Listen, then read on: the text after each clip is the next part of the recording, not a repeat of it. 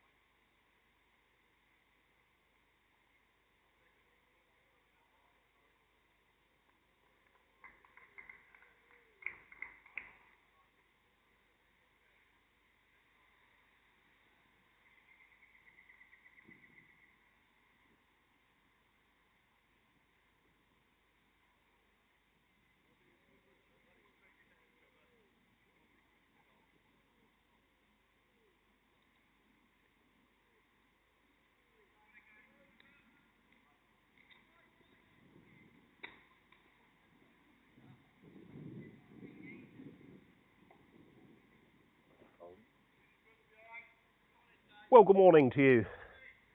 Day 3 of the Triple Crown, and we're here at the wonderfully secluded, beautiful ground of Bishop Stortford Cricket Club in the heart of Hertfordshire. Sunshine is beaming down on us today, and well, we're very much looking forward to England versus Wales. It's the decider for England. If they win today, they'll win the Triple Crown. Just waiting for play to start. Little interruption on the proceedings, as you can see from the screen, as a player is just ushering off a spectator.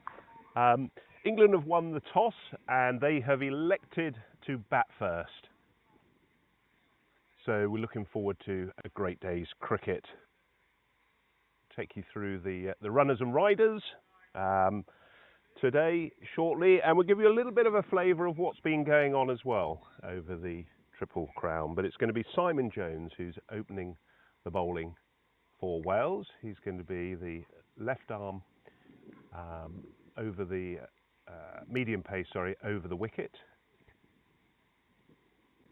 and it's going to be Jaden Levitt and Richard Sims who are opening the batting, just waiting for the nets to be pushed off the ground by the players. It seems to be a sort of residual encumbrance for the players after the earlier warm-ups. On the other pitch, well, we've got Ireland. They're playing Scotland. That's going to be a cracker of a game as well. From day 2, well, the results were very much in favour of England and Ireland. England played Scotland yesterday and they won by 217 runs, and Ireland played Wales and Ireland won by 7 wickets. In terms of standout performances, well, there was from England, the leader of the England team, captain Darren Stevens, who hit a remarkable 110 off 72 balls, some very clean hitting and some very big sixes. An innings really which was sublime considering the conditions he came in at. 12 for 2 was the England batting, lost a couple of early wickets, came in, steadied the ship and led from the front with some very, as I said, clean hitting. And Ben Fraser was also 57 off 47 balls as Jones comes in, and that's wide of the off stump. And also as the DeLonghi player of the match, adjudged by myself, he took 5 for 24 off 6 overs. So a very accomplished game from him. Okay, first ball we've had so far, a little bit wide of the mark. In the other game, Ireland played Wales, and as I said, they won. Ireland by 217 runs. That's gone down the leg side. For Scotland yesterday, Julian de Jager was the pick of the Scottish players. He had 45 off 43, and he also bowled very well in his spell, taking 2 wickets. As Jones comes in, that's just gone through the onside. They run that, so a little bit of a quieter start today. Day 3, there's a few frayed bodies there in the outfield, a little bit tired of tiredness. Had some great entertainment here from Bishop Stortford. Short, and that's going to be wide. That's stopped by the keeper. I'll run through the Wales team shortly for you, for those that are listening in. Wherever you are, we hope you're enjoying the commentary and the coverage. Let's have a quick run through the Wales team as Jones is just getting himself settled.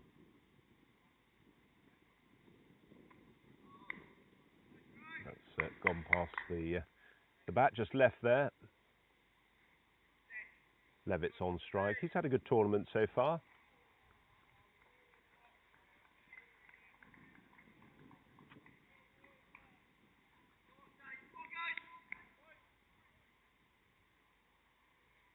as he comes in now past the umpire.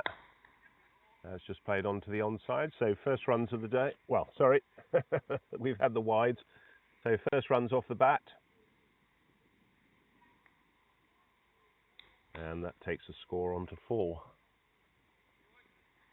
Welcome, Etisham, or Shami. Shami, yes. We need to get you morning. mic'd up if you're going to provide some commentary, but it would be great to hear your views on the game yesterday. You were playing Wales, you were playing today.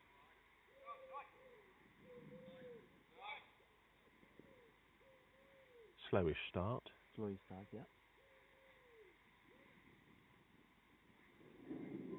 Have you enjoyed the Triple Crown? I'm loving it. Beautiful trip. Body is a bit sore, tired, but very highly entertaining. Good. And he's forward. Nicely forward there. That's a better line and length. So end of the first over there. We've been bathed in glorious sunshine. It's very difficult sometimes to see the screen because of the sun. Comes round from there, from our left, through to our right. So it's certainly, and I don't know whether they've moved the brolly a little bit further. I think they probably have, so I need to do some adjustments. But anyway, there we are. Good game yesterday against Wales. Good game yesterday. Great win for Ireland, and nice breeze today. Lovely breeze. A little bit cooler, isn't it, than yesterday? It was hot yesterday, wasn't it? It was very hot yesterday, especially on the second pitch. Very hot. And how's the second pitch played? Second pitch played very well. It's quite a batting heaven. Very flat, challenging for the bowlers, and there was good batting display by Wales and Ireland both. 2 tons. Yes, that man Kenny Carroll was in the action again, wasn't he? Action again, yeah. He's just top class. And I believe Atif Qureshi Atif got a very Qureshi, fine 100. Class player from Pakistan, and showed his quality there yesterday. Took his time. Played some beautiful shots. He was opening. He was opening the innings, wasn't he? So good start for Wales there. In comes Hopkins, and that's driven. Richard Sims is the batsman facing. When you say it played better, what was the difference between the 2 wickets in your view? Did it get a little bit sticky here? I know you batted against England, didn't you? Yeah, it was a little sticky here, and there was something in the wicket for the bowlers. But on the second pitch, it's quite flat. Very flat, very challenging for the bowler. There was nothing there. No lateral movement. No lateral movement at all, and very batting friendly. Good. Well, that's good to hear. Bishop Stortford, absolutely blessed to have 2 lovely grounds side by side with its own pavilion I see over there and the marquee. They're also streaming via Frogbox. We're on MV Play today. That's short. Didn't get up. No, that didn't get up. That stayed low. Sims didn't make any contact with that. I was very impressed. I was going on about Darren Stevens' 110 yesterday, and the ball striking was immense. It was so clean, and the distance some of the sixes went over the trees to our left and over the trees to our right. Well, They were incredible. Well, it shows his experience playing all over. There's a full toss. It's not put away by Sims, but he's got plenty of time. Doesn't want to rush things here. He didn't have much of a bat yesterday. England have rotated some of the batsmen as well for today, so giving an opportunity. Levitt's been predominantly in the upper order and opening, and Sims was a little bit further down the order yesterday. Got a top edge to on the 45, and there's another edge through. So that's gone very quickly for 4 runs. No slip in, which is a little bit surprising with the new ball. Would you say? 100%, yeah. On the day before yesterday, when we played against England on this pitch, was a bit of late movement, and they were seeing slip fielders in both innings. Mm. and there were quite few ages there. Our first wicket fell on the slip against England. It did, yes, Yes. correct. So, yeah, I'm surprised there's no slip here. Well, I don't know whether that's England's reputation preceding them in terms of runs coming off the bat, trying to get players in front of the bat. But I think you've got to back the bowlers, haven't you? Back the bowlers, yes. And you've got to look to take wickets rather than expecting to be gifted opportunities in the catching Bit more department. attacking in the early. Yes, stages. yes, yeah, very much so. Yeah. Certainly with the new ball. Darren Stevens, you were talking about it nibbling away or there being something in the pitch here.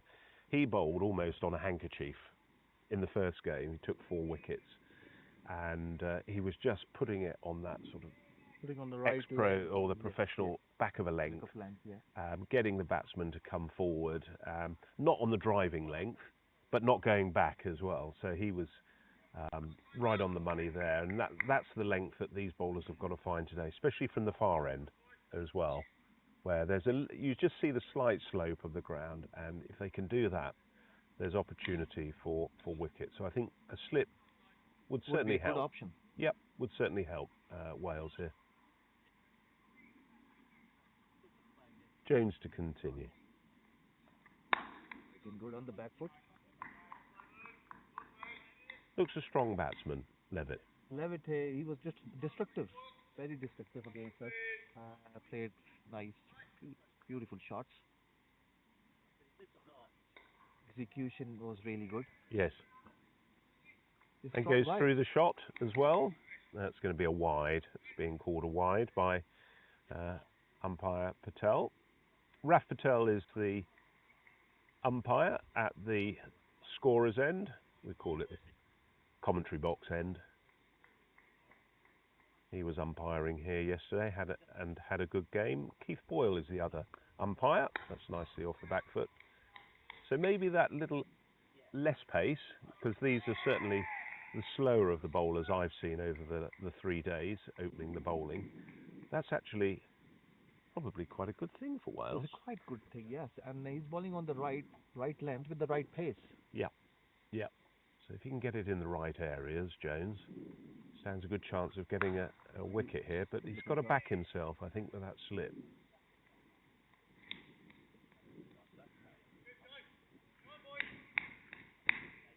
There we are, the ball's just going round the ring. Now, next year, it's Ireland's turn for the Triple Crown. That's correct. Any thoughts from Ireland on where you're going to host that? Well, That's potentially better. it's Dublin, and well, we'll probably have our options open. We might look into host in Belfast, Okay. and the both cities, great cities. All 4 nations will have great time there. Dublin, as you know, Woody never disappoint. No, You've been absolutely. there. You were Yes. there 2 Yes. years ago. The great hospitality in Dublin. Driven. A little uppish there. There's a man out there. It's just a single. Yes. Lovely city, but it has got a bit pricey. It has got a bit pricey, yes. One of the probably more expensive cities in Europe. Yes. And yeah, so we're looking forward to host next year. Looking forward to host England, Scotland, and Wales next year. Good. And I believe the English team coming over on 10th of September. September, yep. Yeah, which is our bilateral series. Last year we played in High Wycombe. Yep. In London. Good game. Yes, that was a good game, and thoroughly enjoyed that. England played India this year at High Wycombe. They did not disappoint either. India were good, but the ground was in excellent condition as well. And interestingly, from a media point of view, they had a drone as well that was giving special effects as well. The Indian team had a media team that had a lot of drone shots, which was quite good. So, like a spider cam. Like a spider cam, yes. Right, it's going to be Hopkins to continue. He's 0 for 4 off his first, so he's done reasonably well there. That's a good length. That's the length he needs to be bowling. That's what Stevens was bowling. So tell me about Levitt. Where does he play his cricket? He plays at Bromsgrove, Bromsgrove, okay. and a very strong club. You Mhm. know, you would imagine in the Birmingham area, Birmingham League. Top league. Played some Very matches there. Yeah. a top league, yeah. Like a lot of those Premier Leagues, they've morphed, haven't they, and changed over the years. I know where I'm involved in cricket, the West of England Mhm. Prem. That's changed. It was originally the Western League, and then there were various other leagues that have amalgamated. So the intention is always to get that strength, but the Birmingham League's always been the Birmingham League. Not that I know a lot about the Birmingham League structure, and I'm sure there's plenty out there who'll correct me, but it's always been known as a very strong league, hasn't it, for cricket? So just see that one took a little, got a little bit of bounce, didn't it, on Levitt? Yes, today with the breeze, I think it's a bit of help for the bowler as well. Do you think that will be a little bit of in swing, or just moving away? Moving away a little. Hopkins to get a bit fuller there. It's not put away by Levitt. He'll be disappointed with that. Just reaching there for it.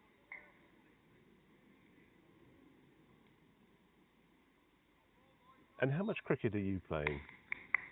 Playing every weekend. Yep. Playing regularly for my cricket club called Knock Harley Cricket Club, just outside Dublin. And we're playing Division 1 cricket. Good. Oh, that's just got up a little bit. Just trying to turn that round the corner. It's quite a new club on the scene. Just used to play lower division leagues, and now we got few players in, and the local players. So we're playing on top. We're sitting on the top of the league at the minute in Division 1, and if we finish on the top, oh, that's gone. Shot. Yeah, that's gone over the infield. It might plug. Not sure it's running away to the boundary. So 2 runs with a little bit more of an expression of intent there from Levitt.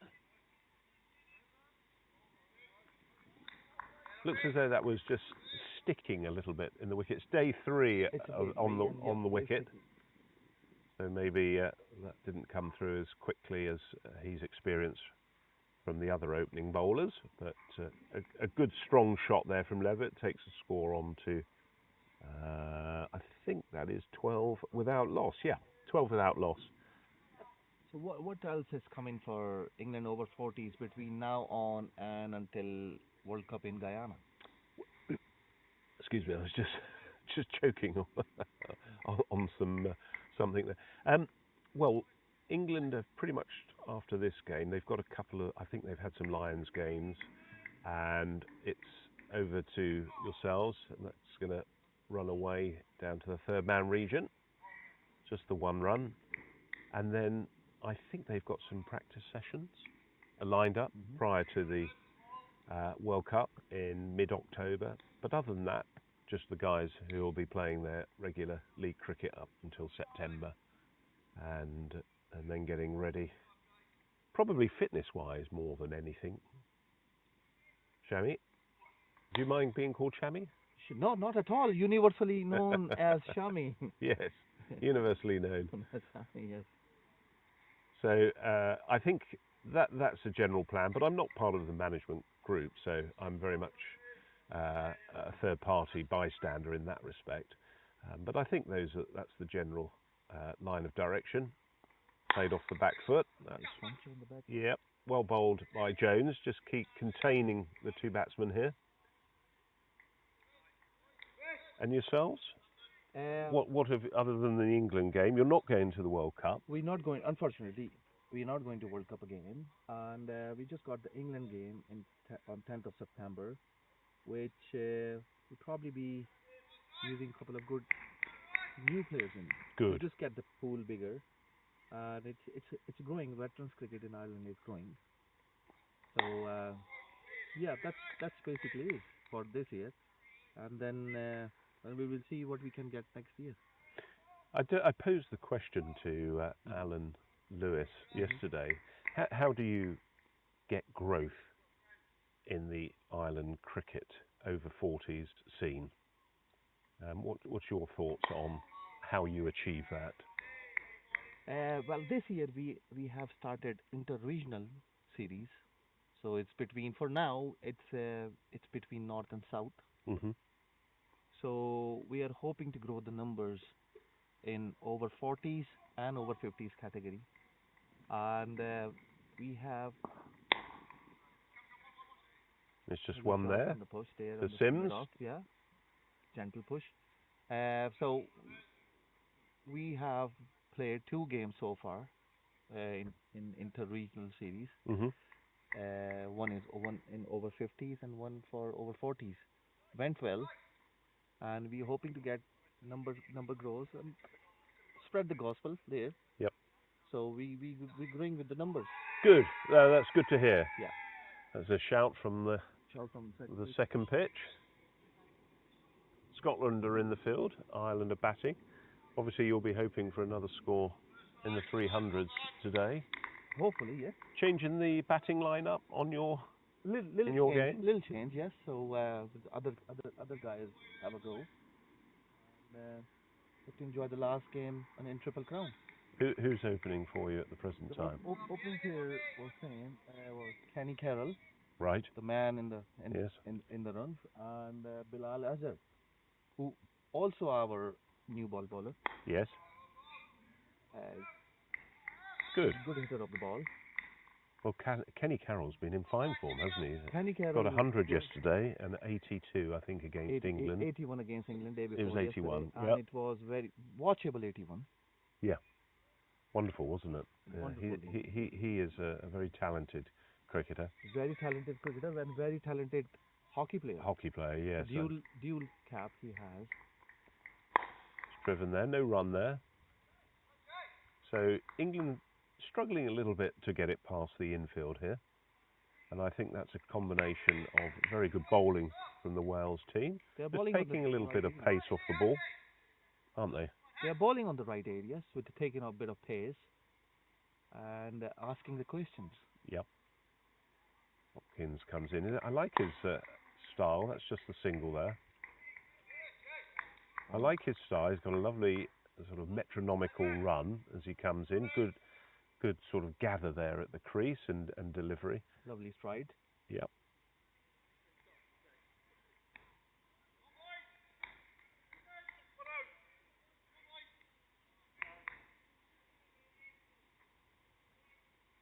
You can appreciate as he gets set to come into bowl, and he comes in, and that's forward there by Levitt. So stayed low a little bit. The Welsh boys played a trick on me a couple of years ago. You'll love this, because you can appreciate we don't. These are good, not household names, but you need to get to know the players. And nice to see you, Johnny. And so I go on numbers. Yeah. On the shirts. Well, they decided to change all the shirts, didn't they? So there was me calling players their names by their shirt numbers. Oh, that's a great shot. Fantastic shot over the sort of wide-ish long on, and that might run away, might get picked up. No, it's run away for 4 runs. So a little bit more. Yeah, it was a very strong shot in the air and ran away to the boundary. So they played that trick on me, and I kept calling the wrong names to the wrong players. Well, yesterday against us, there were about 3 jerseys with the same name, Morris. So I think Morris is the probably famous name in the Welsh team at the minute. Yes. Well, there was also. They were all number 5. Yes, yes, yes. I think there is a bit of that. Bit shorter. Played on. That's an inside edge, and that's going to run away for 4 through the fine leg region. So 4 more to the total. Little bit of a flurry here from England of boundaries. End of the. I think that's the 6th over. Yep. And still in the first power play. It's 24 without loss. A nice sort of gentle start to the day here. A little bit cooler for those that are just tuning in. Probably early 20s at the moment. So very bearable for the cricketers. They're going to experience some temperatures in Guyana, I would imagine, in the 30s. The late 30s, I would recommend. And quite a high humidity. So fitness is going to be a big part of it. Always has been. Challenge. Yeah, big challenge. And all the teams in the World Cup are going to have to work on their fitness, but certainly England, if they want to pick up that World Cup crown. That's I thought that was going to be a catch there, just to the right of the fielder at extra cover.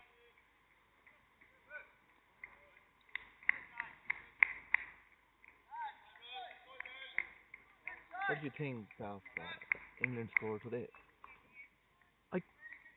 With the power in the middle you guys have. Yes, I think they'll obviously be targeting 300. They're probably... That's a great shot. Yeah, wonderful. 6 runs. Very strong. Absolutely smashed that over the straight to the sight screen. Coming back to your question, I think they've got to be looking for 300. To 280, 300. So they have accelerated now in last 5 balls.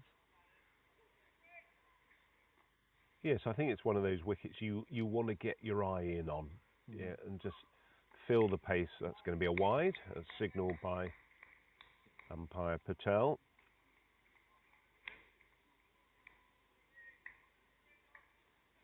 Both of these umpires today, and John Holland and Chris Johnson, who are on the other pitch, the second pitch. They're very experienced IMC appointed umpires.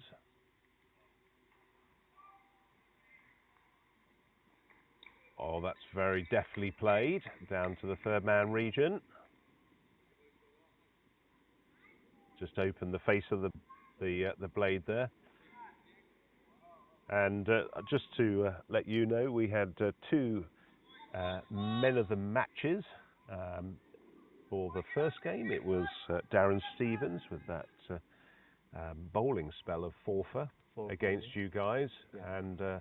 And then yesterday the man of the match was Ben Fraser, who so he got a 5-er, and I think it was 5 for 24. Just going back to my notes here, and he also got 57 or 47 balls as well. So they were the DeLonghi player of the match, which is what coffee machine? Yes, it is. Yes. Yeah. So they were the DeLonghi players of the matches. A little bit wide of that. Ben Fraser has been a very talented cricketer. I played against him and with him for MCC over the years, and what a player! What a player! Very big hitter, isn't he? Big strong. Ball, strong, yeah. Plays that inside-out shot very well over the extra cover region. Yeah. And he's quite strong on the mid-wicket region as well. Oh, that's not going to run away. There is a fielder there at the third man region. And I believe he's from neck of wood, where we currently sit in. Not sure quite what's gone on here. We seem to have lost a little bit of the coverage, unless I've done something wrong. There we are. That's better. Must have clicked the wrong button there. End of the over. How are we doing on the score? 35 without loss, so modest start by England in comparison to the 2 previous days. But no wickets have been lost. Levitt's on 20, so good start from him. Richard Sims is on 9 or 16, and it's going to be Hopkins to continue. So when are we going to start getting commentators from Ireland coming over? Is that something that you're very much interested in? Yeah, I would be, yeah. And we have one of our legends, Alan Lewis. Right. Yeah, we've done commentary a couple of times with you. Good. Yes. So he's obviously the one, and then let's see who would else be interested. Now you had a chap who is a very well-known commentator who played last year in the Triple Crown. Andrew Leonard. Correct. Yeah. So yeah, he's I'd say he's a proper. He's a proper. Well, he's a proper commentator. One. He's a proper one. He's doing a lot of ICC work. Correct. Yeah. With Nepal cricket, he's doing a lot of work as well. Yes, I listened to him in the World Cup recently, and he was fantastic. It was great to listen to him. He's very good. And he's a decent leg spinner. Yes. He loves his celebrations. He did, and I think he got a blister actually on his finger from last year. Down the ground. Oh, a little bit of a misfield, so yeah, Richard Sims seized upon that. That was good from him. He was keeping his head up, looking at the fielder, and running that first one hard as well. England do run very quickly between the wickets, and you've probably noticed their fielding's been exceptional. Fielding exceptional. When you are fit, you can do it. Yeah, Andrew Leonard, just going back to the commentators, was excellent. He played up at Stirling for Ireland. That was a lovely Triple Crown, wasn't it? Yeah. As well. Unfortunately, I missed it last year, and I was following it on the TV at home. A bit of disappointment for Ireland. We didn't win any last year. But yes, good bunch. Good cricket. Levitt's just got to bide his time here. He looks as though he's going hard after the bowling of Hopkins. Great shot over top. Oh, and that's gone and gone. Beautiful shot, big shot. Over the deep square boundary. Picked that up beautifully and powered that over the boundary rope for 6. Strong boy. Yeah, very strong. Got back nicely, and as you can see there, just put that exactly where he wanted it, and that went very quickly. Very reminiscent of the hits that Darren Stevens was playing yesterday. Levitt is very strong on back foot. Day before yesterday, anything was even half shot. He was executing it very well. Have you seen those shoulders he's got? He's got massive shoulders, massive forearms as well. Yeah. It's just a very fit, very strong cricketer. Yeah, he looks fabulous for England going forward, and a great find. He's just turned 40 as well. Just turned 40, yeah, and obviously still playing Premier League cricket at Birmingham. This will set him up well for the weekend. However, we mustn't get ahead of ourselves because we know things can change very quickly, don't they, in cricket? So we're 43 without loss, 8 overs gone. Run rate, well, it's 5.49 at the moment. Decent. Yeah, got up to even within the 300 yesterday, 7s and 8s. And there's a gentleman that helped me out yesterday with the commentary. Chris Watson, who is over here. He travelled down. Feels like a completely different day, Woody. Doesn't it just? It's just a beautiful breeze now. Different day. Good cricket weather today. Jones to continue. Currently 0 for 18, not being too expensive. Just putting it in the right areas. Sims facing. It's a nice piece of fielding there, and well backed up.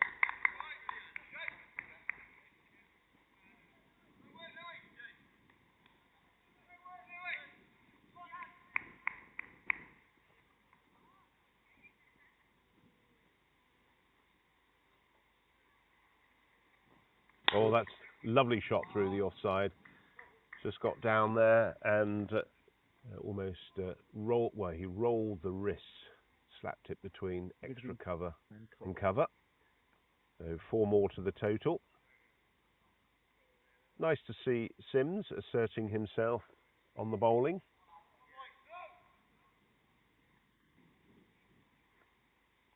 A strong player, also for England with his right arm off spin. So good all rounder. I like the format of the Triple Crown, the fact that it rotates as well from country to country, but that the way it's played, the spirit it's played in, Shami. Spirit, yeah, Spirit. We spoke about it last year. William Porterfield, Ireland most captain. He was playing for us, if you remember. That was at High Wycombe. High Wycombe. Yes. And he said the best thing ever. He said it's just amazing, this competition. Even we were talking about Triple Crown and bilateral series against England. He said the best thing was playing over the years. He played with the guys and against the guys over the year. Now getting opportunity of playing again and sharing the stories. Yes. And still playing competitive cricket. So the idea. That's lovely. Whipped off the legs. Square leg boundary. Yep. Through the square leg region for 4 runs. Just waited on that. Got his weight over the ball. And 4 more to the total.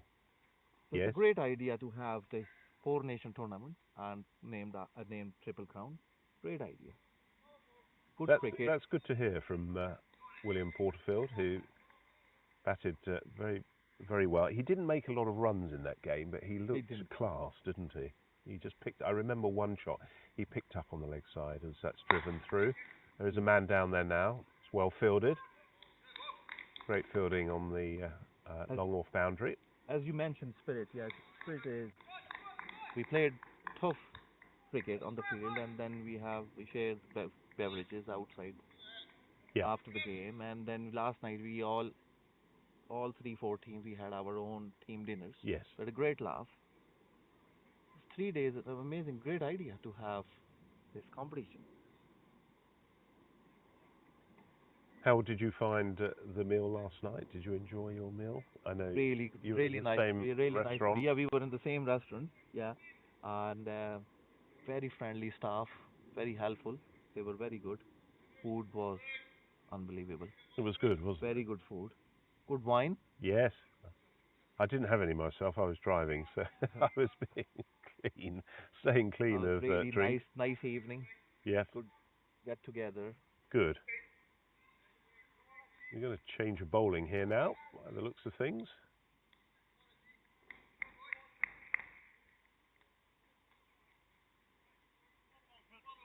that number 5 again? It's number 5 again, Morris. We spoke about it. So that's I think that's Mohammed who scored 100 yesterday for Wales. Yes, it's Qureshi, is it? Qureshi, sorry. Yes. Short and pulled away. Yeah, very easy shot there, and Shami's just going to go and retrieve the ball. So a very easy pull shot there from Richard Sims. Just latched onto that very quickly.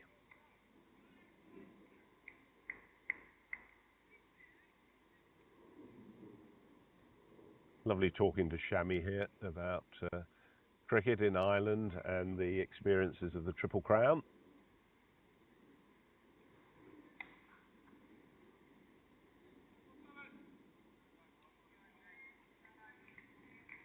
Right, the ball's been retrieved, and the skipper there. To start with. He was he, yesterday? He was bowling off-piece yesterday. Okay. And he had this little dip in it, which was quite good, actually. But our batters, they were going very well at that stage. A little bit more cloud cover today. So he's got a very, very quick arm, hasn't he, as he comes through the ball there. And that's going to come over to us. Your job, Shami. Oh, 4 runs. Again, over towards the commentary area. And 4 more to the total for England as the score moves on to 60 without loss. We're in the first power play. Only 3 fielders outside the 30-yard ring. And they're not in that position. We've got a deep square that might, if he keeps bowling that, they might want to move him or supplement, which they are doing now. So we've got some reinforcements coming our way to protect us. Just dropping a little bit short there, Qureshi. And a bit fuller there, that's a full toss. Man at long on should cut that off, which he does. Saves a 2. And 1 bounce in. Good throw.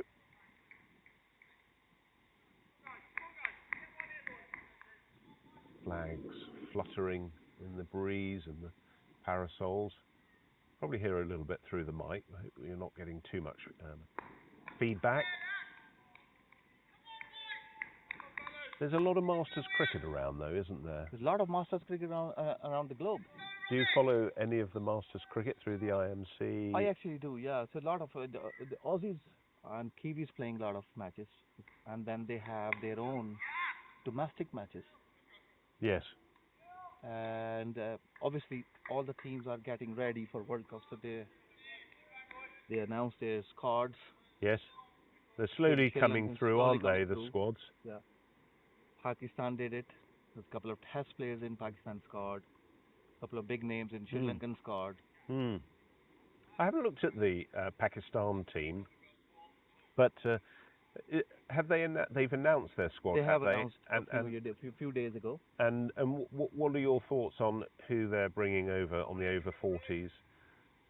When you say big names, there's a couple there. Couple there. Yeah, the test player named Tawfiq Umar. Okay. Used to open the batting for Pakistan. Yes. He's in the squad. I think I believe he's vice captain in the squad. Then, yes. Another test player, Sohail Khan. He used to open the bowling for Pakistan. He's in that squad. And then a few more guys under 19s and a lot of first class experienced players. They're in the squad. It's a very solid squad they now. Good. Strong. Good. Well, that's what we want, and that's yes. Certainly what the tournament dictates. South African squad looking very strong. Yeah. Yeah, great to see these nations travelling to Guyana, which is certainly a country that's experienced rapid growth as well. Little change in the bowling now. Looks as though we've got. I believe it's a huge growth in USA cricket. USA Masters cricket. Yes. Woody. Yes, they have certainly. They're growing from strength to strength. They tour a lot, but they're not winning anything. I have seen in the over 50s certainly their pedigree has increased. That's gone up in the air through the offside, but it's well short of the fielder. There's only one fielder out there at the moment. So they're getting stronger and stronger year in on the over 50s. Not sure how strong they are on the over 40s. Haven't seen a lot of their cricket, but very much looking forward to seeing all the nations play. Well, certainly they are participating in 3 categories: over 40s, 50s, and 60s. And they toured. I think last year they toured Australia. Yeah, they did. 2 weeks tour to Australia. Last year I was following IMC World Cup in Pakistan, in Karachi, my native city, Karachi, my city of my birth. So they were looking very strong. They nearly beat Pakistan, believe me or not. Yes. And but you're right. They're not winning. They're not producing the results. No. And the numbers are there. But the numbers are there. Yeah. And the infrastructure, which I was talking about with Alan Lewis yesterday, and actually talked with Chris as well from Scotland, is that you're getting more and more players coming into the game and trying to retain those that are. That's a lovely shot. That's going to be 6 runs over the deep mid-wicket region. So well picked up there by Sims. Just got down. Got the head to the ball and lofted that over that boundary. That's a little bit of a slope up there. Deceptively, that's a big hit, actually. It's a big hit, yeah. Over the hill. On the hill, yeah. On the hill. On the hill. And reminds me, and obviously you'll appreciate this, reminds me a little bit of Warringstown. Have you played at Warringstown? I did, yes. I played a few games, obviously, Warringstown. And they've got a little bit of a rise, haven't they? Not probably as prominent as here at Bishop Stortford, but a little bit of a rise on the ground there. Then another cricket club called the Hills Cricket Club in Skerries, County Dublin. Okay. It has a bit of hill there as well. Yes, as Yeah, in the but name. not As in the massively as this name. one. But I give you one more. In northwest in Ireland, the cricket club called Donamana. It has this unbelievable hill. Literally, it's a very small ground. It's an unbelievable hill. Probably be 10, 12 feet. Really? Yeah, it's In one unbelievable. corner of In the one ground, corner of the ground. or It's on one the the whole of clubhouse boundary? side of the ground. Right. So So the they figure players out. come down the steps, do they? They do, yeah. And To it's the quite ground. interesting to field on that side. Yes, I would imagine so, because you've got to time your run going Yeah. down if you're looking to catch or to do ground fielding. But having said that, it's just a beautiful setting at Bishop Stortford. Nice clubhouse, nice bar, good hospitality. Oh, it's been fantastic. And we'll say a few thank yous, and that's nicely driven, no run, but they've been wonderful. Um, it's been tip top. Tip-top, that's right, yeah. So, The whole experience here, all the advertising banners around the outside, the outfield, it's very difficult, and that's nicely bowled. That's a bit quicker from Qureshi. Better length, that one.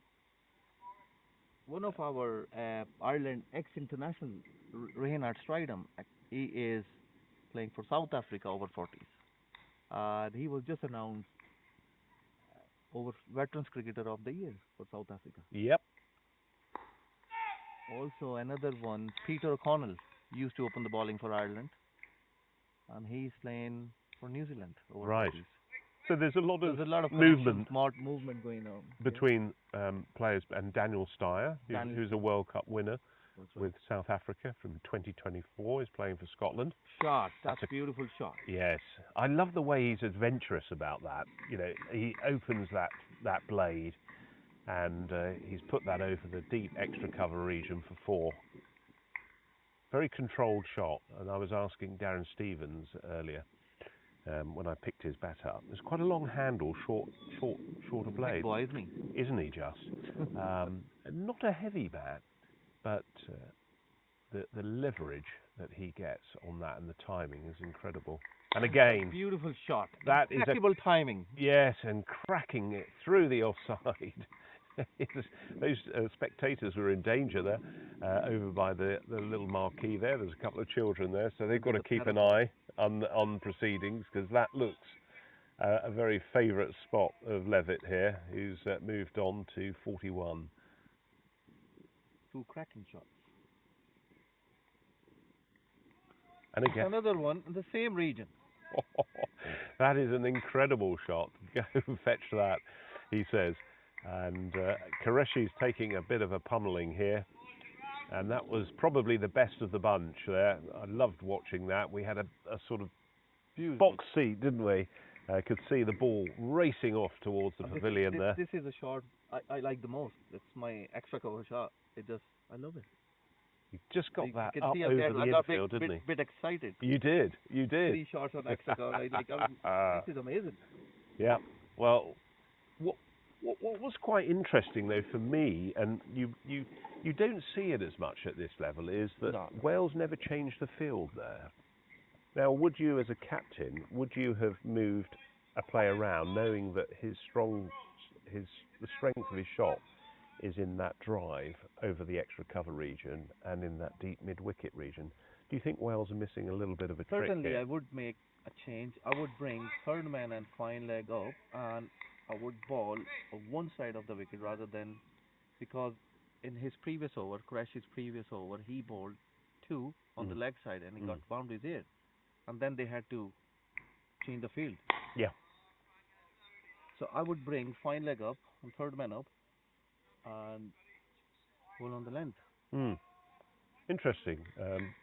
I know that captains don't like to change the field too much during the over, but he's a prodigious hitter, Levitt, over at that region of the field. That's a lovely shot through the offside. He's got to get down, and that's going to run away for 4. So 4 more to the total. That's very unfortunate there, and it's a very hard ground as well.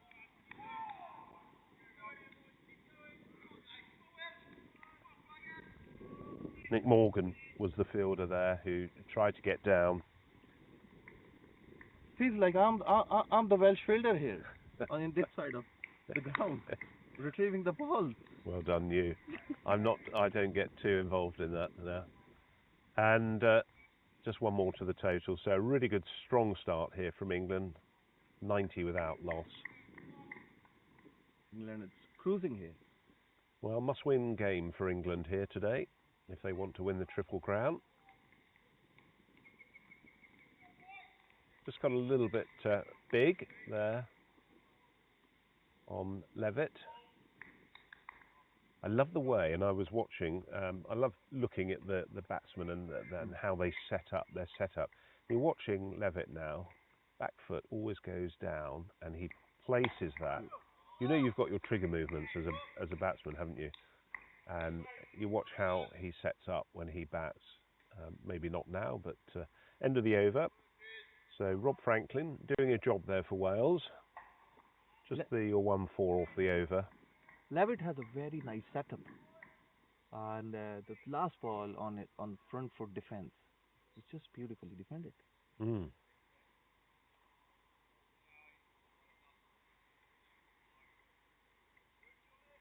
So good start from England. No loss of wickets.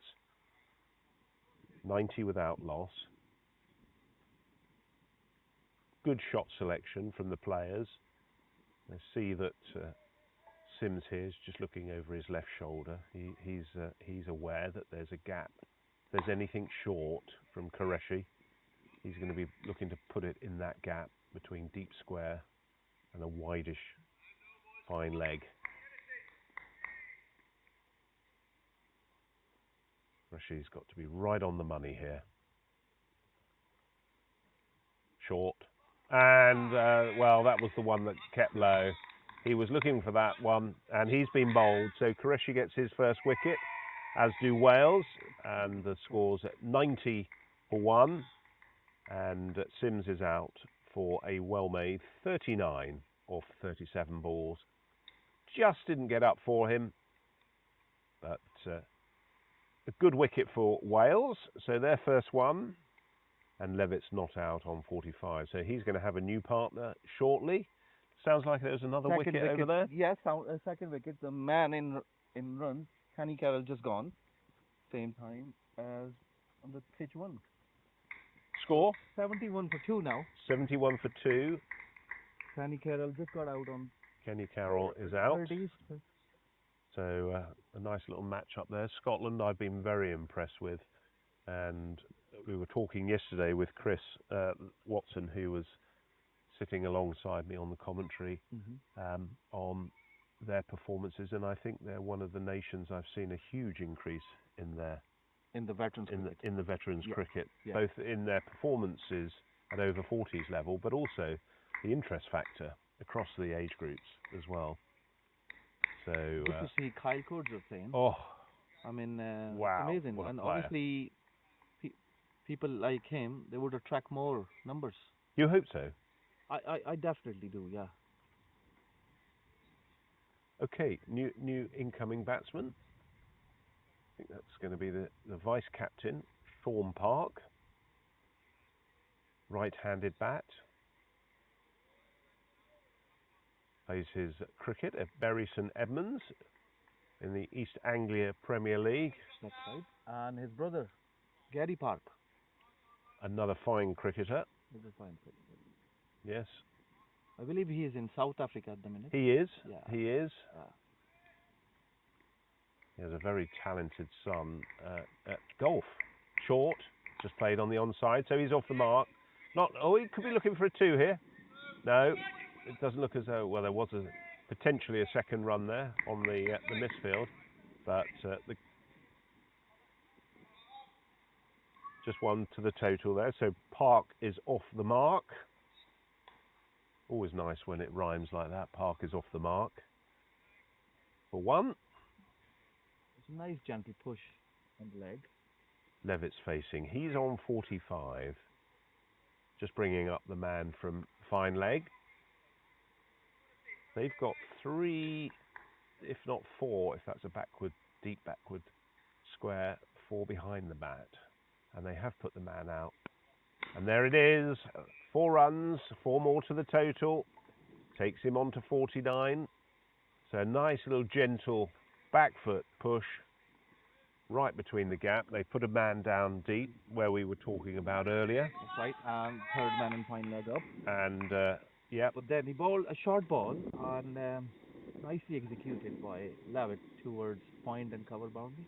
I'm sure they'll be looking to put another fielder out. They've got the long on, so their 3 men are allocated in the first power play. And that's wide. Signal by umpire Boyle.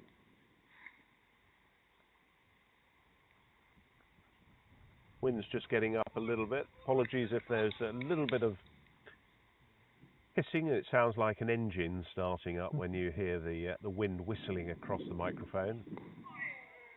That's keeping him honest there. He's looking for that single just to get on to his 50. It's been a good 49 or 45 so far. Look, you see the way he plants his foot there? He's making sure his setup, his position is right. Nice head position. Beautiful. Gareth Edwards, the skipper there, just at the mid-wicket region.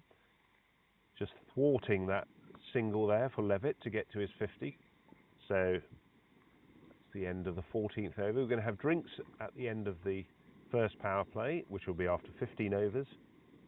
And looks like Qureshi is going to have, well, he got a wicket in that over. I'm sure we'll see a little bit more of him. Rob Franklin is coming on.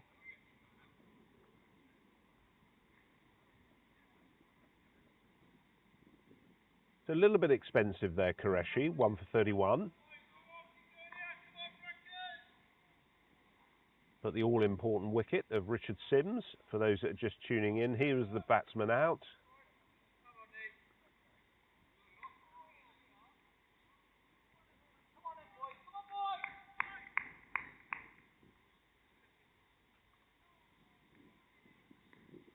Rob Franklin to continue.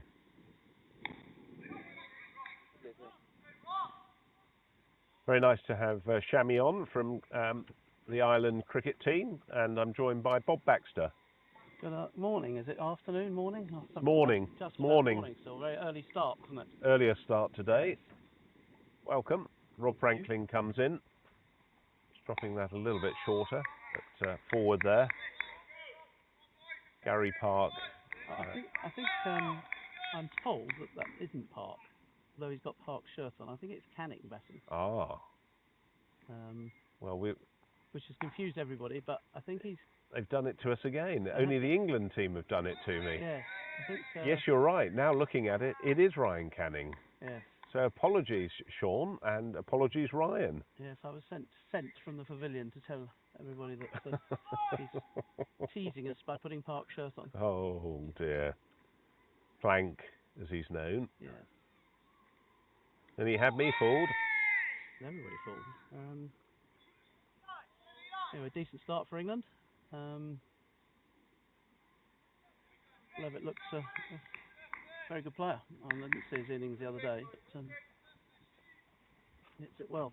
Yeah, he's got a very strong setup and plays the ball nicely, and that's going to be his 50. So I'm sure we've got the right man there. So a little bit of a muted applause there, but that's his 50 or 48 balls.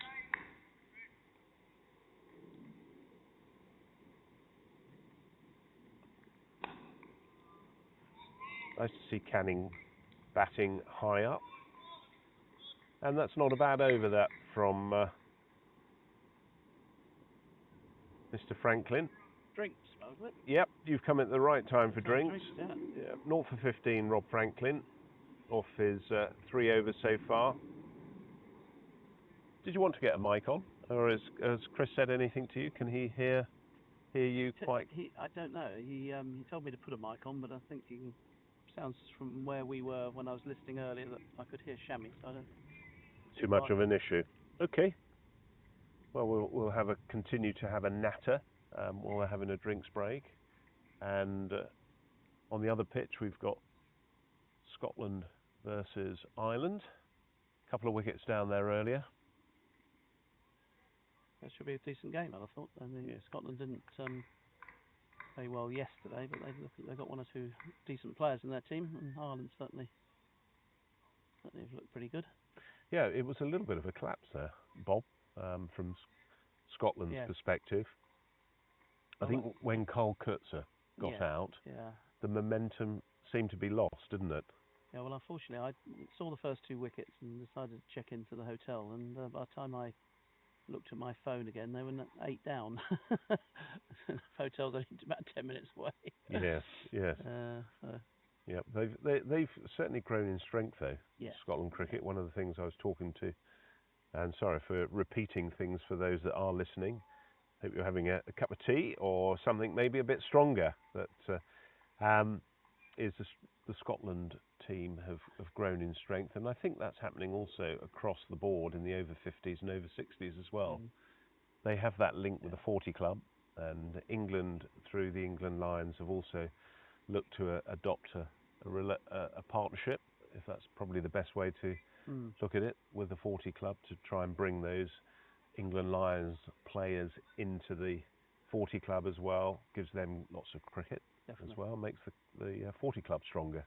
I mean, seniors cricket is just so much on the up. It's Sixes have got 5 divisions now. Some Essex and people like that have got 5 teams now, and 60s, and some have got 3 70s. And where does it stop? I don't know. I mean, certainly for Middlesex's view, we've got 7 teams now, whereas I would say 10, 12 years ago we had 2. But the trouble is finding grounds and things like that. Middlesex not being a huge county, and finding grounds to play on is, you've got to find umpires and scorers, but we seem to do that roughly okay. But our 70s joint bucks in the second team, they'll probably end up being by themselves at some stage. So we go to another team. I don't know where it stops really. I think the ECB, we'll be talking to them again because we feel that they're not being as supportive as they should be. So we, as a group of 40s, 50s, 60s, 70s, we need to kind of put our heads together, I think. And although we won't merge, I don't think, as far as the competitions are concerned, because I think it's different things at 40 than there are at 60s and 70s. Sure. Because yes. At 40s you can't play competition like the 50s, 60s, 70s do, because people are working and just haven't got the time. But I think there is still potential for all the groups to come together and for sponsorship and talk to the powers that be about supporting a bit better. Well, that's good. And you're very much involved and heading up the over 50s competition with Stuart Felstone. Yes. There's one or 2 hiccups along the way this year with ECB kind of pulling out, but I think we'll get there. Hopefully we learn from a couple of mistakes and we'll be fine. Good. Right, play's continuing. Down the leg side it goes. First ball after drinks. That's going to be a wide. One more to the total. I think go to Canada this next week, I think. They do. A lovely named place in Canada called Mississauga. Very nice.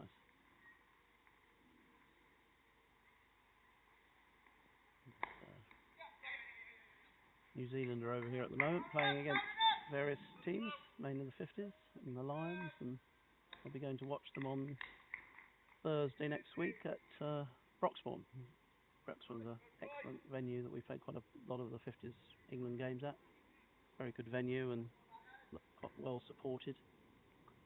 If you're around that area next Thursday, you could come down and watch some excellent cricket and have a couple of drinks. All the Badgers of Broxbourne. Yes. Off the back foot, through that backward point region, no run. Yeah, they do a good job, don't they? Yeah. Budge and the crew. The crew, yeah, excellent. Lovely venue to watch cricket, but also enjoy a drink. But I think from a commentary point of view, they look after you very well, and it's a good position. Will you be doing the commentary, or has Jim been doing all of the Jim Morrison from the IMC and New Zealand? I'm going to be there all day. I'll probably sit in for a little bit if Good. required. I know you're. Did you go up to Scarborough? I didn't. Where they played? No, I didn't. No. I didn't get to Scarborough, which I was ashamed. I've never been, but Looked a lovely venue where they were playing the over 50s against New Zealand. grandson duties, which was great fun actually. But Short. And where's that gone? Over to the square leg boundary. Just one bounce. Little shout of he didn't get all of that. no, I think he thought that was a 6-ball. Missed out on that, but I'm sure it will give him time, as Canning is now facing. So if Parker's in next and Sure Canning is still there, then we've got 2 5s. Yes. That's nicely played through the offside, picked up, should be picked up on the boundaries, just staying inside the rope, rolling down that little slope.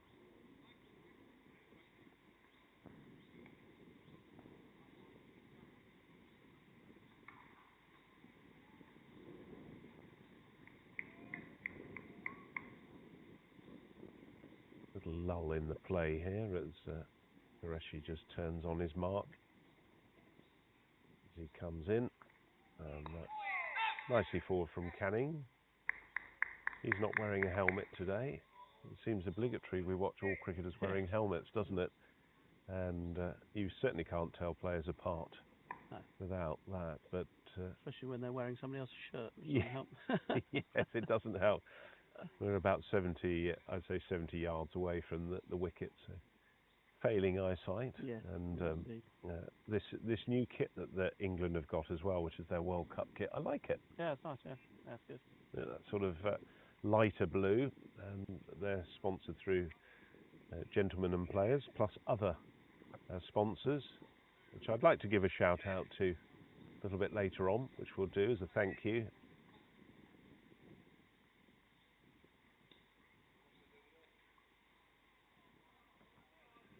Franklin coming in again, and that's down the track. Nicely picked up there. Should be 2. No, he didn't come back for the second. You going to Guyana? I am going to Guyana. Yeah, looking forward to that immensely. A little unsure about India. Haven't heard anything about the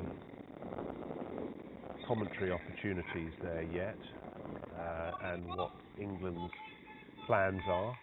So obviously can't comment on that yet, but I think it's the final game is next Thursday at Broxbourne. I think for the England 50s for the season, as far as I know.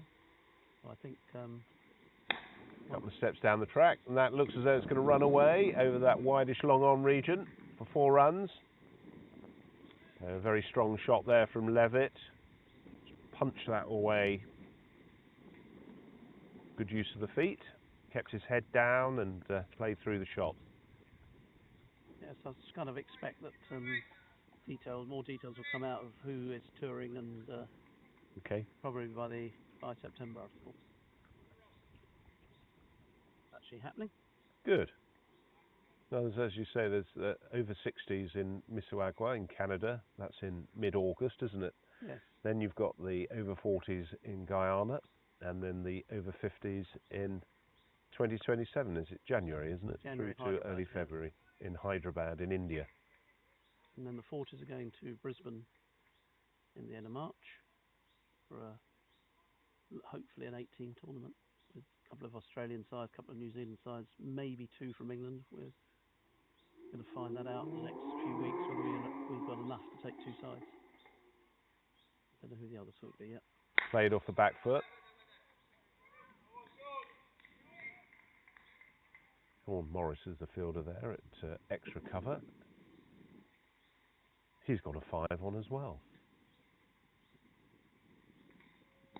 That's good use of the feet and the pad as well from Levitt. He got in the way of that for Franklin. 0 for 21 so far. He's bowled well. He's got a nice style of bowling.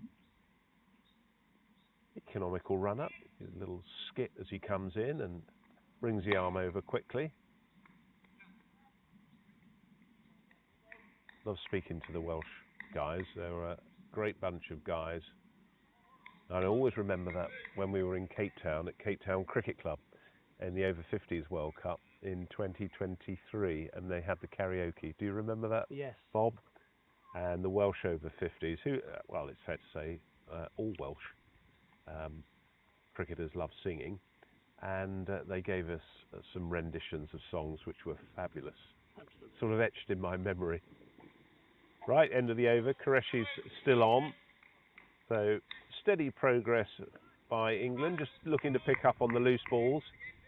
But Wales, they've bowled very well so far. 111 for 1 of 17. So no real dramas yet for Wales. They've certainly got batsmen who can chase that. That's a slight misfield there by the skipper Edwards. A little bit sore probably from 3 days of playing. Got that on the knee by the looks of things. The players have got the use of a well used, I think, physio for the tournament here. He's getting a lot of attention and demand on his services. Qureshi a little bit short, and that's just gone on the inside edge. He was lucky he got a little edge on that. I think would have been quite close if he'd missed it. Get very low. We have the other thing we haven't mentioned, I suppose, which we ought to, in case people watching, listening. Sorry, the 70s have got a New Zealander touring this month, or in August, I should say. 7 or 8 match series, 3 one-day internationals against England 70s. Various parts of the country, but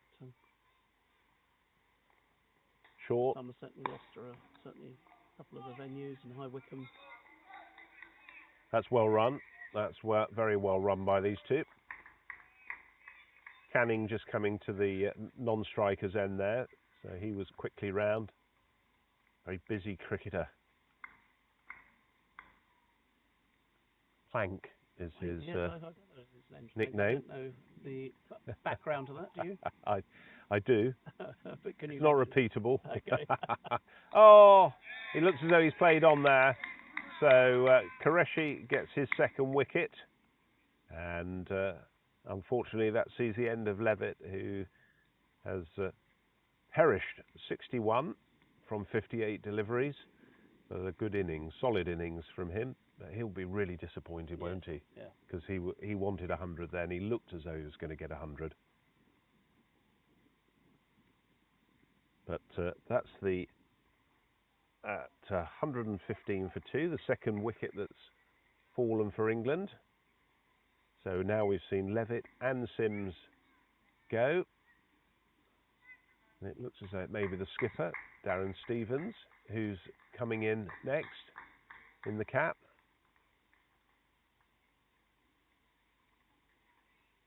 Not sure. I watched again. Yes, it is that sort of trademark twiddle of the bat. Those watching, I think you rather hope he plays like he did yesterday. He's some fantastic shots yesterday. His ball striking was clean. Yeah. And it was efficient, wasn't it? His execution. Right, what sort of field are Wales going to set here? They won't have seen his hitting yesterday, but it was very strong straight. So they're not starting with any players out on the deep, keeping the field in. Just the deep square on the cover boundary. Yeah, and deep square. Just in, isn't he?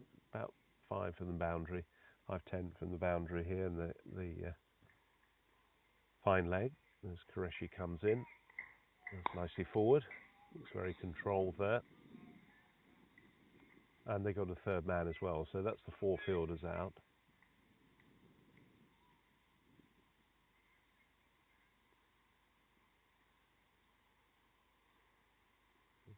A little anticipation grows as Qureshi comes in. Oh, that's nicely driven. So he's off the mark. The fine drive through the offside.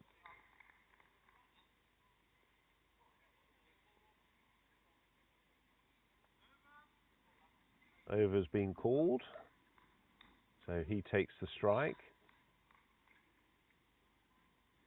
So I'm looking forward to seeing the selection of the over 50s team and squad. I should say squad, isn't it? Really, the wrong team. Still there's a lot of players, I think, in the mix. It'll be difficult to get it down to 16. A lot of new players this year who have come in and not all done very well. So yeah, very difficult selection. I'm pleased I'm not really involved. Who are the selectors? Well, Peter Ryder is the manager. I think that Stuart Felsted who runs the Lions, will have a say, and whoever they make as captain, I suppose. And vice captain. And vice captain, I suppose. Yeah. And that's a beautiful shot through the offside, and that's just running towards us in the commentary, off the back foot, a little bit uppish there, so he'll want to keep that down. Certainly won't want to be gifting any opportunities to Sean Morris, who's at extra cover. He's just taken a couple of paces back to the 30-yard ring.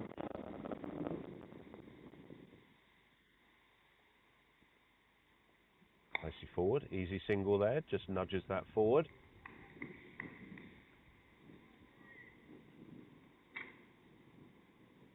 Building an innings, I think, is what we call it, isn't it? Building an innings here, because there is a little bit in for the bowler. Yeah, I think it's obviously a third day, played on this same track. Nicely played. A little bit in it for the bowlers, but still, must admit, having looked at it yesterday, in between innings yesterday, it still looked very, very good wicket. Nice covering of grass, isn't there, through the middle of the wicket. I mean, considering the weather this ridiculous heat wave we're having, the wicket looks very, very good still. He's done a great job here. Yeah, that just got up a little bit there on him, but that was good bowling from Franklin. He must be excited with the prospect of bowling to Stevens as well. I know there's always the fact that you could get tanked over the boundary by him at regularity, but just to bowl to somebody like him as well, that must be quite a challenge as well, an enjoyable challenge. It's good bowling. Keeping him fairly quiet. Yeah, I was watching a little bit of Franklin the other day when England finished their game earlier, and a nice rhythm. His approach to the crease is quite easy. He's got a nice high action there, and just rolls that. It's got that loopy little finger comes over the top. Yep, very impressive. So he's only had 28 runs off his overs so far. Levitt was out for 61 or 58. He was the last batsman to go. Canning's on 8 and Stevens is on 6. Haven't seen the skipper Gareth Edwards yet into the frame with his bowling. He's holding himself back.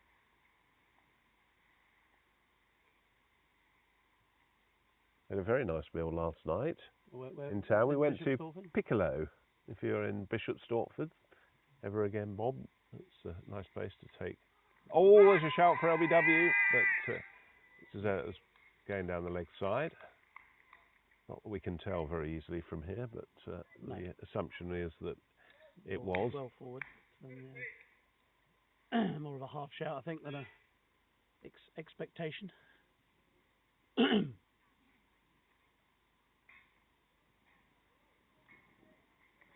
That's well played off the back foot. And just changing age groups, I was very impressed with the over 50s Marlborough Cup this year, which you were obviously involved in. Yeah, no, it was good. Lovely setting, isn't it? Gorgeous. Never tire of going there. They do a great job for England over 50s at Marlborough College. In the heart of Wiltshire, short-ish, played on the offside. I think the temptation must be for the batsman like Levitt to get on the back foot and try and pump that over the deep mid-wicket region, but it's not quite there, is it? It's got good pace on the ball, Qureshi.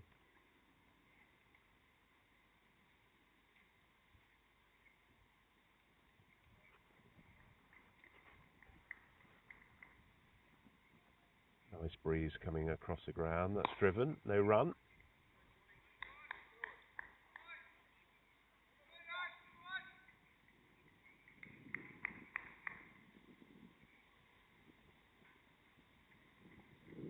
Fluttering in the wind of the parasol. Gentle on drive. Nicely played. There is a man down there. So certainly bowling to his field here, Qureshi.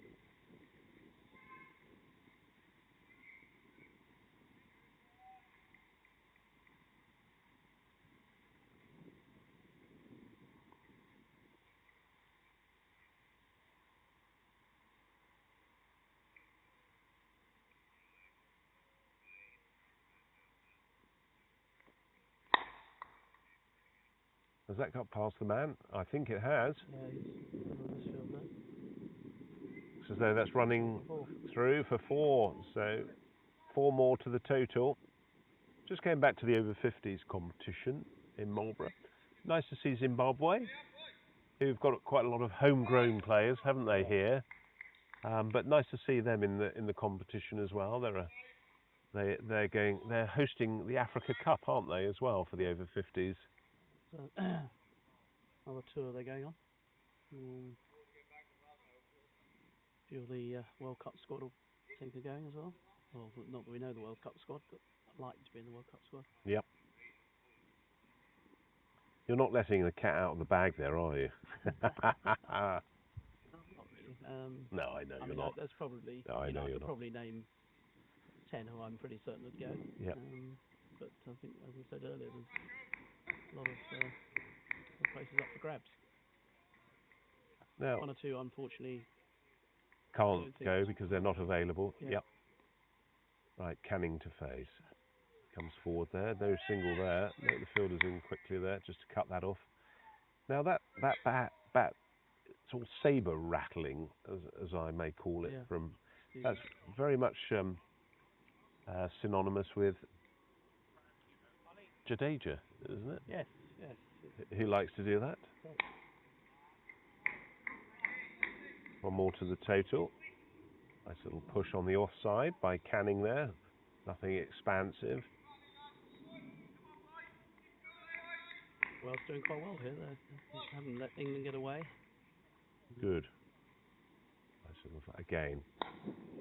Dawn Morris not attacking that, just content to let it come to him.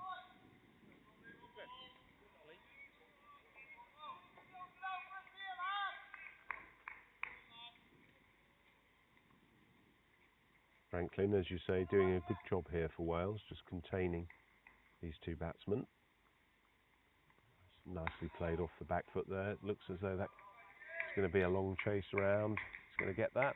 And that's a very smart piece of fielding there. Good fielding, yeah. A couple of rolls and very tidily thrown in. So wonderful piece of fielding there. Nice to see Mr. McPhee wandering round. How are you, Woody? Good morning. Hope your knee's better. You're not playing today there? No, not at all. No. Have a nice have a rest. Yeah, I think that's very wise. No point in overdoing it. Happy to miss the game, but... Yes, of course. You've got to think of your own personal health as well. And Absolutely. you've still got a lot of the season left, haven't you? Yeah, a lot of the season. And then we've got the World Cup to look forward to. That's right. Yeah, very important that you're fit and ready for that. So lots of training. Absolutely. Franklin, I think, has bowled exceptionally well here. His figures haven't probably shown that, but he's bowled in good areas. Got the field in the right place as well. Again there, just out of your screen, the fielder at backwards squares saved a 4 there. A little bit shorter there then from Franklin, but end of a good over. So he's bowled 6 overs, 0 for 32 so far. England 133. Nearly at the halfway stage, Bob. Yeah, I mean, England will be looking... Your thoughts on the total? Push on a bit towards that 300 level again. Stevens, if he gets going, will, like he did yesterday, will get past the 300 level if he plays like he did yesterday. But the Welsh bowling's been pretty tidy, I think, and since I've been on commentary, I think there's been very few 4s. no sixes and just mainly singles really. So good bowling from Wales. Just letting the ball come on there. Stevens just feeling the pace of the ball off the wicket. I think Stevens' form, coming into form before the World Cup's excellent news for England, because then they'll need him to be one of the stars for us out there. We've got a very good squad, but it does look like a few other sides of. Here we go. Full toss, and that's dispatched over the square leg boundary through the mid-wicket region for 4 runs, 1 bounce, hit very hard. Interesting to see what the West Indies squad that's been announced actually takes the field. Mr. Sarwan, Lendl Simmons, and 1 or 2 others in the squad. Yep. Well, I guess that's always part of the gig, isn't it? If you're the home country, yeah, you're going to be strong because you haven't got the players are not having to pay for the travel overseas. So you somewhat you take that on the chin, don't you? And England will be very much up to the task. And that's a lovely shot through the offside this time. So he's just mixing it up there, driven through the offside, posing problems here for Qureshi, who is starting to leak runs. 2 for 57, taking 2 wickets, but he's only in his 7th over and he's already 57 runs down. So Wales, they might think about changing after this just to try and plug the runs that are coming from the bat.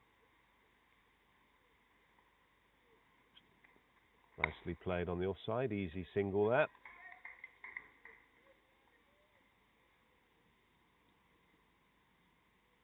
Yes, I'm sure some of the other World Cup sides will, like Pakistan, just talking to Shami there from Ireland, who has been following the over 40s sides, saying they've got a couple of former Test players playing. That's gone up over the, inner ring for 4 runs, a little bit streaky there from Canning, off the outside edge through that backward point region. I love his energy. He's such a character, Canning. Good wicket keeper. You're a former wicket keeper, Bob. Have you been watching him? Yeah, he looks good. Yeah, he looks good. Good hands. Put his highest score against Scotland last year in the Triple Crown, 83. Batted very well. Came in middle of the innings. That high backlift, you see, which you see in a lot of batsmen these days. Is that something in if you cast your mind back to when you were batting and where you sort of leant on your bat a little bit more, didn't you, when you were in sort of 10 to 20 years ago, whereas now it's a pretty different game now, isn't it? Totally different. and they've got that raised bat, which is obviously more for the power hitting. I don't think I've ever did a ramp in my day. Or let alone a reverse or a switch hit. No, it's all very different. So that's end of the over. Quickly getting through these overs now. You just see the worm there. 146 for 2. Pretty much what Bob was saying.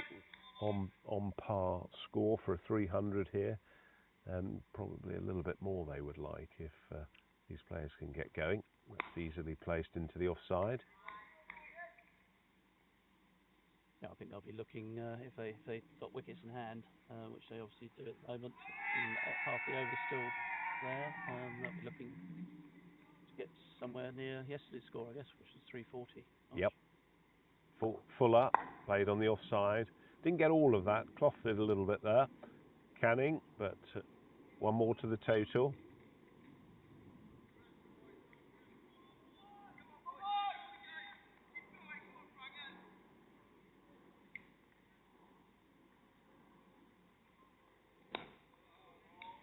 I think prior to this tournament, Stevens hadn't really scored a lot of runs by his standard. Not by his very high standards. And it was good to see him on day 1 come out at 4, and it's been good to see that consistency, and that's down to the man at extra cover, just the single, driven very hard.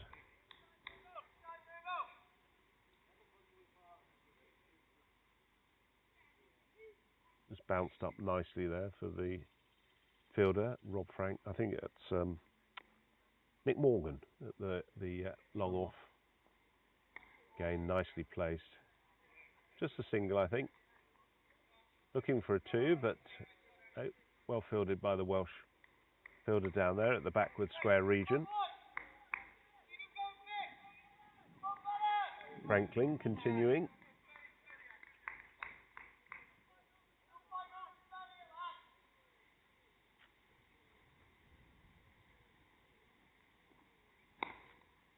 It's easy as you like, isn't it? Wales are not looking to cut that single off there. No, That seems a difficult one. you either come in. Sean Morris is the fielder there, but you either come in really close to cut that off, I guess. But then they've got no cover at the deep extra region. Maybe pull one over the leg side, maybe. Possibly, yep. The wicket hasn't really fielded the ball the last couple of overs for Franklin, so.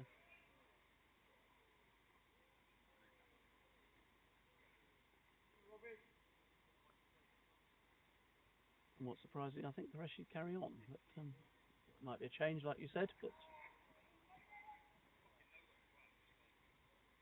Getting a little bit more sunshine today, I am. From the brolly seems to have moved over, or the table's moved to the left, but no bad thing, really. Well, it's not as hot as yesterday, thank goodness. No. Just pushed to the onside for 1 run. Well, they'll certainly be fit for the weekend, these guys, and ready to go.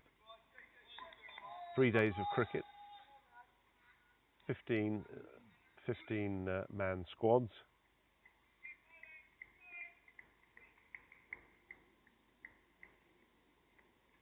That was wide. Thought that was going to be signalled by umpire Boyle then as a wide, but decided against that.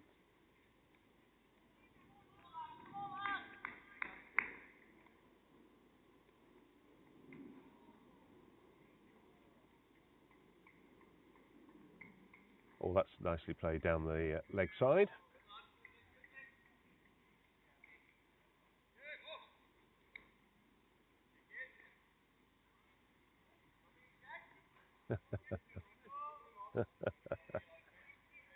Throws it into the keeper's feet. Yes. Not what you want. No.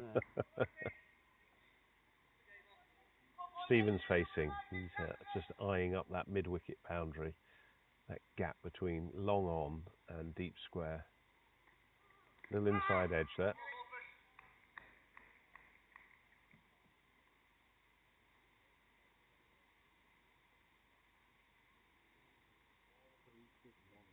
Just scanning the outfield.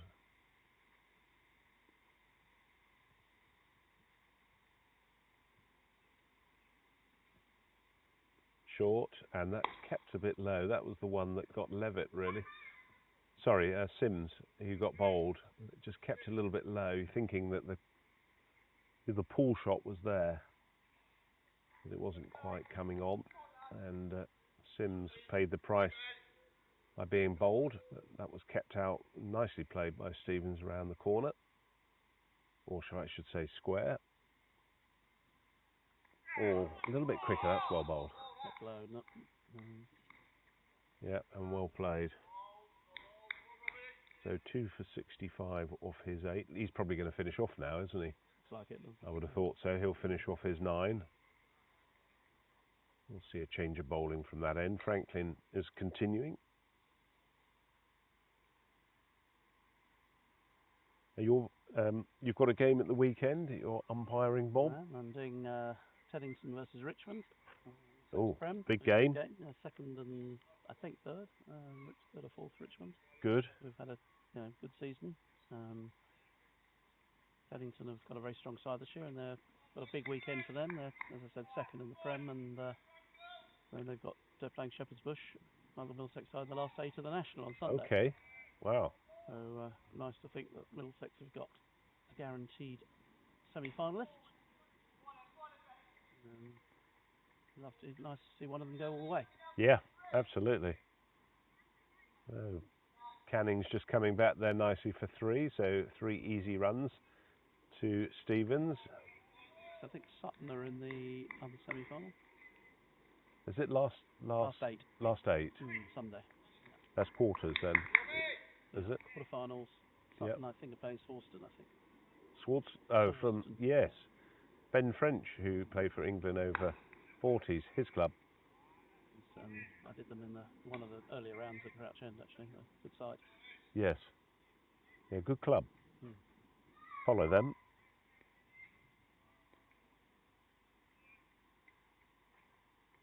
Oh, that's one you could easily get an edge to. Just sort of reaching for that Canning. Oh, as you could just see there. Enjoying the coverage. I hope you are. Those that are watching and listening in.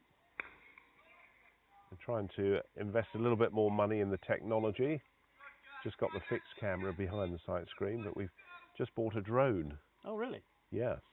Oh, and Chris has been doing all the techie stuff on that. Not quite there for that, but nice take there from the keeper today, Greg Fisher. Yeah, so it should be quite good, like spider cam. Yeah. Yes, Chris has been doing all the work on that. He's been flying it. You've got to get a license, pilot's license. Well, I think we're just under the required height requirements. Oh, misfield. He's just going to save that from going for 4, and that's a fantastic save as the dust puffs up. So it is a little bit bumpy on the outfield. Hopefully he's not hurt himself there. Little acknowledgement there to the bowler. He's been doing a lot of outfielding. Yeah, he's probably annoyed with himself, actually. Jonathan Davies there. I don't know if you heard that. That was good. That was a great comment, actually.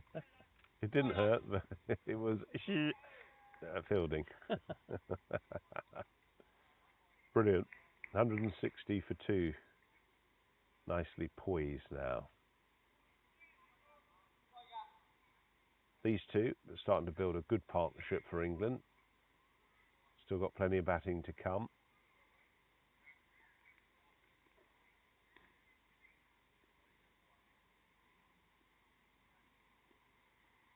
So last over from Qureshi. Well, that's nicely played down the leg side. There is a fielder there. Just a single. Yeah. So because you obviously only see one part of the ground here, it's a little bit of a hybrid from a commentary point of view, isn't it? Whereas you see on the TV and they've got all the screens. Yeah. You can't actually see, the viewer can't see what's outside the immediate viewing slot. Oh, where's that gone? Inside? Inside edge? Nowhere near where he meant it to go, but another single. More to the total. So, yeah, something that can provide a little bit more opportunity for the viewers. A second camera would be nice. Yes. But then you need someone to operate that, which we don't have the luxury of that at the moment. But certainly that's got to be the progress. All the games nowadays are pretty much live streamed, aren't they? So yeah, I mean, the way we're going. Premier games on Saturdays are streamed now. Is that pretty much, the streaming for the benefit of the players and the clubs, just to offer a little bit of something? I don't think it's for the players really. I think they forget it's really on most of the time. Yeah, they can look back though, can't they, and analyse their shots where they're hitting the ball. People who can't get to the ground are interested. Maybe they haven't got all day to spend at the ground, but they can spend a couple of hours watching their team. Yep, it's good.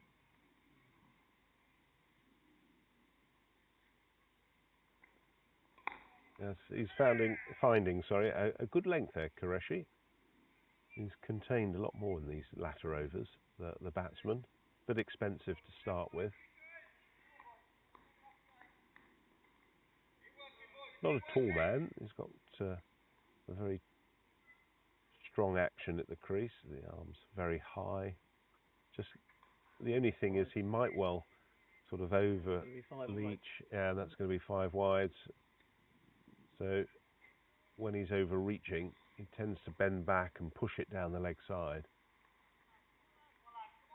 Very quiet in the outfield here, isn't it, from Wales? Yeah. I think it's been a long 3 days. They've gone for quite a lot of runs in the 3 days. It looks like they're going to be on the receiving end of some more runs. Another 300 plus total, I look at it. So Stevens just content with the singles, takes a strike.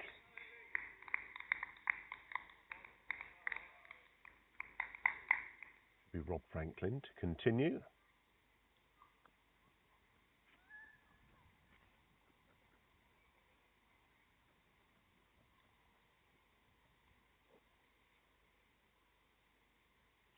Little pause in play here, just as the Welsh team have a little huddle. So end of Qureshi's spell. And Rob Franklin, his last over as well. So we're going to see a double change in the bowling department after this over. Rob Franklin's currently 0 for 43. He's bowled very well. Nice round of applause on the other side.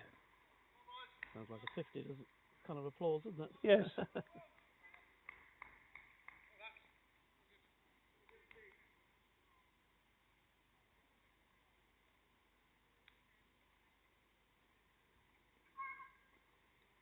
That's just dabbed down. Could run away, certainly for 2 runs. Might even be 3 with the nope. They're just going to settle for 2. Canning's very quick between the wickets.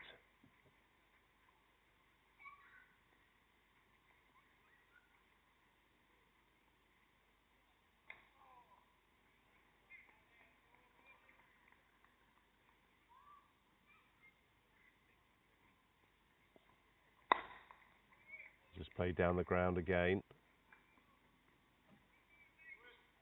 Simon Jones, this time the fielder, he's come into the action.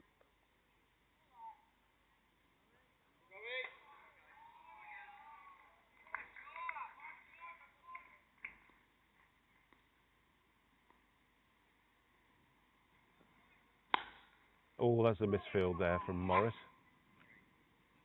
A little slow to get down there. Franklin just mopping up.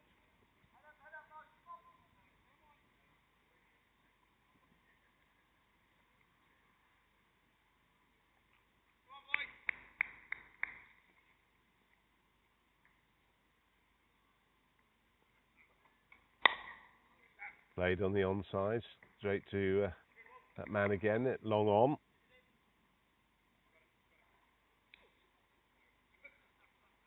I think they've got the right field here. Bob, looks as though they're bowling to his field. Franklin here, just singles. I think I'm not quite sure they need square legs, to be honest. I don't think he's fielded a ball while Franklin's been on hardly. You've got 2 men, one square, one of 45, and they've got deep square. I think they'd probably bring one over, to be honest. Where would you bring him into? I'd bring him into that cover region, I think. Oh, that's a bit uppish. But 5 on the leg side and 4 on the. I know he bowls into the legs, yeah, the off spin. Most of the run's been on the other side, really. Anyway, it's finished now, so. Yep. Very good spell from Rob Franklin. 0 for 50 off his 9 overs. So very well bowled from him, without any success or luck. But he'll be delighted with his performances with the ball over the last 3 days. Right, who are we going to see? Might be the skipper here, Gareth Edwards, with his right arm off spin. I'm only guessing, or whether he's going to come slightly down the hill. It's going to be Sean Morris, who took 3 wickets the other day as well. So good to see him coming on. So Wales very much a spin attack today.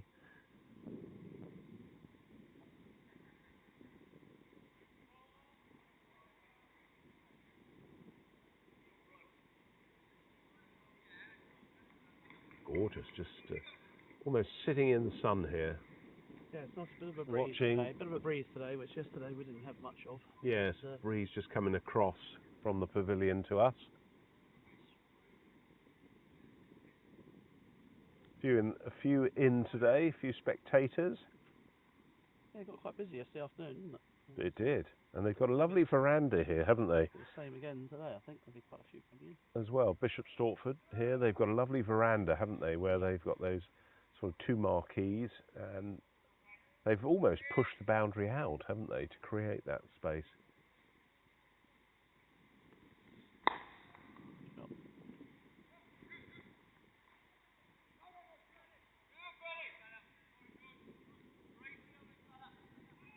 So the left arm orthodox from Morris.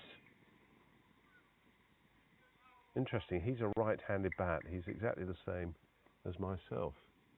Left arm orthodox and right-handed bat. Yep, good to see. Just putting it on the spot there, doing a job here.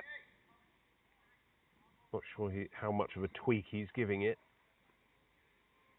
Not a lot of purchase off the wicket. Very good covering of grass. Well, I say grass. There's not a lot of sort of burnt areas or roughed up areas to work with.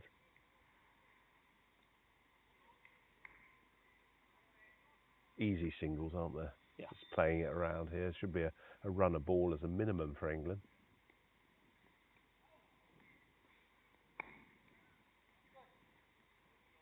You've got a feeling that here that Stevens is unleash at some stage. He's like an alligator waiting for the prey to just put their foot in the water, their toe in the water, isn't it? And he'll pounce. Yeah, he's played. Yeah, easy singles. Very, very sensibly. Very well. But I'm sure there's going to be a few big shots coming our way in the next few overs. I like what Wales have done. They've taken pace off the ball. I don't know if they're having a little strategy meeting before the game, but pace on the ball. It hasn't really worked very well on this wicket because it goes as quickly as it comes. This is very good over there from Morris. So he's bowled well to his field. So just I think 6 runs off his over, and 1 off every ball.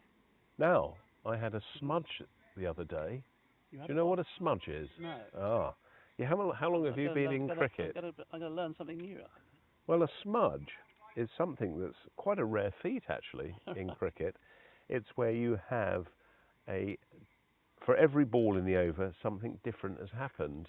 So you start with a 6, a 4, and then you have either a wide, no ball, but every ball in that over is different. All right. So had a smudge, it's called. Yes, and I only found that out. And how many did your over of smudge go for? It wasn't actually my over, so but it was called by the scorer for the side I was playing for, which was a touring side, and he educated us on what the smudge was, and I don't know where it came from, what its origins are, but it's quite interesting. So we've got Gareth Edwards, who's the Wales skipper, who's coming on, number 13. Played on the onside. Little rush there, but they're certainly not interested on Stevens' part. He was just content with a single.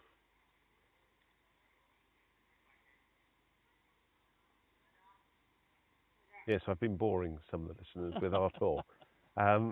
Filling in with a smudge, and also the tour I'm on at the moment, single there, just again played out by Stevens to the offside with the Cricketers Club of New South Wales. I'm on tour as well myself, and we're off to we've done Northern Ireland, had a lovely time there. Okay, cool. Have the MCC been to Northern Ireland? Probably. Short, and that's too short, and that's taken advantage of by Canning. You could hear the voice of Edwards there. He knew straight away that he dropped that far too short. Short and wide, wasn't it? And Canning leapt on that, pushing him on. Where are you off to next on your tour? So we did South Wales, which is where we had the smudge. Yes. And they're in the Cotswolds at the moment. So they're playing at Bourton Vale this afternoon, and then they're off to Stowell Park, which is Lord Vestey's ground. I've set that up with, they're playing the Gloucester Gypsies, who used to have a lot of ex-Gloucestershire County Cricket Club players playing for them. Brassington was one player. I think he was the keeper of Gloucestershire. And then they're off to London. I'm hosting them in a game at Datchet Cricket Club. Datchet, very nice. And they've done some extensive renovations, and again, there's no man out there. They've got the field wrong here for this bowling with Canning. It's got to have a deep point and a deep extra. Cannot afford to have an open area there. Yeah, they brought one over from the. I'd probably have two out there and take one of the take the long off, or the deep mid wicket out. But they're still persisting with that deep mid wicket. As you said, it hasn't gone to him at all. They've got one behind square, one on square, and one at 45. I think one of those should come over. If he's bowling in the right areas with his right arm off spin, it's going to be on the offside.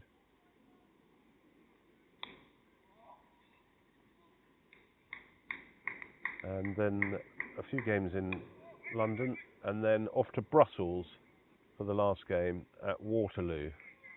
So there'll be a battle there.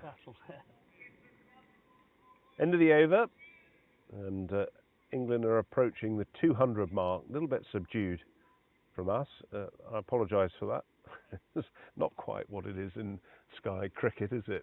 Everything seems to be wham bam, and there's so much going on with statos and the like. So yeah, I think Wales have bowled reasonably well, and just think we're laying a foundation for the last 10-15 overs to be quite exciting. We're fast approaching the end of the second power play, so one over to go. Full toss, driven.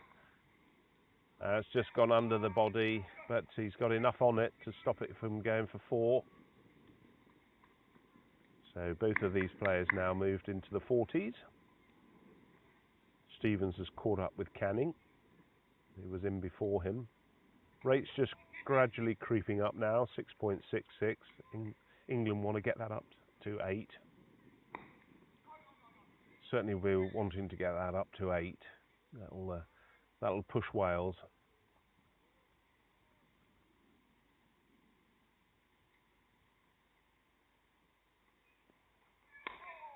But cricket tours, they're a great thing, aren't they? You've been on many. Many. I'll give you a little bit of time to think about this over the drinks break, but maybe you can share with us some of your stories and venues you've been on tours that are repeatable. And that's a wonderful shot through the extra cover region towards the pavilion from Stevens, and that pushes him up further into the 40s. Lovely shot there, just opened the blade. Yes, there's been some. I mean, Australia was fantastic. We've MCC tour where we played at the MCG and the SCG. That's obviously a great highlight. Nicely played off the back foot, and there's another 4. Another 4. I mean, to some different places you've been to, like Fiji and Samoa, and Costa Rica and Mexico. So, you know, some not countries you don't kind of expect lots of cricket to be played at. But, yes. It's astonishing that there's cricket all over the world. We toured Sweden once. A lot of expats, obviously. Yeah, brilliant. I should say that 4 brought up the 200 for England. Stevens is on 49 now. 49 off only 35 balls. And it's going to be a drinks break now. So we'll continue to probably babble on for a little bit.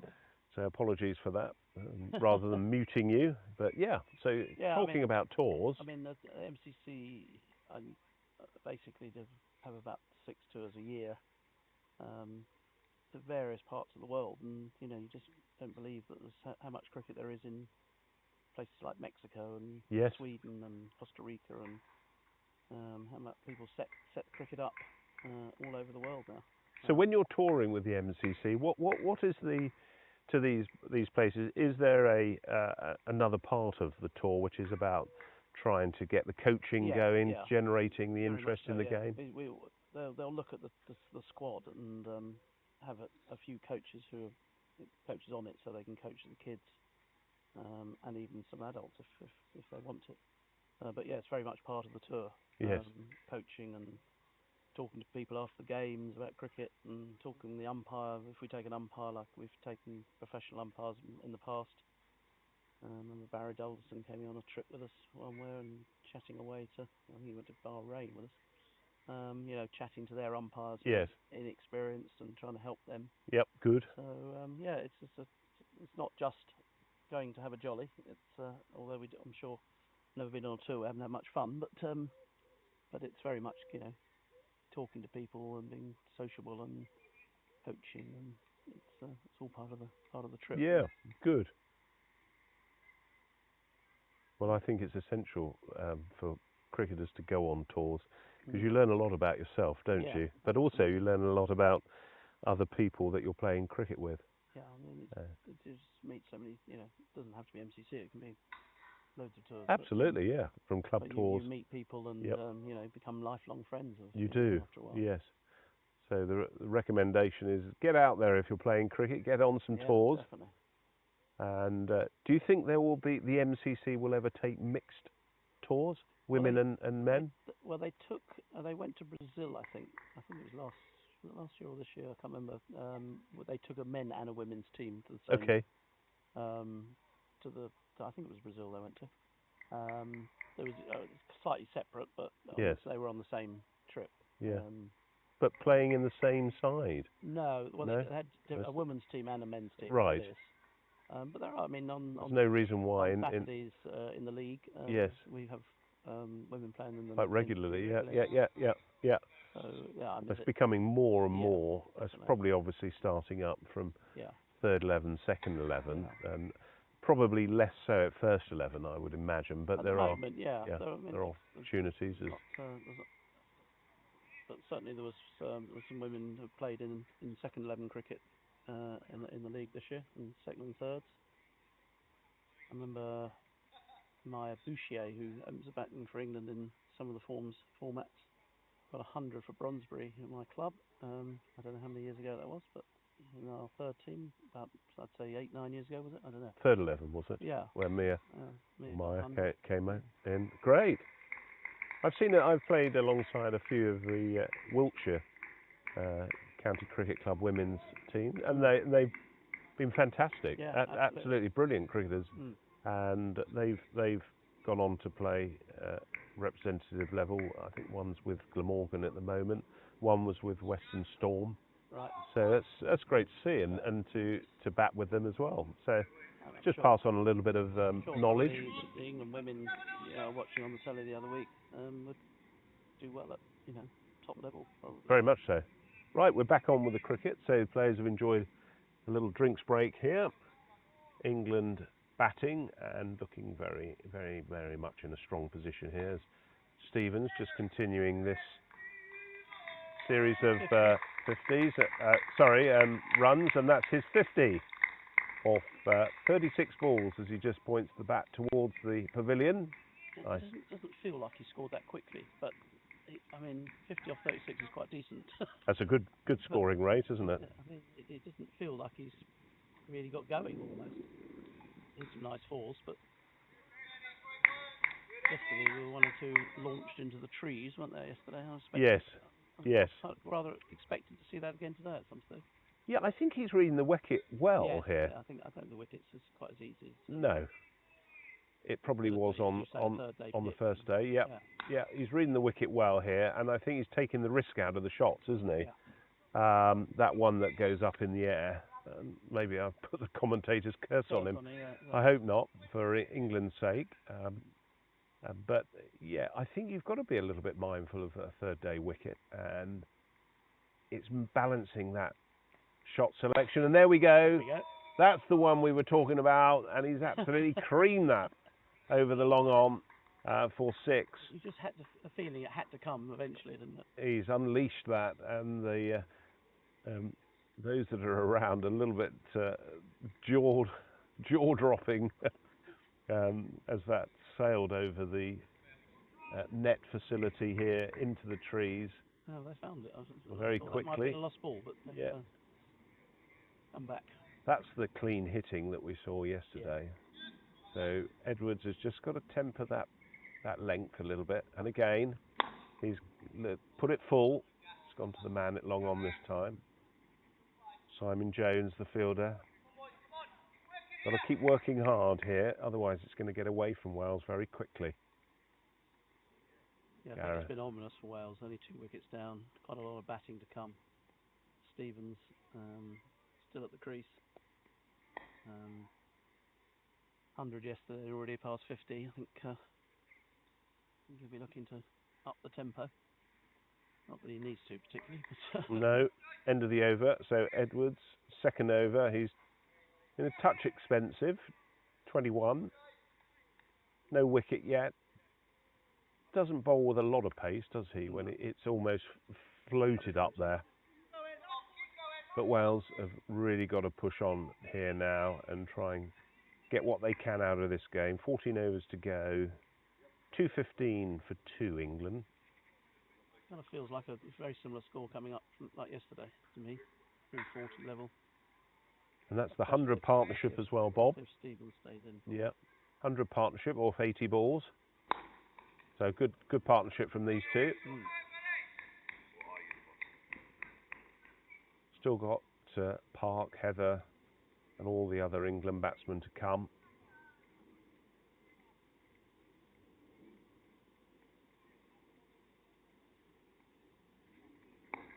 That's a good ball there from Morris. Just had Stevens game back. A little bit fuller and driven through to the extra coverage, short extra. No run there.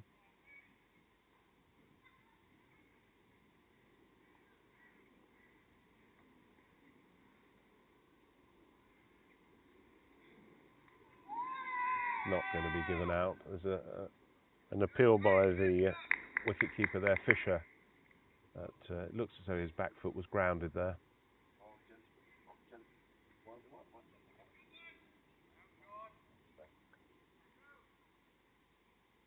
No. He's quite gentleman to it. Short, played off the back foot there, punched away. Just the one run there. Oh, so it's gone for 4. Oh, he's burst through and it's gone for 4. So 4 more to the total. Take Stevens into the 60s now. 61 off 42. So as you were saying, Bob, a little bit more ominous here now for Wales. Runs starting to come a bit quicker. Got to work on that length, and that's a better length there from Morris.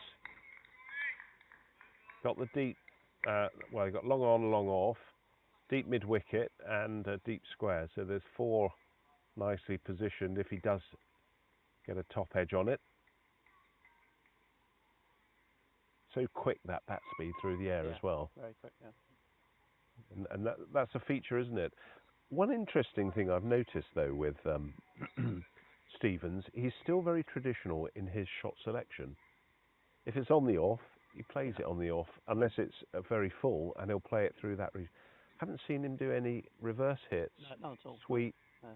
He knows his game, doesn't he? Yeah. And if it's in that area, that's the shot he plays. If it's back, he punches it through the offside. Hardly been a sweep shot either. Correct. Yeah. Yeah.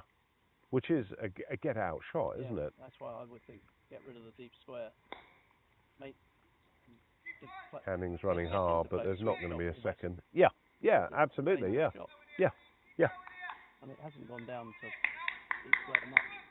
Well, that's the cat and mouse, isn't it? Captaincy versus batsman that you play, isn't it? To try and get them to play the shots that you feel you're going to get them out with and set the field accordingly. So there's easy singles here all over the place, but Yeah, Wales aren't too worried about the singles, so more worried about Stevens Yes. launching it as he did in the last over into the trees. Towards that very old-looking pavilion. Yeah. Now that must be 1800s, I would say, or Last time somebody went in there, I think. that's a better length. That's a better length from Edwards.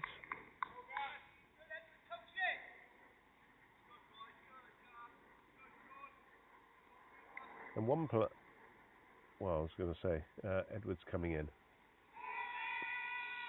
Struck on the offside. Should be 2. No. Stevens was looking for the second. Decided against it in the end. Probably was 2 there, wasn't there? Stevens would have made it quite easy, I think. Very keen to keep the strike here, Stevens.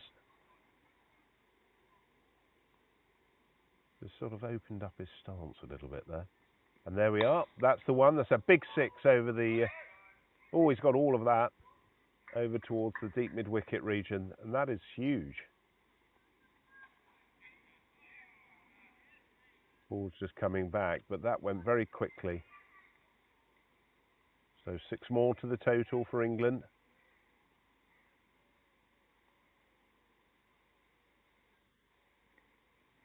Just worked away nicely on the onside now.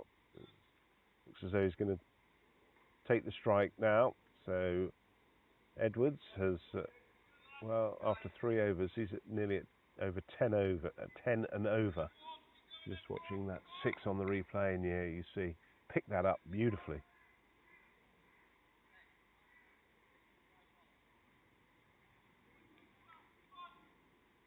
Wales, well, they need to change a little bit of the momentum here of England. Don't know whether that's a bowling change from our end, the scoreboard end. Something needs to change here because it's too easy and predictable. And that's cracked through straight.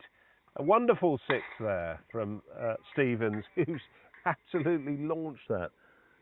Yeah, I did say a little while ago, I think it felt ominous, didn't it, that he got his way to 50 off 36 balls, which didn't seem that quick, and then once he's got to 50, he's now opening up. We've seen 3 6s. And we've seen a sweep, and he's down on 1 knee, so he's certainly not going anywhere in a hurry. That's the first sweep we've seen from Stevens all day. Was just drifting down the leg side.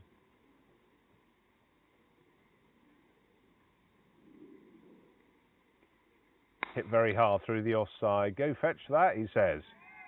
And that's 4 runs towards the pavilion. Little mop of the brow. 79 he very quickly moves on to. This has been a real show of batting today. Well, all week from Stevens.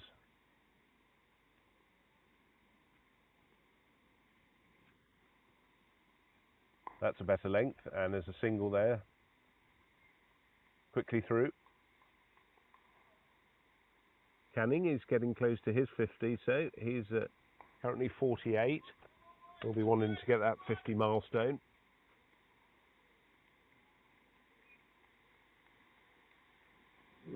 Again, nicely placed off the back foot. This could be it. He's running hard, and that's going to be it. So he gets a 50. So nice round of applause from the England players for him. And he gets a nice round of applause, just raising the bat there, a little fist pump. And very sportingly, the Wales keeper, Fisher, just taps his glove. So that's a good 50 from him in 58 balls. Give you some stats when we get those on him. So he moves on to 53 now with that little single. Just played again through that offside, and he takes the strike. So a lovely partnership from these two now developing. Some big hitting from Stevens, mixed in with some very nice stroke play from Canning. 245 for 2. Sorry, 246 for 2. Canning there, you can see 76 minutes 4 4s, no 6s, and a strike rate of 89.66.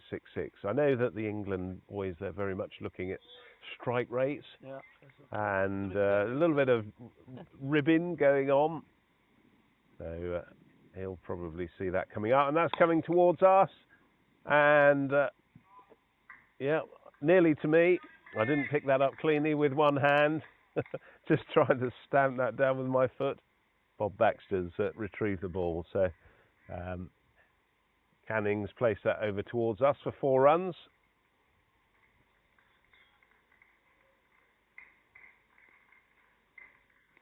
Edwards is getting a little bit of pasting here. And that's Sweat. Just a single as the man at deep square there. 0 for 36 so far of his 3.2.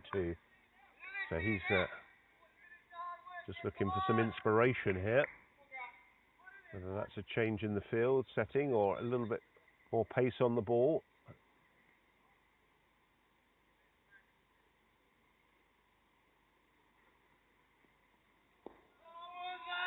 Oh, he's been given out LBW. So a very lone shout there from Edwards. Looked like it was back leg. And he's been given out LBW by the Raf Patel for 80. So a muted appeal from the Welsh players there. But a fine innings there from Darren Stevens. And a wicket falls. 3 down now, England, for 251 runs. Just popped over to see the score. Not having it all their own way over there. 154 for 5 in the 30th over. So looks like it could be quite a close game over there. Good. Nice round of applause there for Stevens. Just missed out on another 100 there. Run rate's moved up quite briskly now to 7.28. Overs remaining 10.3, so still plenty of time. 250, so they'll be looking certainly to try and get up to a 320, 330 plus score, and that'll be an ominous target for Wales. So Edwards gets his first wicket. He'll be chuffed. Oh yes, Mr. Ah, do we have the real number 5? Will they show themselves and stand up? This might be Sean Park, is it? Sean Park is the real number 5.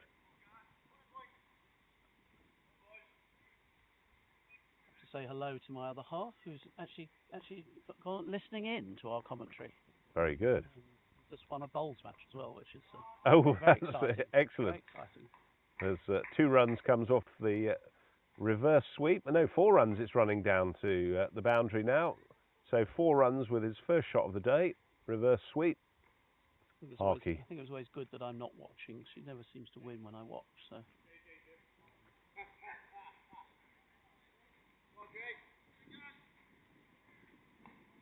Is that an acquired taste, bowls? Yes, I think so. I did try it a little bit, but quite busy during the summer with cricket. And played off the back foot there. And that's nicely fielded there from the man behind square. Just getting down on his right-hand side and throwing it off the ground. Mentions the Northwood Bowls Club where she plays. Very nice people down there.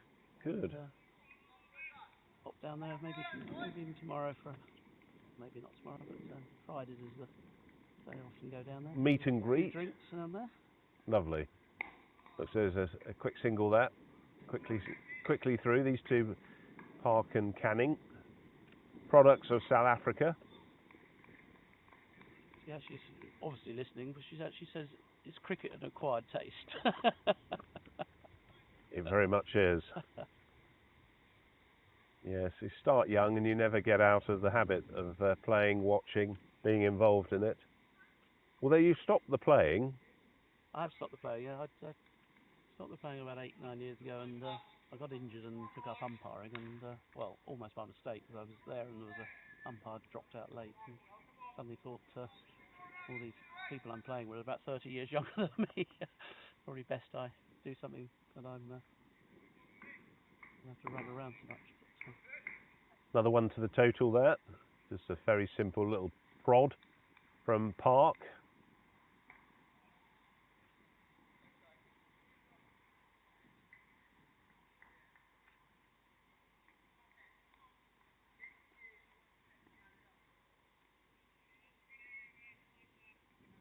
Coming down the wicket there, Canning. Couple of steps down. Park not going for the second there. Very well fielded in the deep. So Wales just looking to get their tail up now that they've seen Stevens off. Oh, it's gone up in the air. He's not going to get there, Jones. It certainly doesn't look as though it's going to run for 4, but he spooned it up in the air. Spooned it up in the air, Parky, and he's come through for 3 runs. Very adventurous and inventive player, Yeah. Sean Park. Yeah, totally different to Darren, really. And Darren's, as you say, plays through the V, very straight. Parky will have lots of different shots. Yeah, he likes to experiment. Yeah. And that's nicely played off the back foot by Canning. He's moved into the 60s now. Is it going to be his day? Very good all-rounder. Saw a very fine innings he played at Scotland last year in the Triple Crown. Oh, he's got something on that, and he's just keeping it away from the stumps and playing a little bit of football as well. They warmed up with football, so they've continued it as well. But very good skills there from Sean Park. Just keeping that one out. A little bit more fly, and that's going to be 4 runs. Just swiped round the corner. So not entirely great cricket there, I don't think, from Wales. And Morris, who's, well, he's been, I'd say, expensive. 5 overs, pretty much for 49. That's not setting the world on fire with the bowling stats. England 260. Well, that's 266 now for 3. Park should have moved on to 17 off 8, so better run rate from him.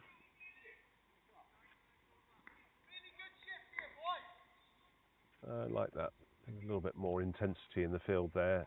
Very quiet, very subdued. Oh, that's a cracking shot. Couple of steps down the track, and just played that over the extra cover region. Lofted. Gets into position well, doesn't he? Yeah, it's a good Quickly. Where do you think he would, if he's in the World Cup team, where would he bat? Oh, mid-order, Yeah, I'd say. 6, 7, Yeah. depending on A lot of batting. who's playing, yeah, and the opposition. I think that's the thing with World Cups. You can, you've obviously got your strong sides, haven't you? Like Australia, you've got South Africa.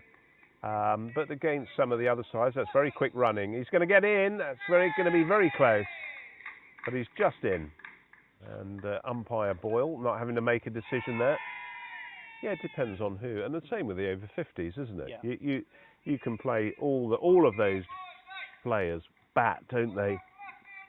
And they've batted higher than what they're batting for their country, don't they? So they've all got a talent to bat higher up the order. Mm. Is this lap 2? Lap 2. Keep it moving. 1. Keep it moving. He played a lot of football, young Dylan McPhee, to a very high standard, actually.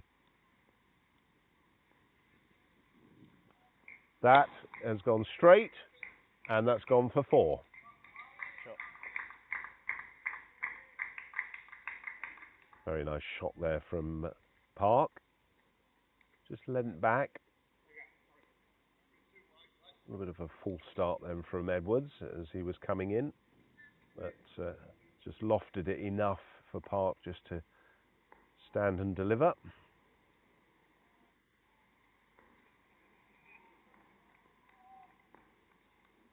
And that's gone up-ish. Safe. Safe. There is a fielder there. 2 easy runs.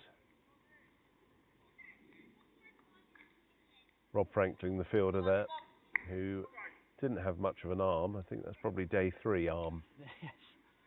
Yeah, there was an easy 2 at a certainty. Not being critical, of course, because I certainly know what it's like to play a lot of cricket on the bounce, but there's a reverse sweep there for a single. As you get older, though, it's a fact of life, isn't it? That's all it is, really.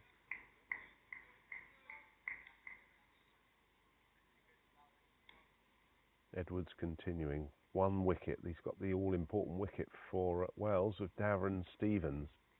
And that's a lovely shot. It's just swept round the corner there by Canning. That's going to run away for 4 more. So he moves into the 70s now. 71 off 66. He's really keen to put on a big score, he was, today, with his opportunity with the bat. They've taken plenty of time. He's still got time to get to 3 figures if he stays in. Yeah, just took that from outside off stump. And that round the corner. Really good, fine shot there from Canning.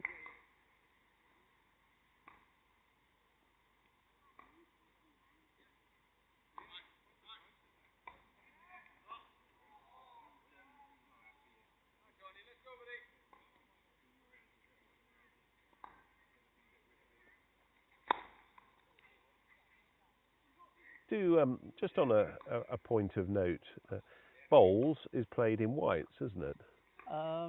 Do they have coloured clothing in whites? Sorry, in bowls? I think might play matches against others, but certainly the games I've watched, they haven't been playing in white. Right, okay. 4 more to the total there, and swipe through the offside. Parky's looking very ominous as well in his strike rate. Sean Park, also a fine wicket keeper as well. Canning's kept wicket for England in this tournament. So the 2 wicket keepers are there, and reverse swept. Almost a switch hit there from Park. I'd probably call that more of a switch hit. Got run up the slope, and 4 more to the total. He's really pushing on the strike rate now. My bowls correspondent is replying at the moment to your question, I think. Good. I'm interested because I don't know whether coloured clothing actually improves the opportunity for youngsters to get more into the game, or how they reinvent themselves in bowls to make it more appealing to the younger members. Yeah, I think that is obviously a problem that the bowls is always known as a, but I think it's quite so the case so much these days. No, there are in Cirencester. There's and that's going to be out. Oh no, he's misjudged that. He's come in and he's probably come a little too far, and it was high, and it went straight through his hands. That was pretty regulation, I'd say. That should have been out. Should have been out, and he's misjudged that, and that's gone for. Was that given as 4? Yeah, I think it was given as 4 by umpire Boyle. So yeah, unfortunately Wales have gone very quiet now in the outfield. Rob Franklin was the player there, and that's unfortunate for Wales, really unfortunate, because they needed that.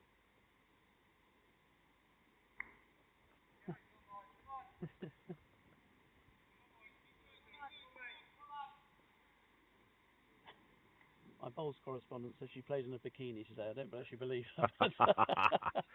That's brilliant, and that's gone for another 4. So it's all happening both on commentary and on the field of play here. Another 4 runs to Park, who's rapidly moved on to 36 or 15. His strike rate is over 200 at this point. And I was right. Whites for competition. Yes. And we can play in any colour according to Bowls England. They're trying to appeal to more and younger people. So good. Right, really. 1 more to the 4 more to the total for Park, and this is getting loose now from Morris. Got to see the probably the end of his bowling here now, unless Wales haven't got any other bowlers. But he's being taken apart by Park here. So 4 more to the total. Park moves on to 40, and only 16 balls. This is going to be one of the fastest 50s, if he gets there, that we've seen in over 40s cricket.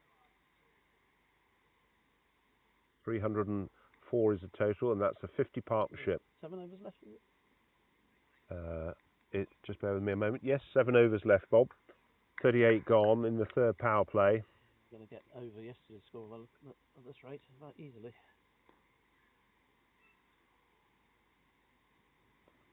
And that's going to be 6.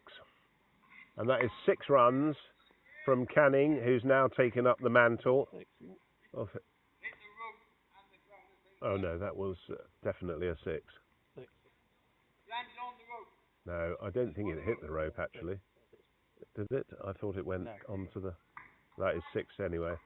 So I thought it was just a touch over. But there it was 6. So very sporting there from the Wales fielder. And that's nicely played. Oh, that's just deftly played. Canning is on fire here. That's a lovely shot there. Just leant back and opened the face and dropped that down to the third man region.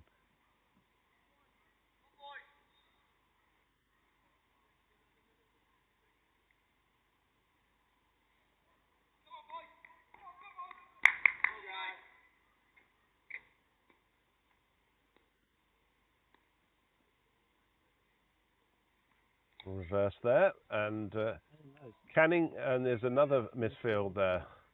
Wales falling apart a bit here. Ben Edkins is the fielder there. He's not picked that up as cleanly as he would like. As you say, Wales feeling the pressure here now of runs. It's a tough third day for them. I think they've been relatively happy halfway. England hadn't got really away from them, but then Darren hit a few 6s, and since then it's been about one-way traffic, really, isn't it? Yes, and the inventiveness of the shots here now. Park keeps on peppering Edkins just round the corner with that reverse sweep.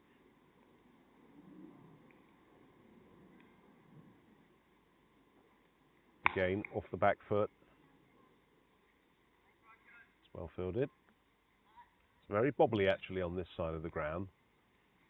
So they've done well there. Rob Franklin is the fielder.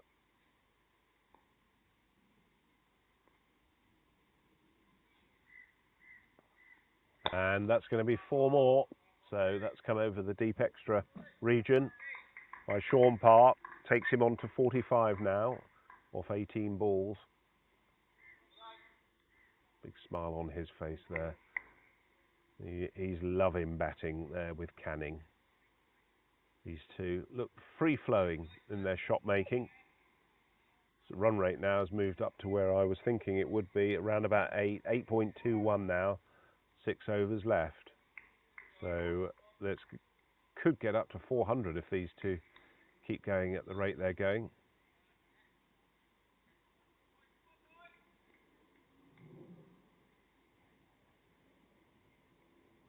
Right, we're going to have a change of bowling. So it's going to be... That Jones is back on. Simon Jones. Left arm over. Quite as quick as the Simon Jones who played for England. No. Rocketed it down at 90 plus. He did, but those guys, this is what I don't feel sorry for the fact that they're not playing, but it's a shame they're not playing. These guys, I know injury and comes to be a big part of it, but it seems such a limited cricket life. Yeah. Really. You look at someone like Darren Stevens, who's played 20 plus seasons, and he's still playing cricket as he is. That's an inspiration, surely, to a lot of cricketers, whether they're older or even younger, to keep playing for as long as you can. Appreciate injuries come into it, and maybe the love of the game has gone. The kind of the start of this 40s thing will keep more people playing longer. I really do hope so. They'll see people like Darren Stevens, they'll see Ben Fraser, Chris Peplow, who used to play in the Middlesex League and then did it for a while. You know, they'll see them going on tours to Guyana and think, I can do this. Well, it's got an up in the air. Is it going to be held? No, it's just dropped short. So Park, he's moved on to 47 now off 19. He was looking for a 4 or a 6 there off that. Yeah, I think it will. I think it will keep, people who get into their mid-30s and think, oh, I've probably done enough now. I do hope so. And I think, there'll be people thinking, well, if I keep going, I can play for England. It's great for the game and great for them as individuals. As we said earlier, the number of people playing 50s, 60s, 70s cricket is astonishing now. Park just lifting his head there, just looking to get for that 50 mark. He's on 47 now of 20 balls. Park, England 326 for 3.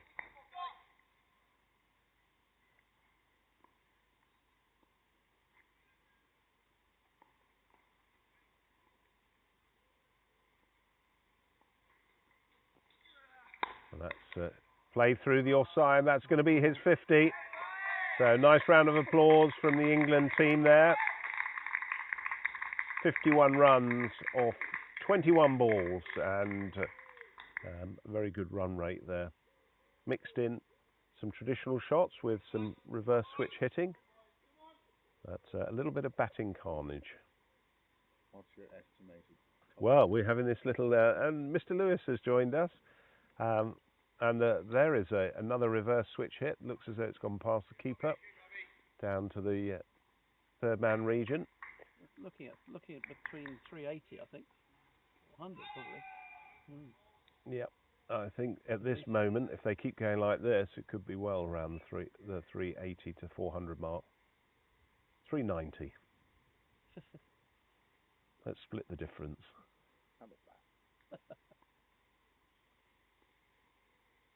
Lewis is suggesting maybe we should. Oh, that's going to be out. Yes. Oh no, he's dropped him. Unfortunately.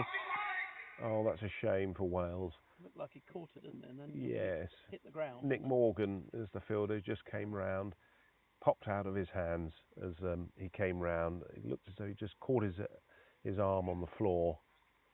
That's a shame for Wales and for Simon Jones, who takes his cap. He's now 0 for 37 off 6. So England, while they've marched on to 333 for 3.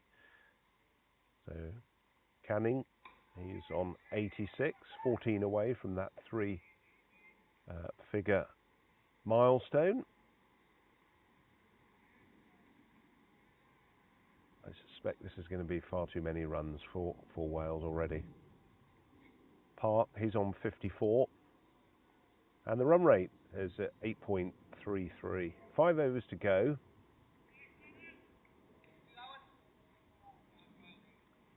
Two players having a little bit of a change. I think substitutes are allowed on. Obviously 12 in the squad, 11 on the field at any one time. Yep. Opening bowlers coming back.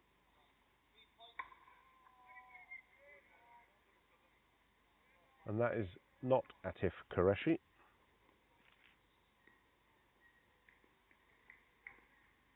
Who has number 3 on the Wales over 40s squad list. Bowler's over, isn't this, I think? It's the opening bowler. Who's coming back? Right, what's the field here that's going to be employed by Wales? Got a deep square, long on, long off, deep, extra, and a third man. Those are the 5 fielders they're allowed out. Come on, Wales. Let's keep your tails up and your chins up. Last 5 overs. Come on, let's see what you can do. Let's take some wickets here. And that started with a wide. Keeper's standing up. Craig Fisher.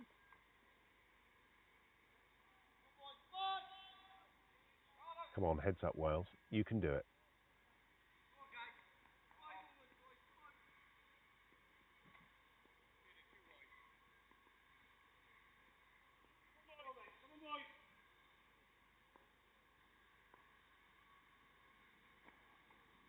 Just a single there to the Oh, that's a great pick up and throw. Well done. Park just coming through from the single. Sean Morris is the fielder there at extra cover.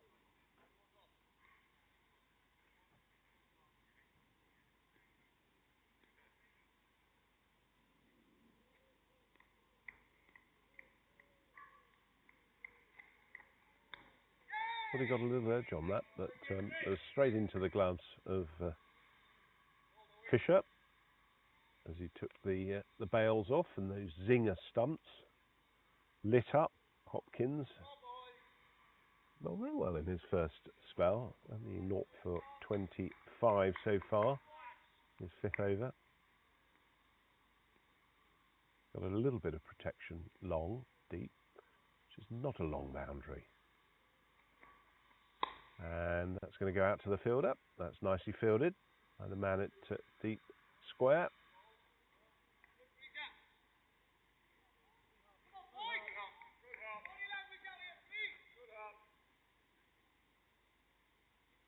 I've often thought, Bob, we should have that little sound effect of the crowd. Yeah.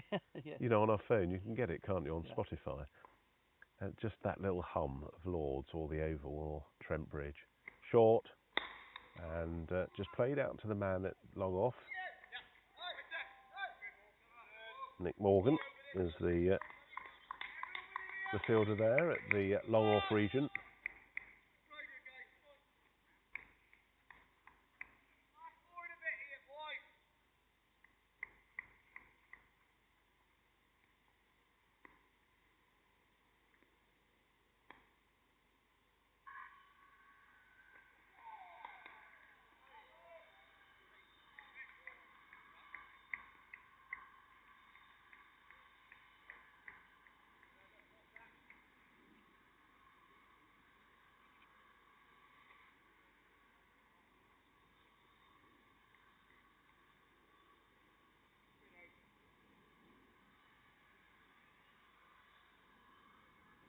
That's the one.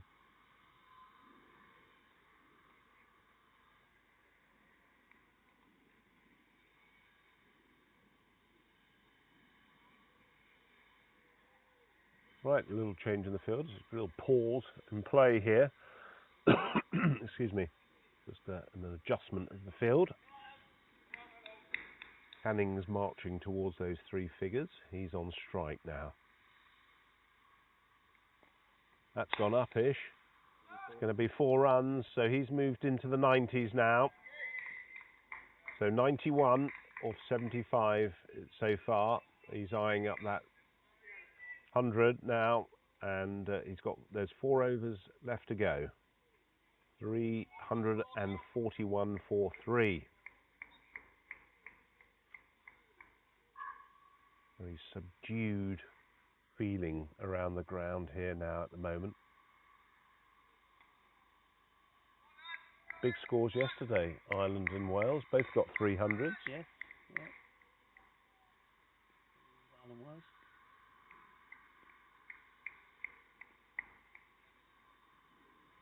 Jones to continue.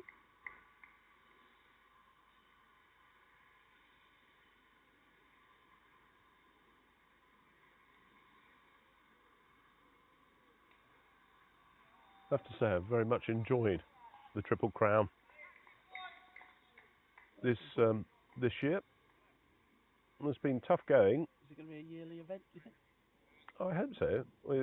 They've had it started in 2024 at Newport, then it was 2025 at Stirling, and now here at Bishop Stortford. Oh, wow, that just went off the bat so quickly from Park. He's almost just got down on one leg, and if I'm seeing that correctly, and just manoeuvred the ball round through that mid-wicket region. Hit it very hard. The timing, incredible. Quite quickly, isn't it? Very quickly. Through the outstretched hands there. So a little inventiveness there from Park. He's leaning really forward. And again, he's done the same. So he's looking almost to sweep the bowler off a length. He's moved on to 64 in very quick time. You watch where he's standing, his stance. He's almost down on one leg before the ball has been bowled. Yeah. Destructive batsman, Another Park, when he gets on the going. leg side, which is sensible. Yep. Got to put the man. They've got to have two down there. Yeah. Wales. Then that one out on the deep extra. He does with this ball. Yeah. He's pretty much seeing it like a tennis ball at the moment, Park, and looking to put it everywhere, but now the leg side. I think whether the tennis ball's smaller than a cricket ball or not. Sorry, I meant a football. Very perceptive of you. Has been a long 3 days. And there we are on the offside now, and that's going to run away. That's going to be 4 more. So this is carnage for England and, well, for Wales, and batting paradise it looks like for Park.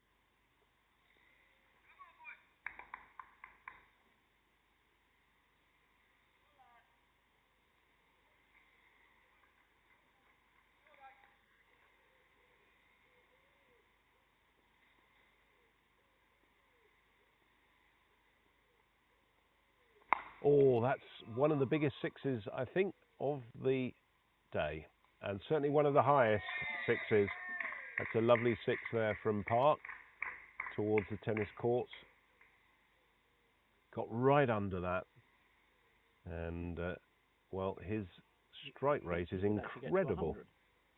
It's the 100 partnership up between these two. 102 runs in 43 balls in only 29 minutes. He's currently 68 off only 29 balls. Sorry, 30 balls, I apologise, and he's 74. So he's in the 70s now. Very much eyeing up 100. 359 for 3, England.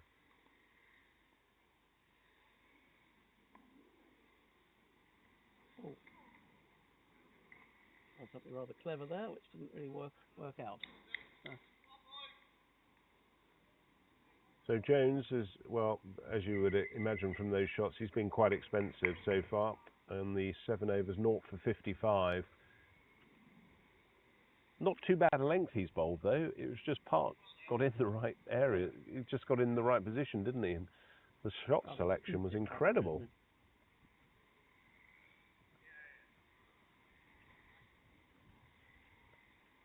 Wind just getting up a little bit here now.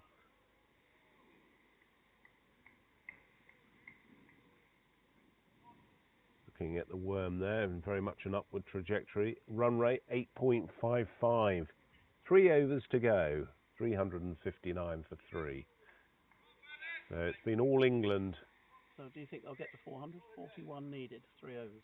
Well, with that hitting, it's very possible, isn't it? Both potentially could get 100. Yes, yes. Wales fans watching will not be appreciating that, but there's going to be 4 more. No, there is a figure there. Great fielding there from Rob Franklin.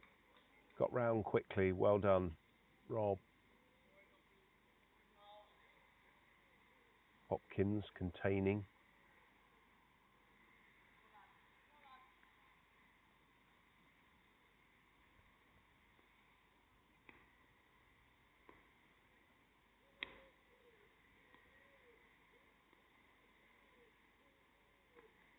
Dab down.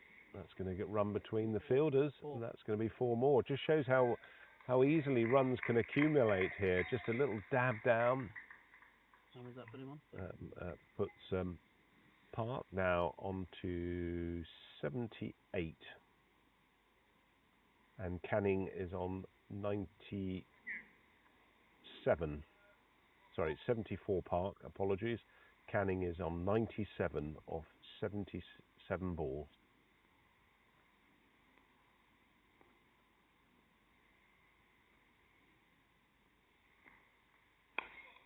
Single that.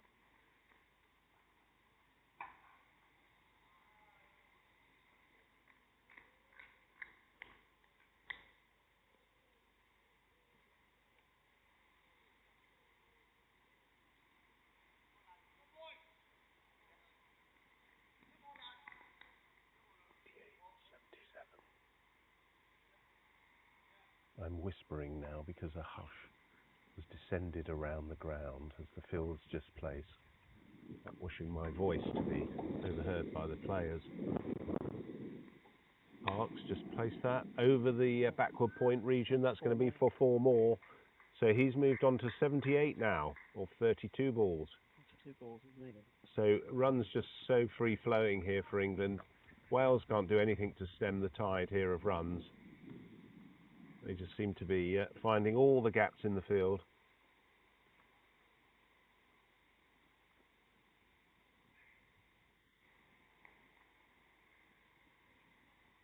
Certainly nothing to do with the intent here from Wales, working hard with the ball. The England batsmen just seem to be finding the gaps with great effect and precision. Just opening up again. 2 more. Rob Franklin is coming round. That's 2 more to Park, who moves into the 80s now. 80 off 33 balls. Canning is on 98 or 78 balls.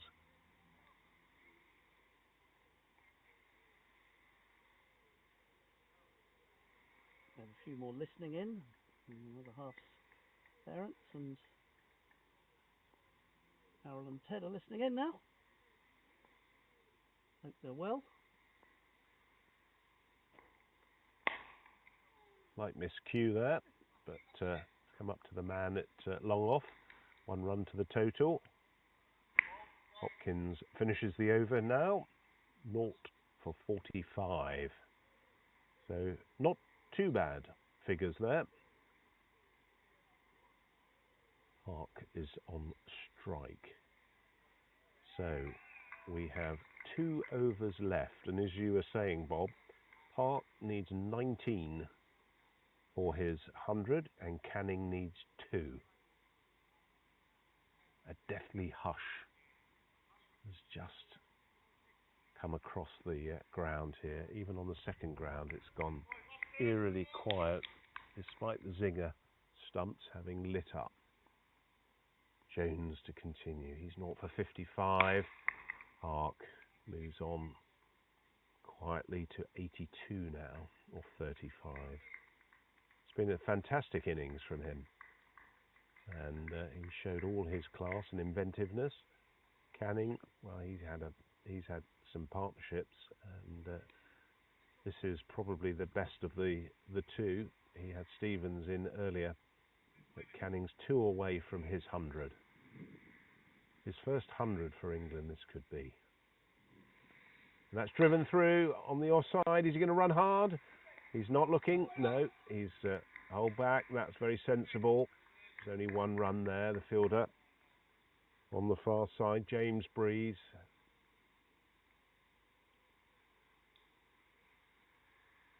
Park facing 35 balls for his 82 so far, which have included some wonderful 4s and 6s. Oh, a little bit of a false shot there. I'm not quite sure what he was looking to do there other than create a bit of a catastrophe there on the bat and ball front. Keeper didn't know where it was going.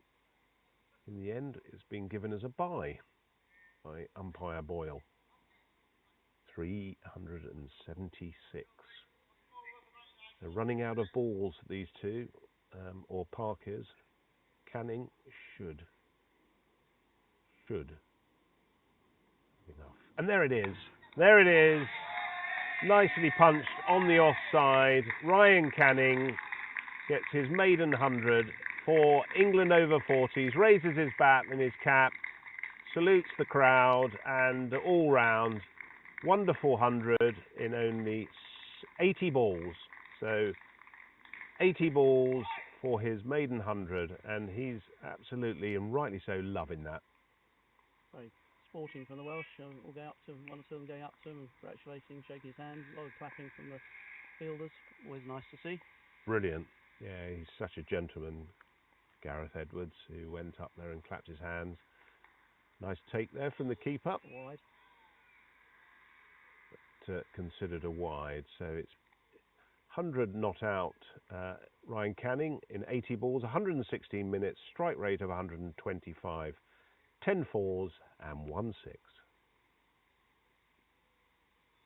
Just been told Jackie's mum just said hello to the phone, thinks she could say hello to me, but just asking whether she stopped talking now. And he's been bowled. So some rewards there for Jones, who takes a wicket in his 8th over, and a nice pat on the side and on the back for him. So he's worked hard for that. In fact, all the Welsh bowlers have worked hard. They've just been outsmarted and outgunned by the England batsmen here today. So Park is still there. No, sorry, apologies. Park is out for 82, and Canning is still there. Get that right. Yeah, they're both running 5. It's a bit confusing. The 5 game confused me. Apologies. So a wonderful innings there from Sean Park. But he's got to go, and that leaves Ryan Canning and the incoming batsman.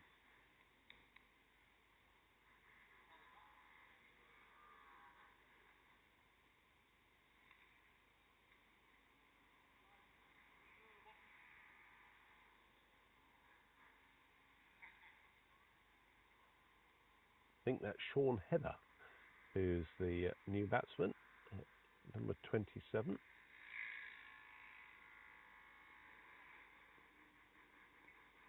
So England, well, 378. Yeah, Sean Heather is the new incoming batsman. He's only got an over and a ball left.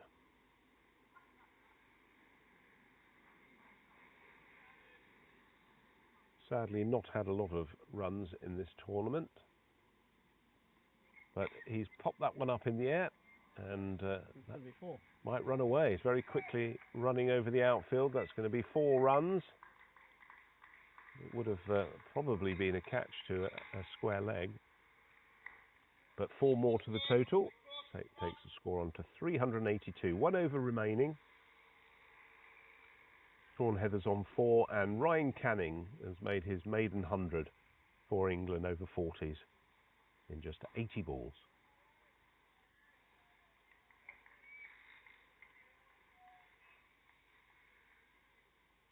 I think Wales will be looking to get off this field. I mean, taken a bit of a battering in the last hour and a half.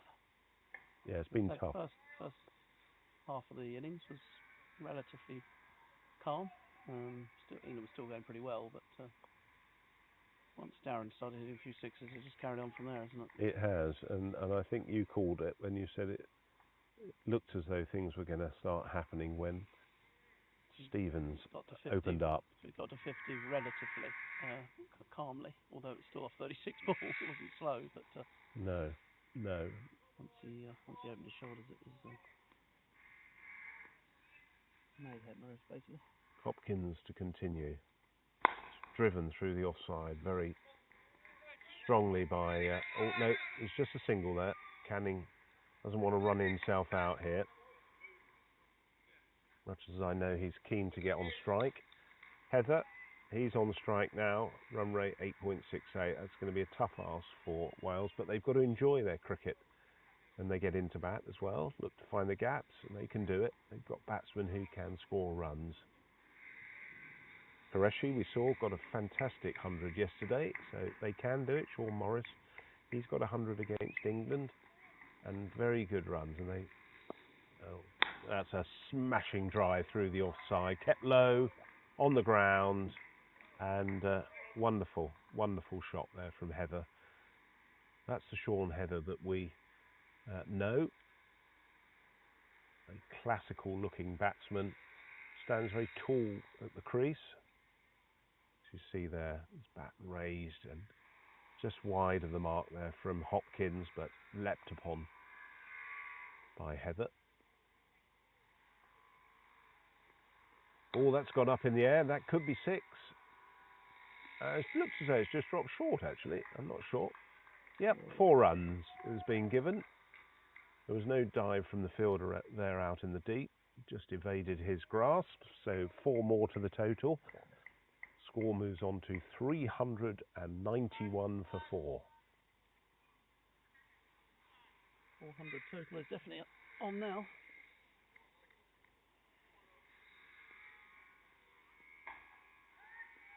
Hopkins looking to make amends for that.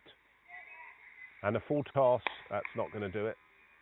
And that's trying to get round there, and he's going to cut that off. Has he? A little bit of a misfield, 2 runs. 2 more to the total. 393 for 4. Canning 101. Fine century from him.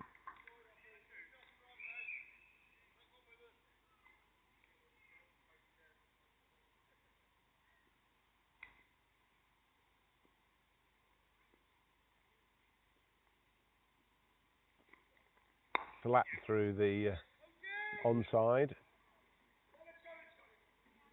Morris is the fielder. Just 2 runs there. Underarms that in to Hopkins.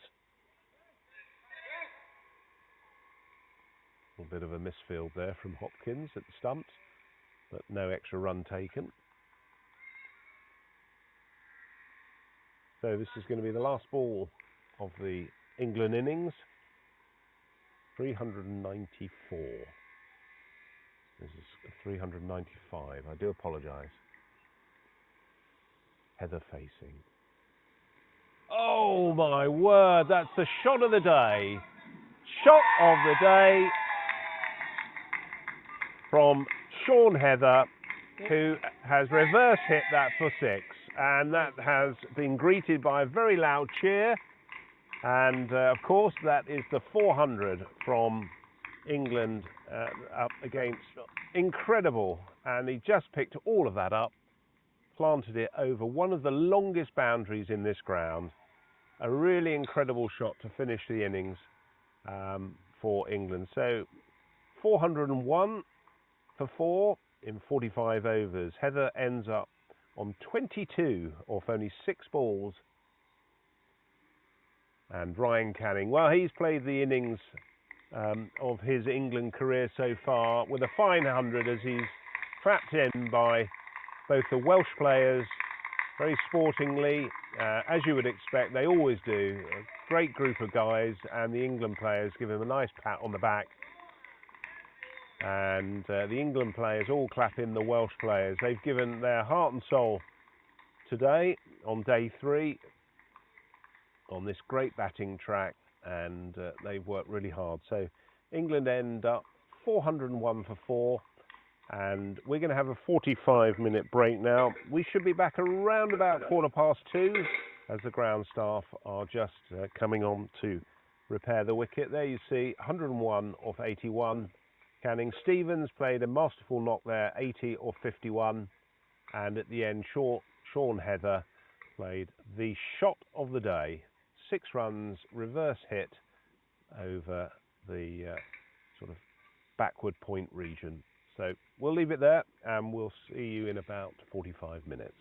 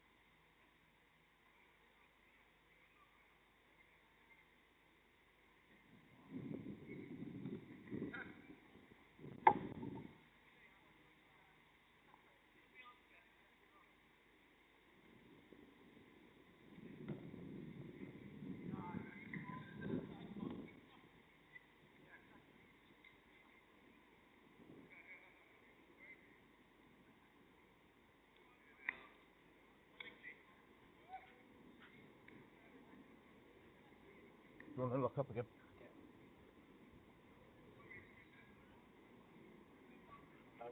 Get it, see whether it's on.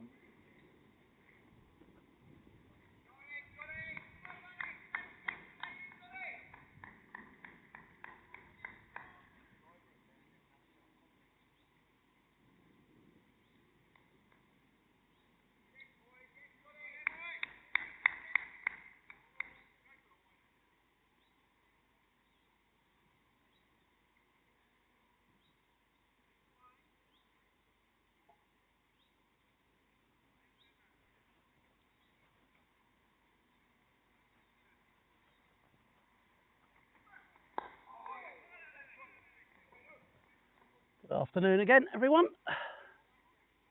Wales just about to start their big chase of 401 or 402 to win, which is rather a tall order. They've got a decent attack as well. Plenty of options.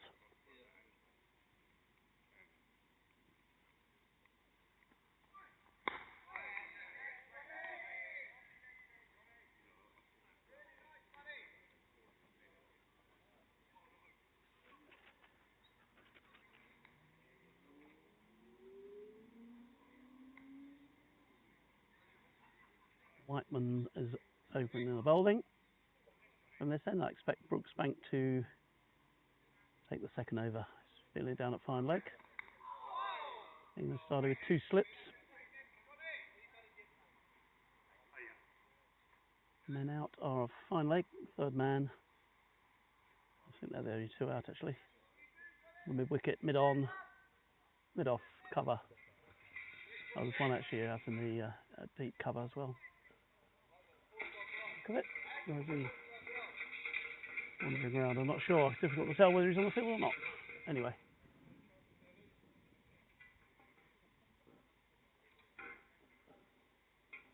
The bounce for Whiteman, that last ball. He comes again. Oh, bit of bounce. So he said a 3rd day wicket and just a little bit in it for the bowlers with the new ball. You hit my spot.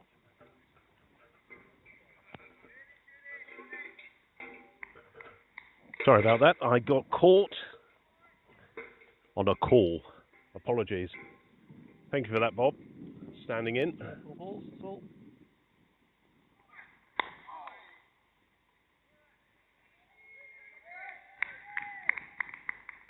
Johnny Whiteman bowling a few rockets there. Got 1 or 2 to bounce quite disconcertingly. So on the fingers, I think, 3rd ball.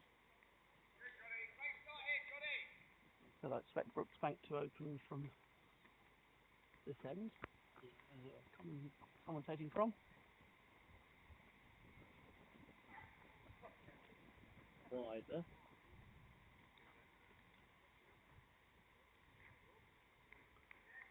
Right, sorry about that delay. Back in the seat now. Final innings of the Triple Crown. Whew. Wales batting. A big score they've got to get. England look on fire in the field already. I was watching a little bit of the earlier fielding as I was coming around. Looked very sharp. Nice lunch, Bob. Oh, okay. Where did you find yourself? The day, which is You have very come a bit unusual closer to me. very unusual for me to have breakfast. So Yes. Have we got everything out in order in the house and with your partner? I'm still having visions of her in a bikini playing bowls.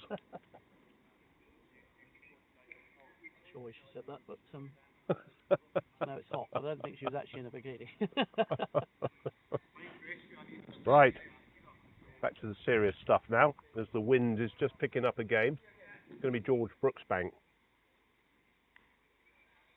His left arm medium pace. Had a day off yesterday. He had meetings to attend to, but he's got a meeting here with the Wales batting. That's just gone backward point. Sean Heather, who played that most magnificent shot to finish the game, didn't he? An astonishing shot. And he actually completely middled it. It's a reverse, which flew over the boundary. I think he knew once he hit it, that was where it was going. Started walking off straight away, and amazing hit. Yeah, a little bit of wind assisted, but it was a tremendous shot, and that tipped the 400 mark for England. Well, that's a wild swing there from the opening batsman. Sun's beating down here quite brightly. We're just struggling a little bit in the sunshine. Apologies here, just getting up to speed. Atif Qureshi and Jonathan Davies are in at the moment. That's Davies who's facing. Got a fine 100 yesterday, Qureshi.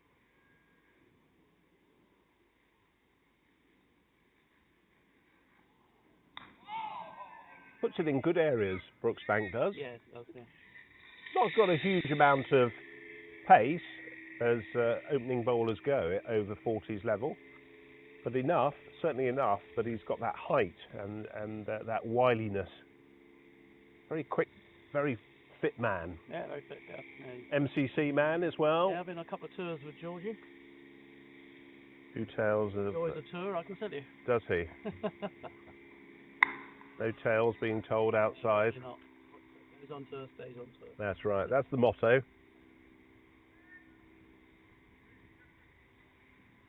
So I was just sorting out some lunches and teas, would you? As you do a lot of admin for the game tomorrow, where the touring side that I'm organising some cricket for are playing at Stoll Park against the Gloucester Gypsies. So very important that you get the teas and lunches right. And that's clothed a little bit. Davies just coming down, a couple of strides down the track there. That's the shot. He's just shadow batting where he wanted that to go. I had a little word with the England players who played that joke on me earlier, putting Sean Park's shirt on Ryan Canning. Yeah. Well, the Welsh have done that to me, and now the English have done it to me. So, sucker for punishment. Yeah, thank you very much. It's been outstanding, the work here by Bishop Stortford Cricket Club. All the people that have been helping out. It's been such a great venue. Out the sun. Yeah, wonderful. You might need to come even a little bit more closer. I'm sort of gently pushing towards this way. Okay, yeah, smashing.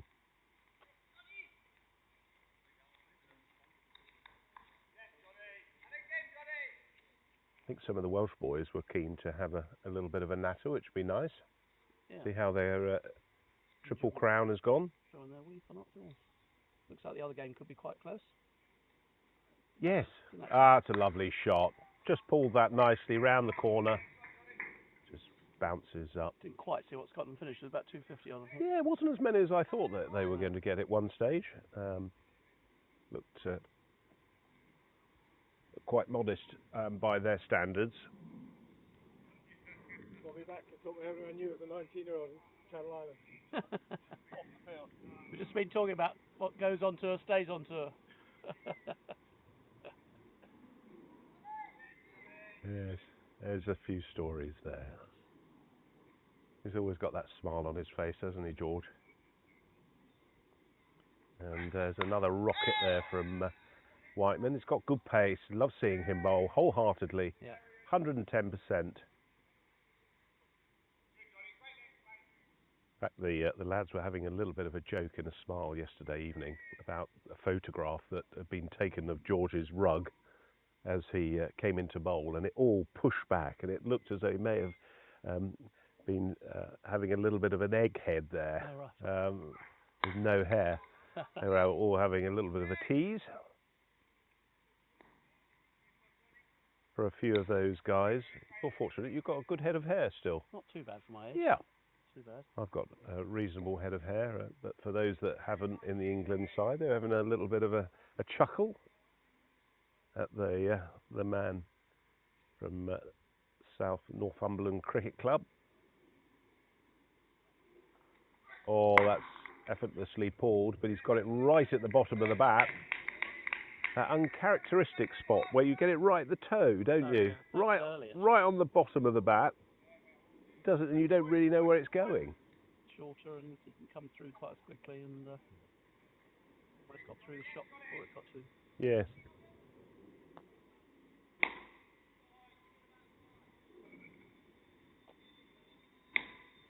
Something out deep square now.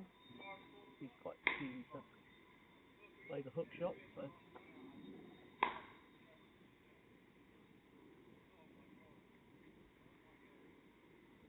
It's virtually impossible to see the monitor at the moment because of the amount of glare coming off. She's facing. That's nicely driven. No run. Well picked up in the field by England. England very much on their game, as you can see in the field. Ryan Canning is now keeping, having got that fine 100, and a good 100 it was, wasn't it? Very good. That was his maiden 100 for Got England. slightly overshadowed by Sean Park, who came in and absolutely mullered it everywhere. 80 odd off 30 something balls. That's a great shot. Cracked through the onside and swivels there and pulls that away for 4 runs. Really looks very much at ease. Yeah. Qureshi, when the ball's coming on like that, not afraid to take the bowler on.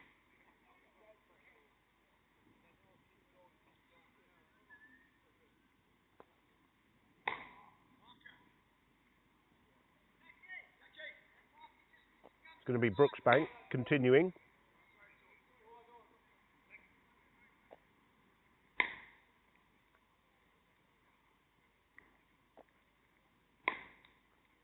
He just tosses away the yellow marker, and quite rightly, I'm not sure why players have that as a marker. Comes in quite flowing there, a little bit of gather there, bounce, and wow, that went through quite quickly.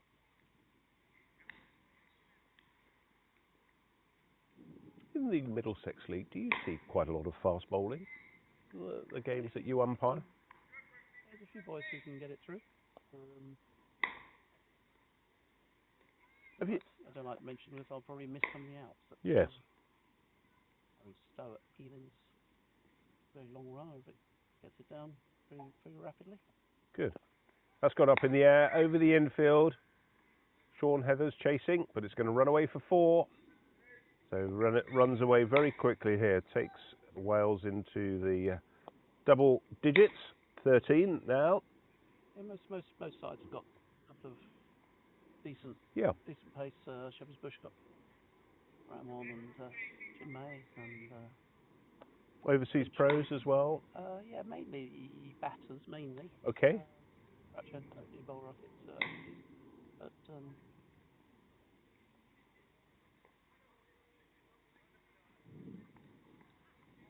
That's slightly wide, just looking to cut that through the offside.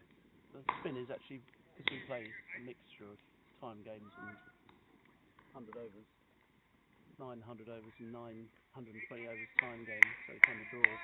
We basically need 2 or 3 decent spinners, really. Yeah. To if you're going to bowl 60 plus overs. Soak up the overs. Yeah. And the wickets as they are, with this dry weather, is obviously also often conducive to spin. Mm.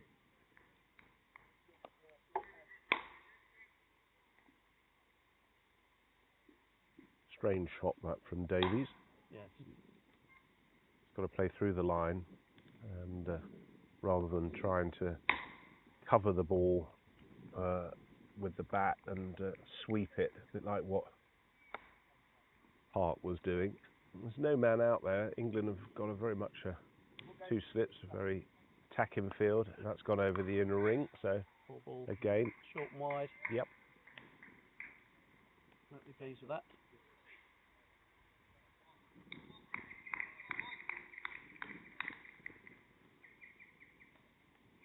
That's what they've got to keep doing. Wales just got to keep putting the bad ball away. Build up some momentum. Build a partnership here.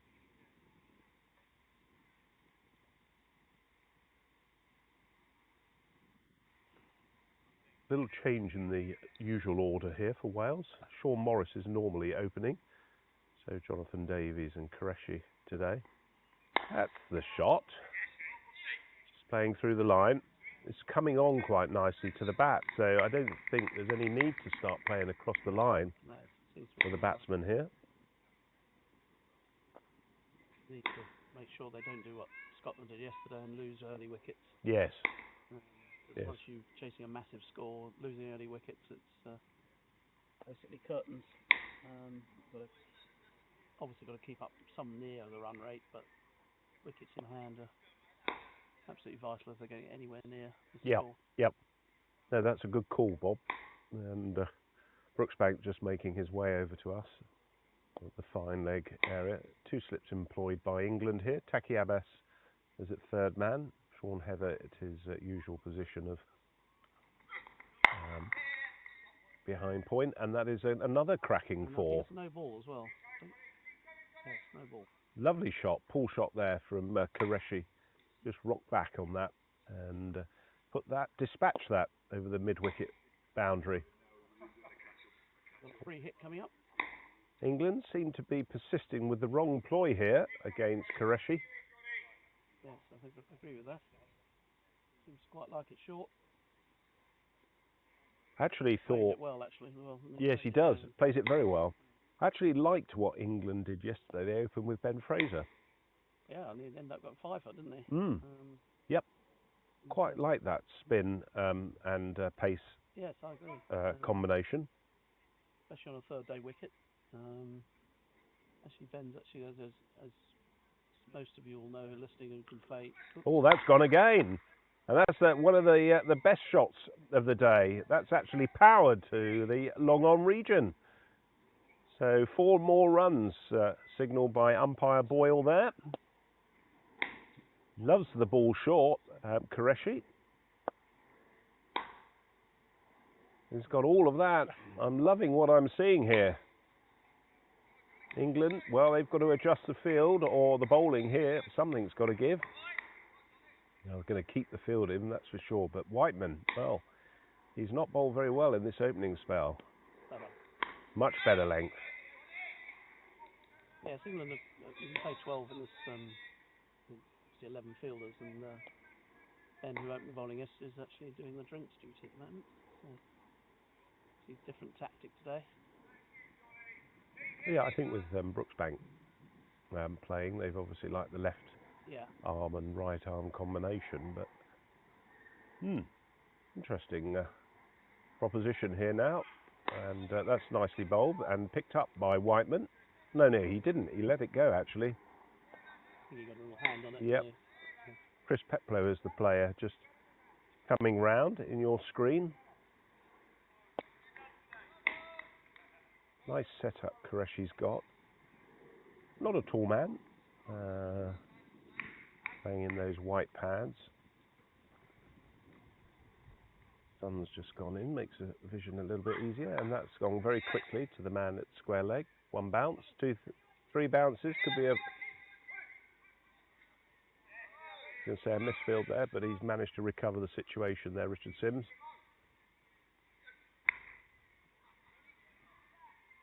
Just bounced a little unkindly for him, or he just didn't quite get his hands and feet in the right position.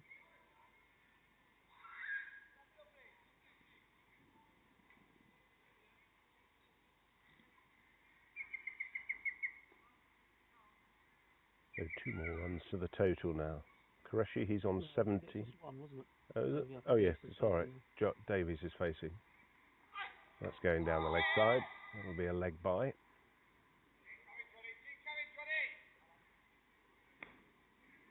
So that's another one in the extras column. Quite sure that was a no ball or not.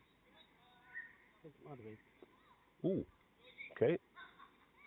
See from the score whether that's been picked up as a no ball.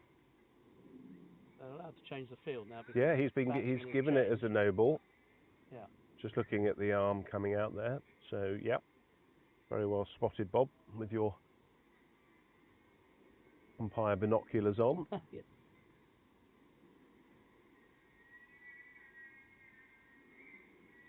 Oh, Qureshi's looking to go after Whiteman here.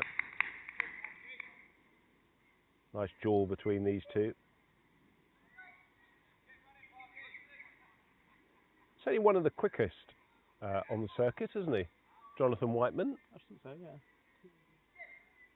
We know that the Wales over 50s bowler's quite decent, isn't he? Ali Bukhari. Got good wheels, hasn't he? Yeah, for 50, certainly.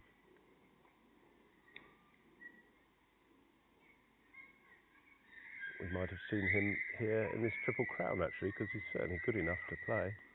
That's... Oh, I thought that was going to be caught there by Heather. England have got quite a quick... Was it Match Evans? Yes, I like the look of him. I think thought he's playing on Thursday. he was excellent. The 50s at against New Zealand at Broxbourne, I think. So have another look at him.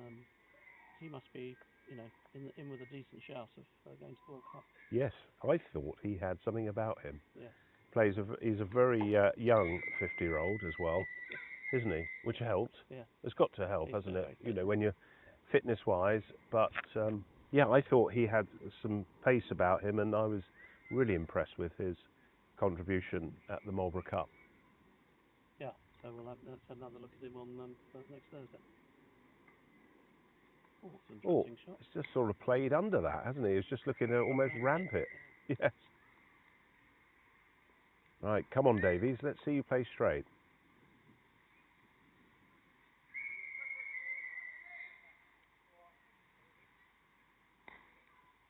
Wales need to get off to a good start here. It's been a good start so far.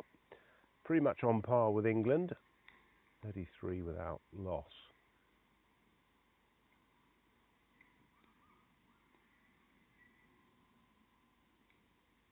Oh, and he's been bowled. And that looked on the cards, the way he was playing.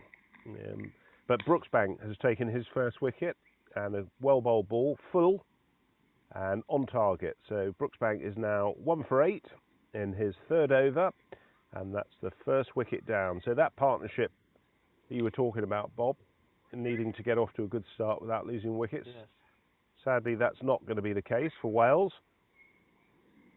Reasonable run rate to start with, which has been through Qureshi's hitting of Whiteman, but there we are. That's the first wicket down. Just see on the replay there.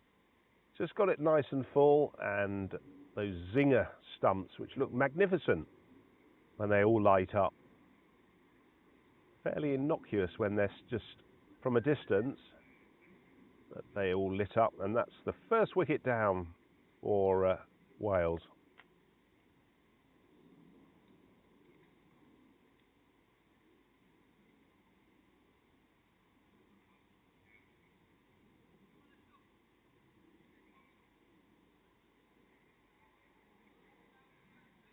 Any thoughts of England over 50s changing their kit for the World Cup? Not that I've heard of, no. I think they're... Be nice if it all matched, wouldn't it? The over 40s.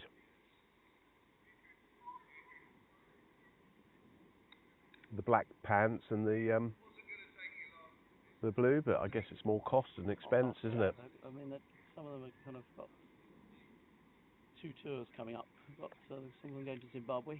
Yes. For the Africa Cup. Then they've got some of those players, not too many of them, but some of them will be also going to Hyderabad. So, as you say, a lot of costs mount up. There's a little bit of sponsorship. Most players and the officials, etc., have to find the money from their own pockets. It's not as if they're sponsored or we've got loads of money in the kitty, so everybody pays their way. So Edkins is the new batsman for Wales.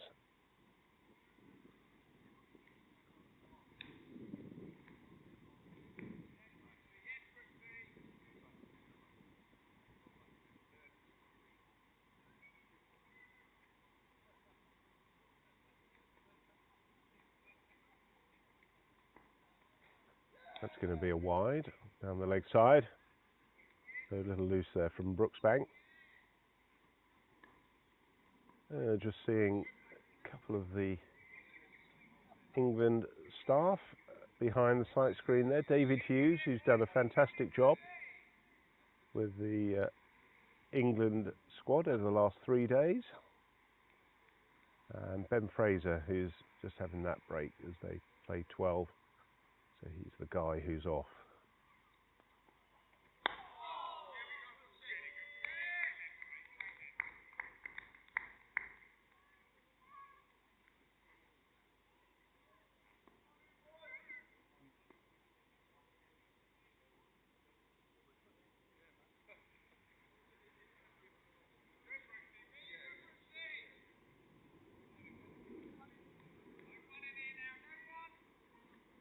See Chris Peplow giving some words of encouragement there to Brooksbank at mid-on. Oh, and that's been cracked through the mid-wicket region very comprehensively by Qureshi. Can't really work out why England keep bowling short to Qureshi, just keep smashing on the ball. I think they should have learnt their lesson by now, you'd have thought. Yes, I don't know whether they're looking for the full shot, but got to keep the ball up to the bat. This is sort of ill-disciplined bowling from England at the moment. That's better. That's better.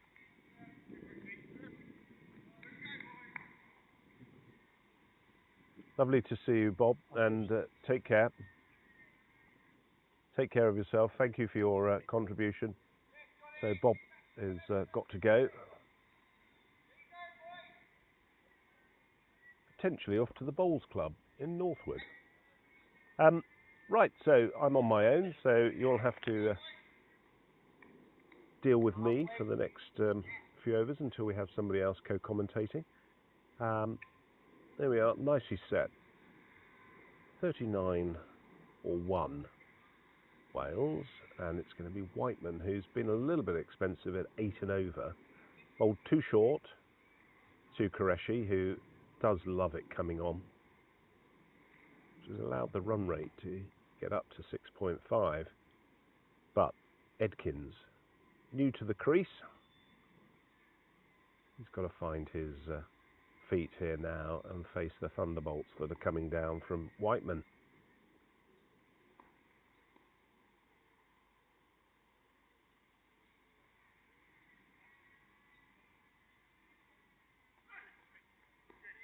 Still got good pace. Got to keep a good shape, keeping it up to the bat.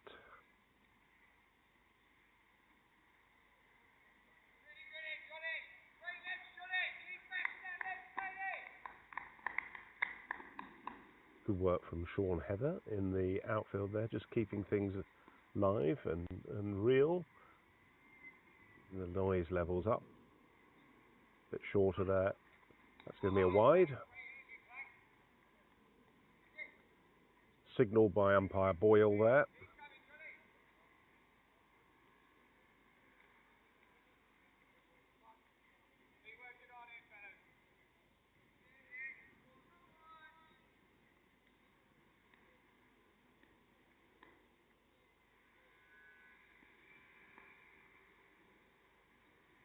That's a better length, much better length. Just getting Edkins to come forward, play that full shot, 2 slips in place. Third man, backward point. Cover, or a little bit more extra cover, mid-off, mid-on, mid-wicket, fine leg. Oh, that's a tentative little prod there by Edkins. Not getting behind the ball there.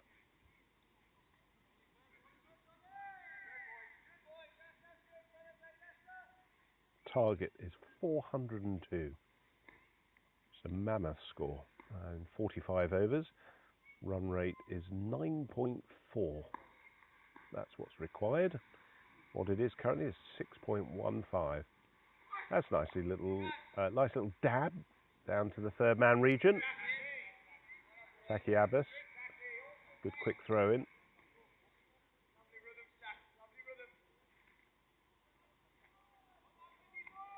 Bowled well yesterday, Taki Abbas. Great to see his leg spin employed.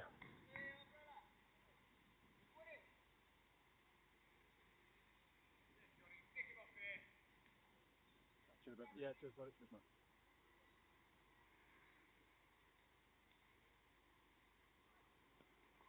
Actually just looking for the single there, quickly round. Sean Park just coming, no, sorry, Jaden Levitt just coming round there. Easy single.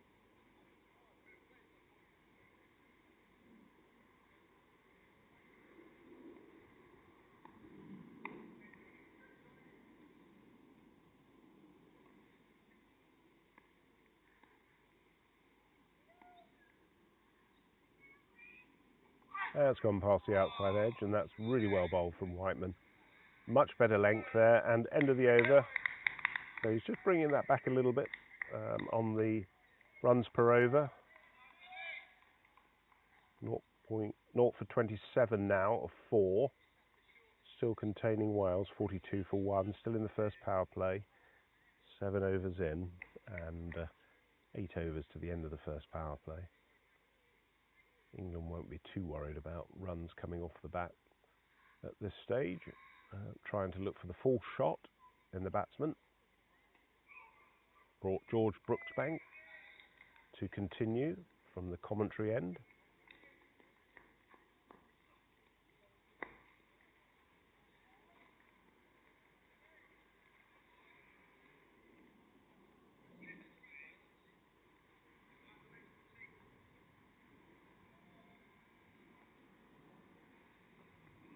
A little bit short there.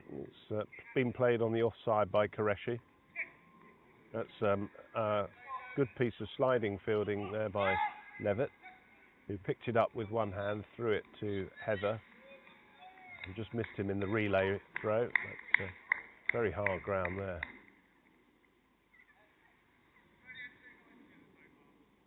They work well as a combination, those two, on the offside, Heather and Levitt.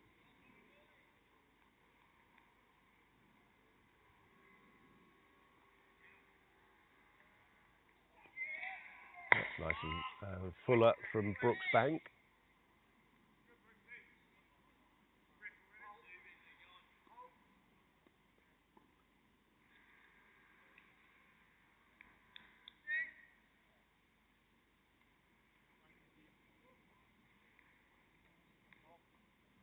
Brooksbank coming over the wicket. That's much better length. Just getting Qureshi to come forward.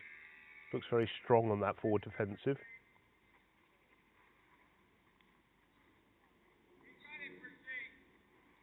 head very much forward to the ball. So he takes a leg stump guard to the left-handed Brooksbank. His little trigger movement there is just backing across. Just opening it up nicely.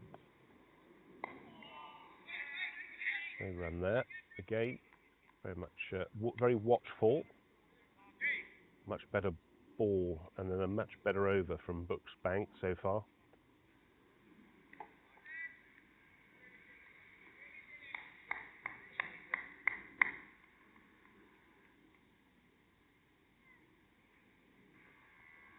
It's driven, but it's going nowhere because he's got a little inside edge onto his pad. On the other pitch, well, we've got a big appeal there, but I think it was a false appeal. Hello, Dylan. How are you? How are you, Woody? Come in to join me. We've got the one mic, but you can be heard, I believe, on the one mic. So lovely to have you sitting alongside me in the commentary. Thank you. Nice to be here. Well, I'd rather be playing. Yes. Tell me about your injury. That's something that you picked up yesterday, wasn't it? Yeah, it's obviously injuries from over the years playing football and the cricket, but it's just flared up, bit of swelling, so lack of movement. My calf, my hamstring's gone very tight as well now. Oh dear. Around it, but you don't think it's ligament? No real serious damage. Good, just good. The swelling, so I just couldn't get through the crease yesterday. So it was best to leave it. So just need to manage it really. Does that mean you're well and truly moving from the 40s to the 50s category, based on On my injuries. On injuries yeah, my body's telling me I need to move to the 50s. Yeah, I'm not sure what's going to happen. We've got obviously the World Cup. Yes, in Guyana in I know. October. I know. They're a lucky man to have you, Wales, because they've got you in the over 50s as well, haven't they? As well as Yes. the yeah. 40s. Yeah, I've enjoyed. I've played 2 games for them. I've really enjoyed it. Good. Who scored the runs for England? The runs were scored today by Darren Stevens got a very good 80, Ryan Canning got 100, and Sean Park got a very good 80. Right. Leaving Mr. Stevens as top scorer of the competition. Probably, Yeah. probably, yes. And he's certainly been a great batsman on show. That's gone down to the third man region. Taki Abbas is the fielder there.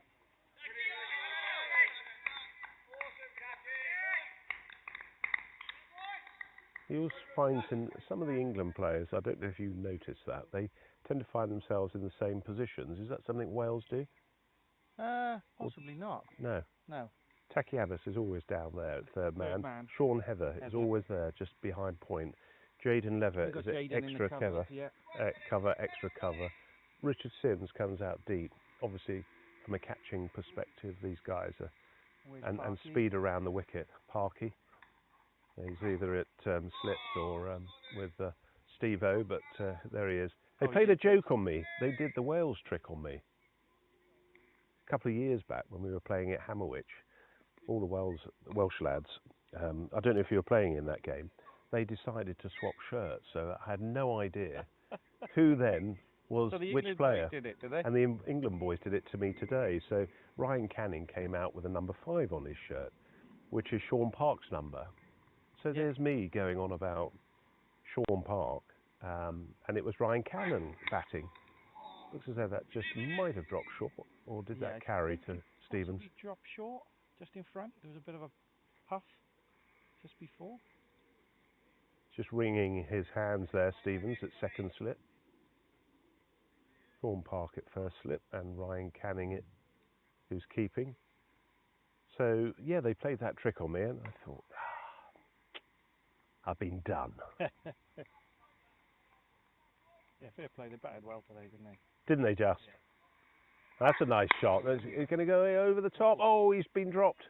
That's Iresh Saxena. He got his hands to it. 2 hands, yeah. But just escaped his catch. So 2 more to the total. That was a big wicket, wasn't it? That would have been to get Qureshi, who got 100 yesterday. Yeah, 140 batted brilliantly yesterday.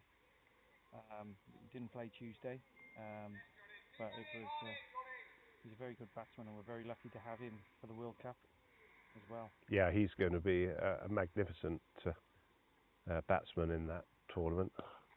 He plays straight, but he's also got that lovely pull shot. Yeah, he plays a short ball very well. Doesn't he just?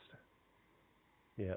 He's not a tall man, is he? No. But I know he played cricket professionally, didn't he, in Pakistan? Yes, I think he played definitely over 50 first-class games. I think he struggled a bit yesterday with the heat being out there. He had a bit of a wobble, but he got through it. Oh, got a leading edge there, and that might have been off the back of the bat, but it's going to run away for 4. So that's the 50 up for Wales. Loss of only 1 wicket. That's really good news. Qureshi's moved on to 34, and Edkins is on 3. Yeah, we started well, yeah. Yeah. And I thought bowlers today, we bowled better today than we did yesterday, even though the score, even though there was 13 overs left yesterday, but I thought the boys bowled in better areas today. Just some really good batting. You gotta, you have to take your hat off to it and just acknowledge that, don't you? Yes. We were after 7 overs, it was 37 for 1, which is a good start for us. And then I think it was 3 overs then went for 30, and it's gone from 37 for 1 to 70 for 1, and it's. Yes, and I always got the impression, and Bob, who was with me, got the impression that we were just waiting for Darren Stevens to start teeing off, and he did. But when we got Darren, I thought, because one time it looked you would get 400. There's a shout for LBW there, but no, Patel is not convinced by that. And then we got Darren, and I thought things might slow down, but actually It's almost accelerated. Yes, Um, they did, and there's Sean some good coming in. hitting. and well, Wow. hit it everywhere really. It's just reverse sweeps as well. You know, with your bowls. Well, I'm sure there was that going through the minds of the Wales bowlers, and also on the fielding as well. That's nicely played down through the third man region. Just opens up the field, doesn't it, so much, and then it seems to be runs at will. Well, you've set a field, and then he plays that shot, so you're thinking you've got to move that. So you're just taking. You're moving around players. Moving around all the time. Yes. Yeah. Yes. But he does do that very well. Yes. Some days he comes. Some days he doesn't come off, but a lot of the time he does come off. Yeah. But for me, one of the shots of the day, and I think we've had some magnificent shots today, was that reverse hit from. There's another run off Sean at the back. my boy said that was the shot of the day. Yes. The last ball of the innings. Yes, I thought it was as well. I totally agree. Yeah. Unbelievable, and he middled it as well. He did. And completely middled it. Quite a long boundary. Yep. You know, out there. 70 yards. Yeah. It's 30 to where the fielder is now, so it's a good another 40 yards on from there. So, and that was still past the boundary rope. So a good 75 yards. But do you remember when he played, as that went down the leg side, he played Wales and he got 100 at Hammerwich a couple of years ago. Yeah. Oh yeah, I played in that game. And he hit a 6 off the last ball, didn't he? Into the tennis courts around that bottom part of the ground. He scored 100 off 44 balls, I think. Yes, it was. Yeah. Yeah, it was. Yeah. Yeah, it was amazing. Yes, I was bowling at some point. One of the quickest hundreds I think there has been. Yeah, I think it was. Yeah. Because I think that Ben or Fraser. Ben Fraser got a big score as well. He got 135. Possibly. Correct. That's correct. And we thought his was a quick 100. And then Sean come in. It just shows the destructive nature of these batsmen. I picked up Darren Stevens' bat today because he got man of the match and we presented that to him for the first day. Brooksbank is driven, no run there. Chris Peplow is at mid-on. Wasn't a heavy bat, long handle, shorter blade, but the timing is therefore all in the man in terms of the strength of forearm strength and the power through the hands. Yeah. The quick hands, you know. Incredible. Strong. Yeah. Hits the ball so sweet, right? Like he's got different gears, mind, doesn't he?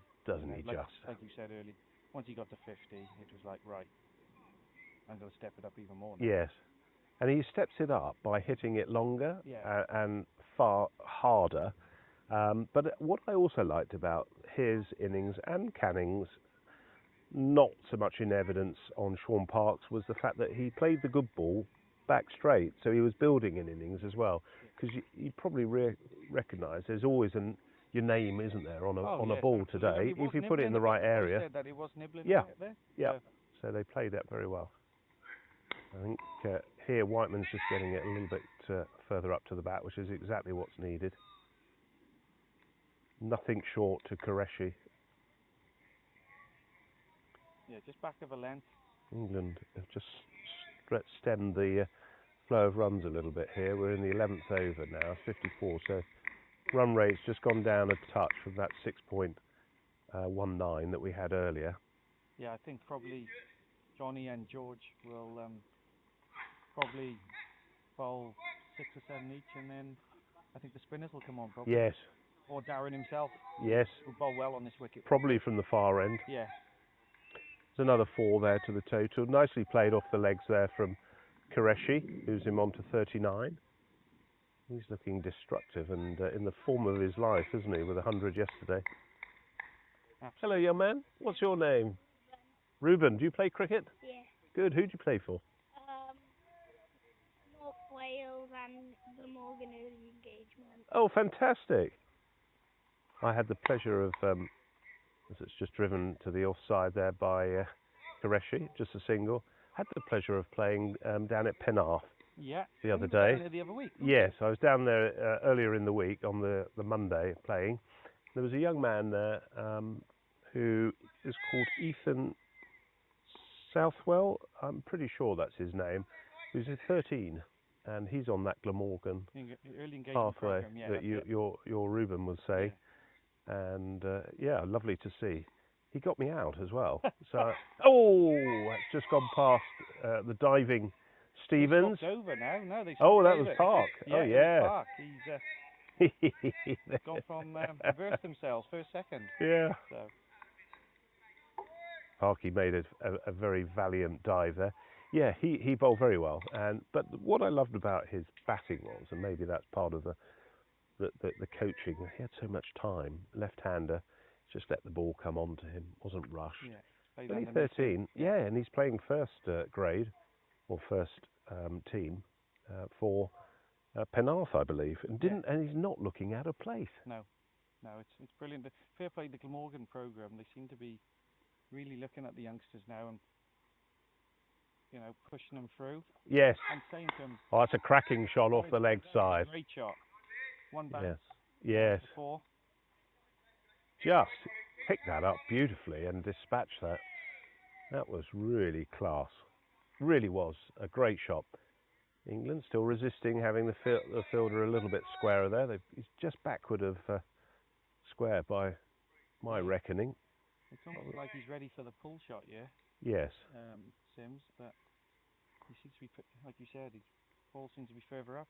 He's played that beautifully. There's fine margins, aren't there? Because that could have easily sailed towards Richard Sims there. But that one's going to come down our way. George Brooksbank.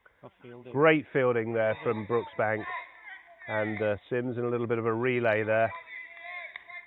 Fantastic fielding there from George Brooksbank.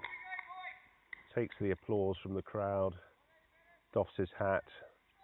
And he's looks as though he may be coming on to bowl. Yeah, he's, what are we, 11 overs through, are we? We are 11 overs through, 65 for 1. Good start by Wales. Edkins, I don't know much about Ben yeah, Edkins. Well, Ben, he plays at Landusell. He got 100 on Tuesday. Been quite emotional for him getting 100 because he, a game I was playing with him last year, he actually broke his leg in the game taking a catch. Okay. It was horrible to see.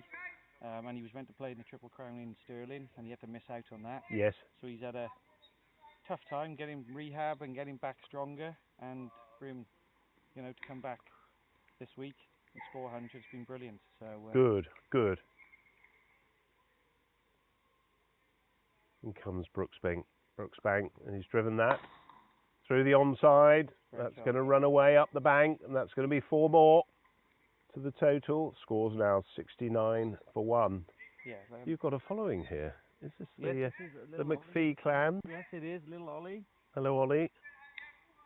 Hello. Are you a big fan, you two lads, Ruben and Ollie, you're big fans of cricket, aren't you? And your dad as well? Yeah, they're both left-handers. Really? Where's that come from? Batting? Yes, Batting, yes, left-handed? What do you bowl with, your right arm or right arm? Yeah. Okay. So you bat left-handed, I bowl left arm, bat right-handed. Yeah. How about that? Yeah. And I noticed that Sean Morris, who I didn't know bowled slow left arm orthodox, bats right-handed, doesn't he? Yes. Usually opens the batting for Wales, but he's batting 5 today. Okay. What's the thinking there? Not sure. JJ opened. Okay, we've got a little bit of a drinks break here. Qureshi's just looks as though he's feeling the heat a little bit. He, as I said, he had a bit of a. Just gesticulating. I was too. Sorry, Stuart Felstead, who's going to come and have in about 20 minutes some commentary. No, it's okay. He'll Stuart's. We'll split it up. It's nice to have a little bit of downtime, and we can have a chat. Yeah, Atif yesterday he had a bit of a 1 point, a bit with the heat. He got a bit dizzy, so. Oh, okay. Yeah, that's good. He almost come off yesterday, but he got through it and then kept going. Yeah, good for him.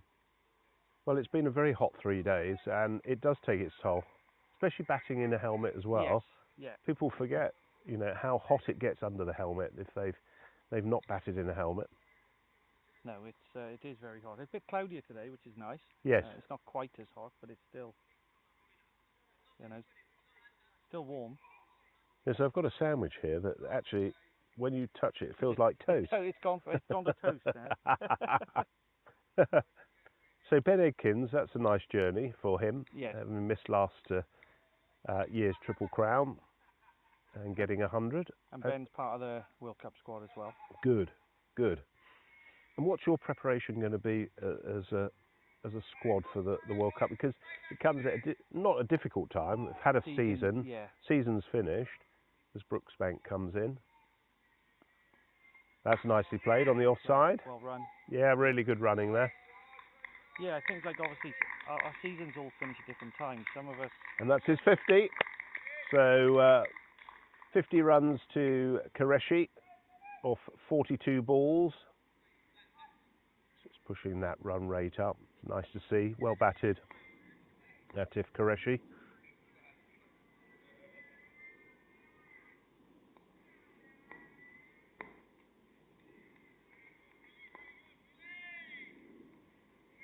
That's going to be a wide, I suspect, and it is being called as a wide. There we are, 47 minutes, 119.05 the strike rate. Qureshi's at 50, batted superbly well. Yeah, like I said, for the preparation, everybody's season finishes at different times, I think, because some of us almost middle of September, others end of August. So I would have. Oh, that's robbed it off the bat. That's going to run very, very close to the boundary, if not meet it. And that has done that, despite the very valiant effort there. 100% effort there from Richard Sims. Whose legs are up against a tree at the moment. Oh, is he okay? Hopefully he's okay. That's very hard, that part of the ground out there. And yeah, no, there could be some bruising there. One of the England over 50s players, Roy Smith, was playing up at Scarborough for the over 50s against New Zealand actually, and they went for a one-handed catch and dived, hit his hip on the ground, and a whole of his side was bruised. Yeah, really got to be so careful. The ground is rock hard, isn't it? Yeah.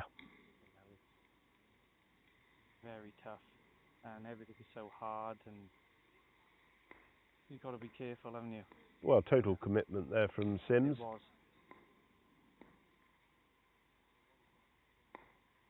England chasing this wicket of Qureshi, but Edkins is facing. He's played that nicely through the mid-wicket region. They're looking for 2, but is it decided against that? That's very wide. I think that was a good decision. Yeah. Good throw there from Jaden Levitt.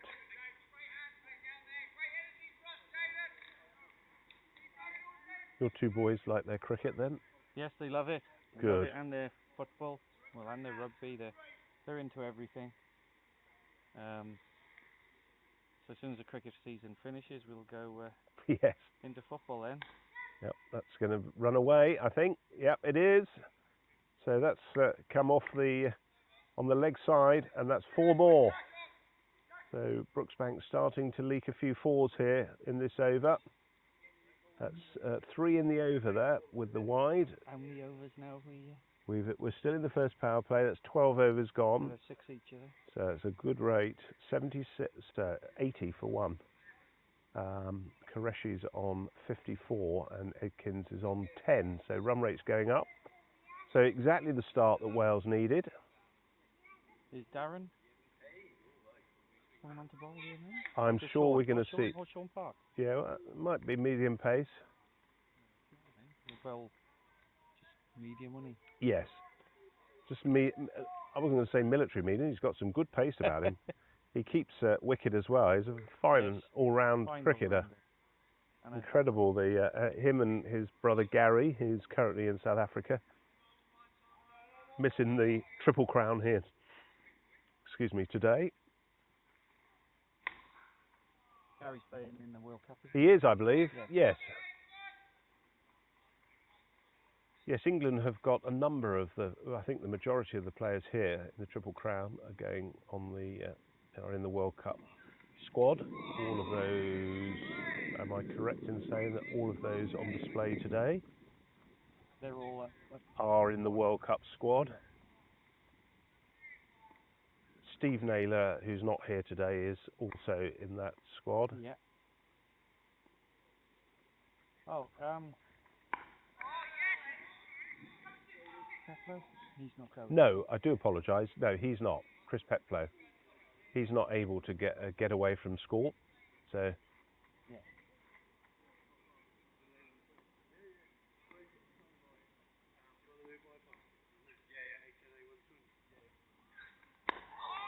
On the spot straight away here. What do we have as score on the other pitch, Ruben? 5 overs, 3 wickets down. 3 wickets down. My goodness. Not a good start.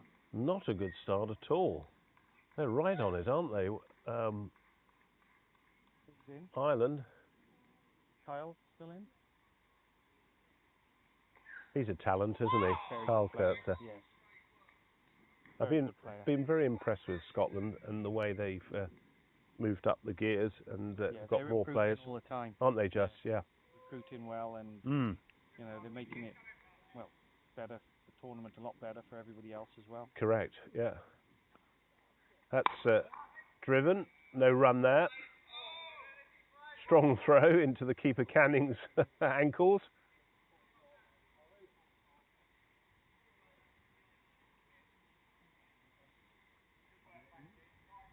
What's up? Oh. Got some company, have you?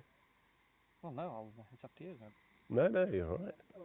Oh, that's great take. Yeah, but it's given as a wide by umpire Boyle. Wind has picked up, yeah. So we were saying about your preparation, other than obviously the season's finishing, are you looking to have any little get-together? Some indoor nets, yeah. Just keep everything ticking along and a few fielding sessions. Yeah, perhaps find some players we need to have a bit of a rest as well, end of the season. Yeah. A couple of weeks off. Yep. Get the body right. A little bit of a holiday, maybe, for those that can. Yes. Kids will be back to school then. Yes. That gets the old slap on the thigh, doesn't it? Damn. Right. End of the over. 13 overs gone. Well, we've got a couple of options here. I think it's going to be Taki Abbas, with his leg spin.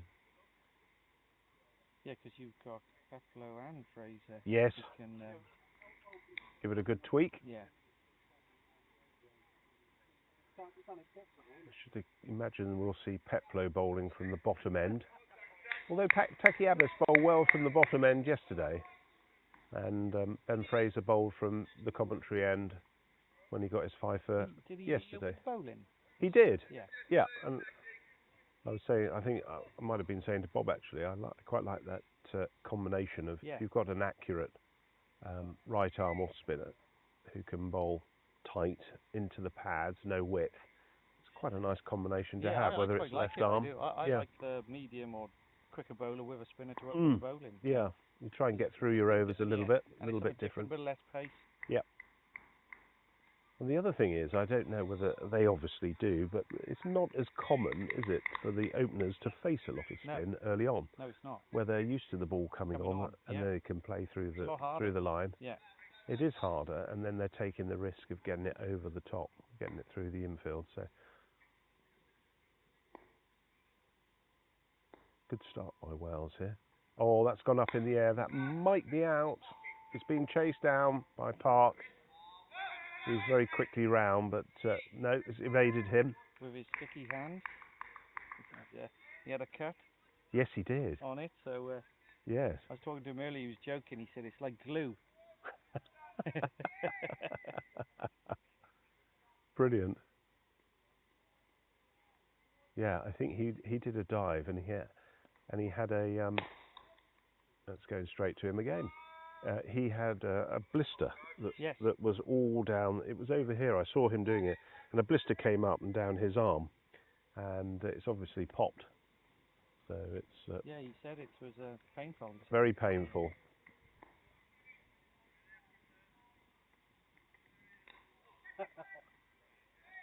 Pump ball there.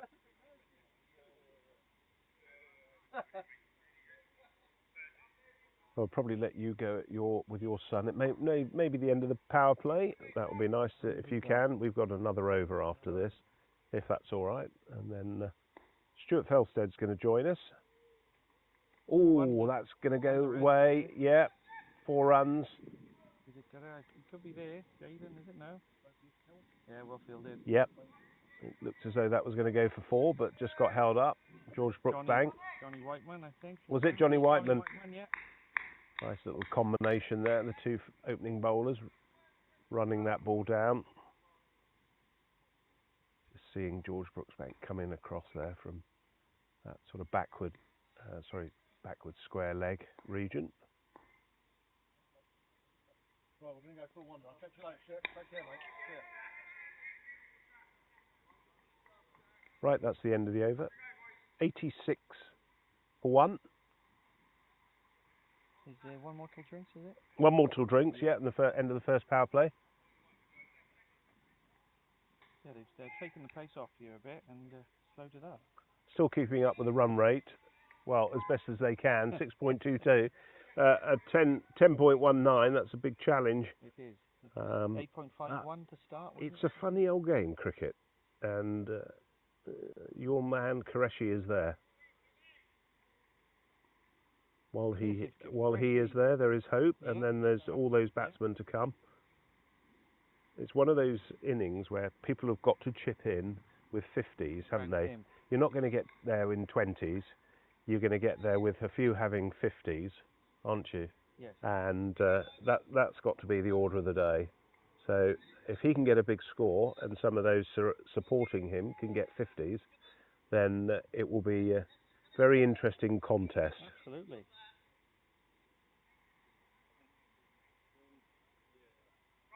Ben Edkins is on 14 now. Qureshi's on a very good 55 off only 44 balls. Yeah, Ben's done well with him, hasn't he? Got the ones. A little bit of a false start there from Sean Park. Okay. Yes, I think he's got that sticky hand, doesn't he? That sticky hand, yeah.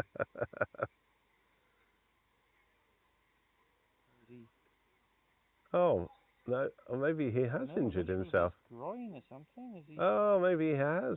Yeah. Yeah, I thought there was. You thought there was a few problems there. Skipper there, Stevens, just going. No, he's noticed that. Did he? The groin, I think. I don't know how he could have done that in that run up. Maybe that was when he was fielding and he was running out to that ball. He was pointing then, wasn't he? Over. Was he? And that maybe is it. And he's going to have to go off. So after that very fantastic batting innings, sadly he's going to have to go off. Hopefully, and I do hope sincerely that's nothing serious for him. Maybe get some work from the physio. Yeah. The physio's been good? Yes, he's been excellent. I've good. been there 3 days. You've been keeping him busy. Yeah. Fair play. He's been excellent. I think as talking to him, each day has got busier and busier and busier. But he certainly knows his stuff. Good. And it's great to have him here. Really, it helps a lot. Yeah. No, that's good. It's great to have a physio, almost a prerequisite for a tournament like this. I know in the World Cup, the club teams bring their own physio, don't they? And they need that attention. I remember in the South Africa 2024 World Cup, South Africa had 2 physios. Yes, well, actually, we played them the first game, and I just went across to them and said, "Any chance I can?" Jump in. They did charge me, but it was very cheap. Good. It was nice. You know, I think there's got to be a few physios out there in Guyana, by the sounds of it. Yeah, good. For all the teams. So. Oh, that's excellent. As we get older, we do need them. Yes. Well, certainly when you are you're bowling it. I think with the pace that some of these guys are bowling at, and they're pushing their bodies. Plus, they've also batted. I mean, that was a pretty decent knock running between the wickets. So, right, we've got to change. It's going to be Aresh Saxena with his left arm that's coming on. We hadn't had a ball, have we, from that over? So the ball, did he? No, so it was just the run up. So I guess that's been discontinued.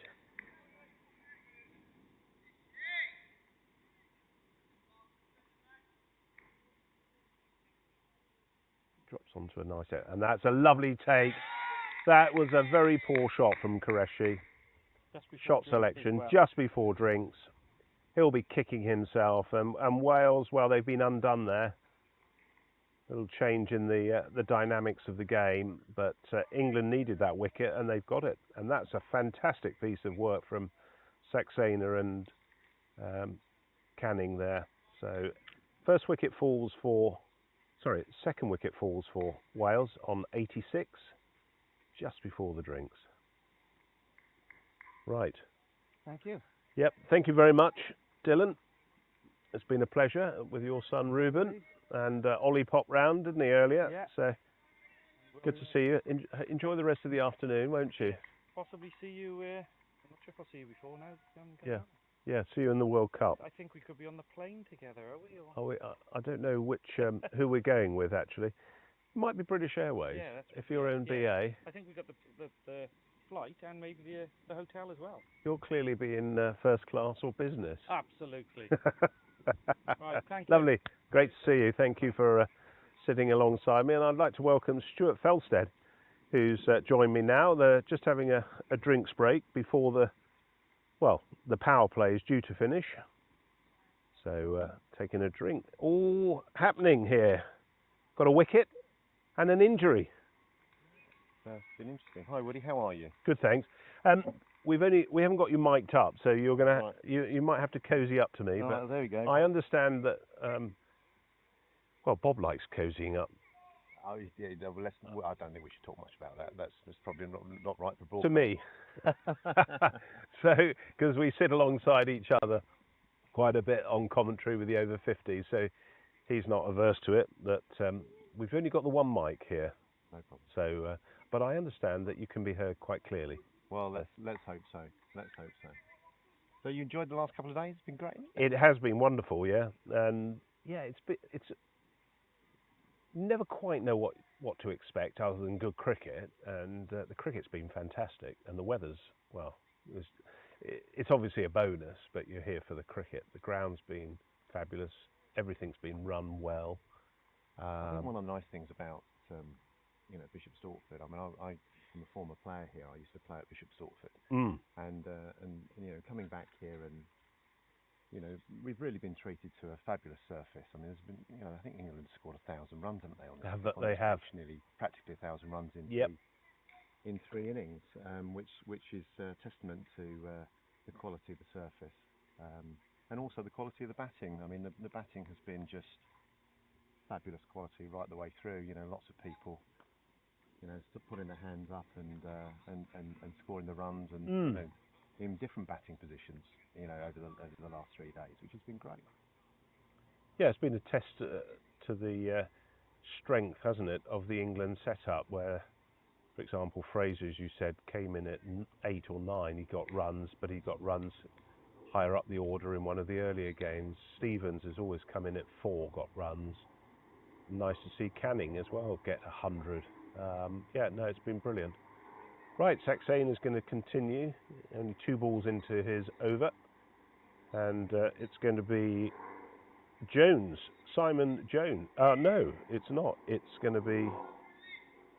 It's got me, Ross Jones. I think that's Rossi Jones. To apologise. Oh, that has done everything. First ball, that's not one that you want to get. Been impressed with Saxena when he's come on to bowl. Puts it right on the spot straight away. I think also what's really nice to see here is that there's an attacking field from England. We've got it's just one man out here, and that's great to see. They're backing their bowler. Rather it's very easy just to coast through things, and it's great to see this. A little bit of bounce there, just let go there by Jones. Yes, as you were saying, that attacking field, just the one slip, but all around or close in, and that's very sweetly taken there by Canning, who looked very assured behind the stumps, didn't he, when he took that stumping off Qureshi. We've seen those being missed, haven't we? I'm sure in the past, not by him, but wicket keepers.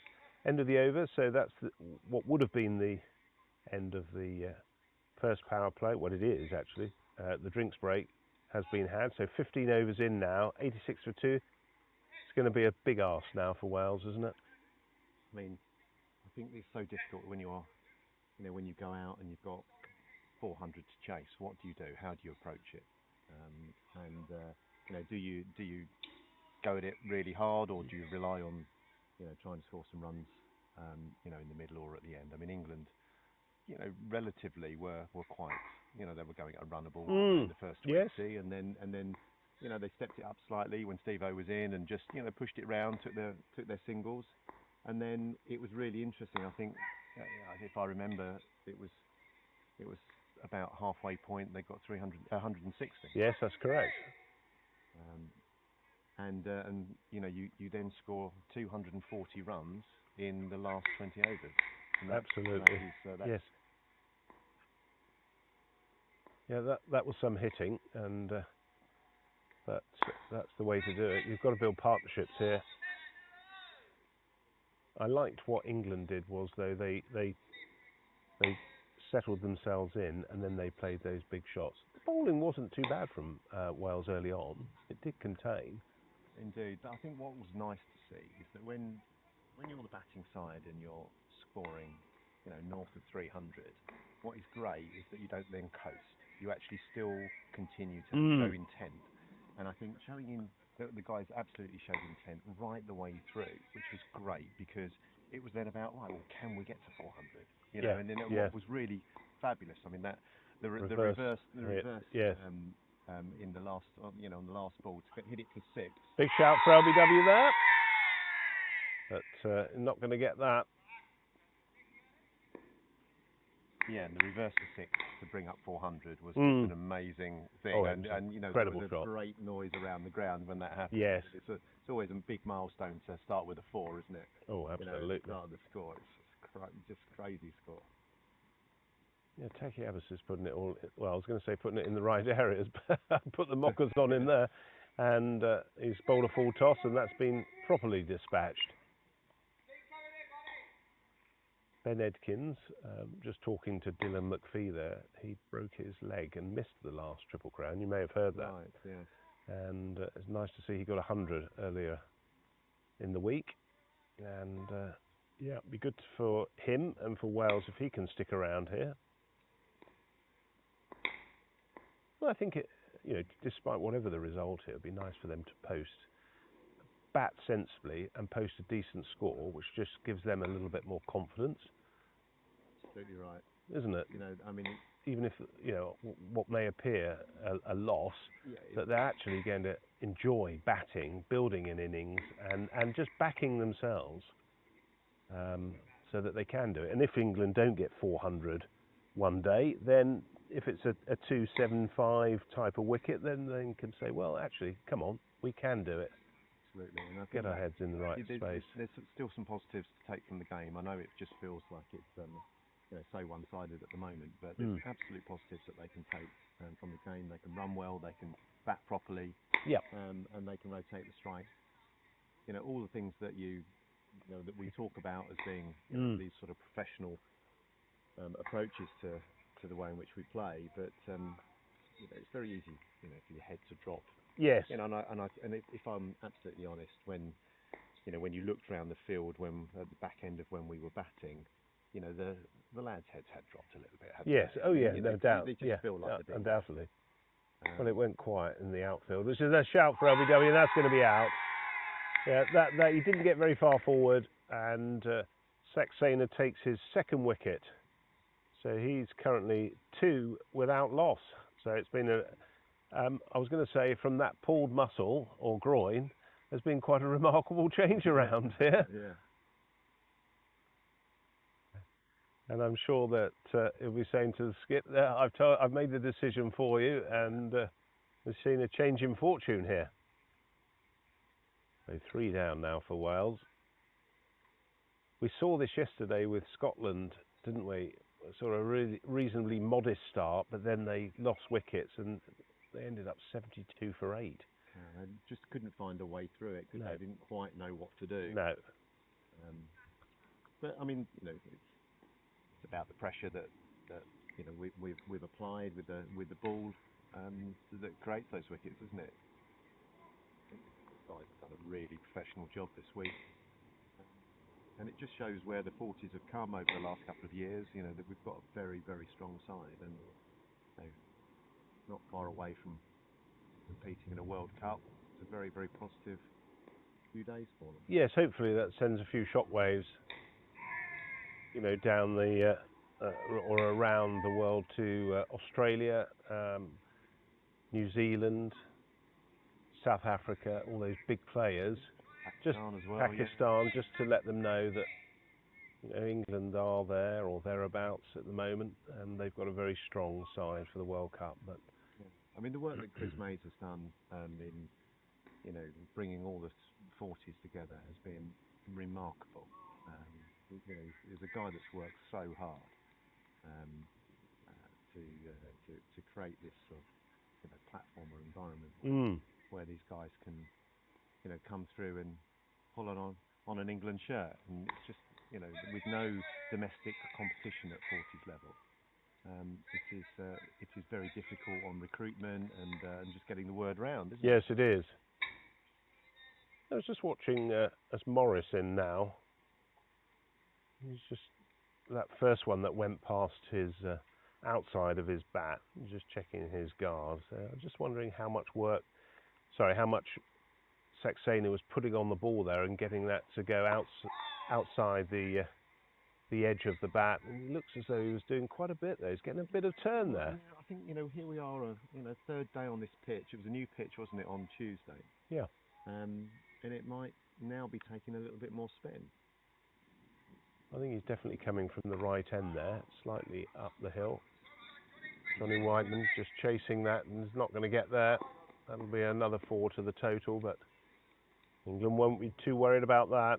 It's 98 for 3.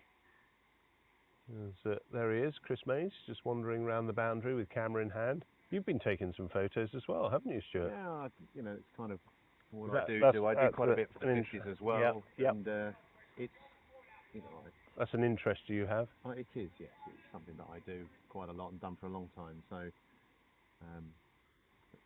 it's good because a lot of the guys, having a photograph of them in action, or actually now what we're doing is, taking lots of pictures that for the social media feeds and that sort of thing. It's all new content is really important. And, correct. Yes.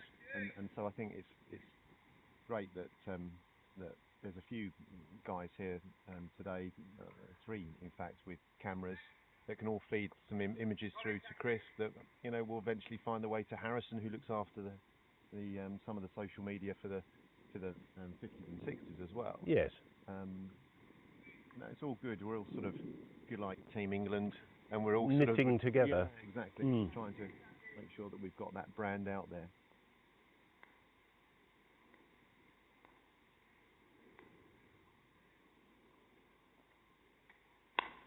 Simple little push to the offside.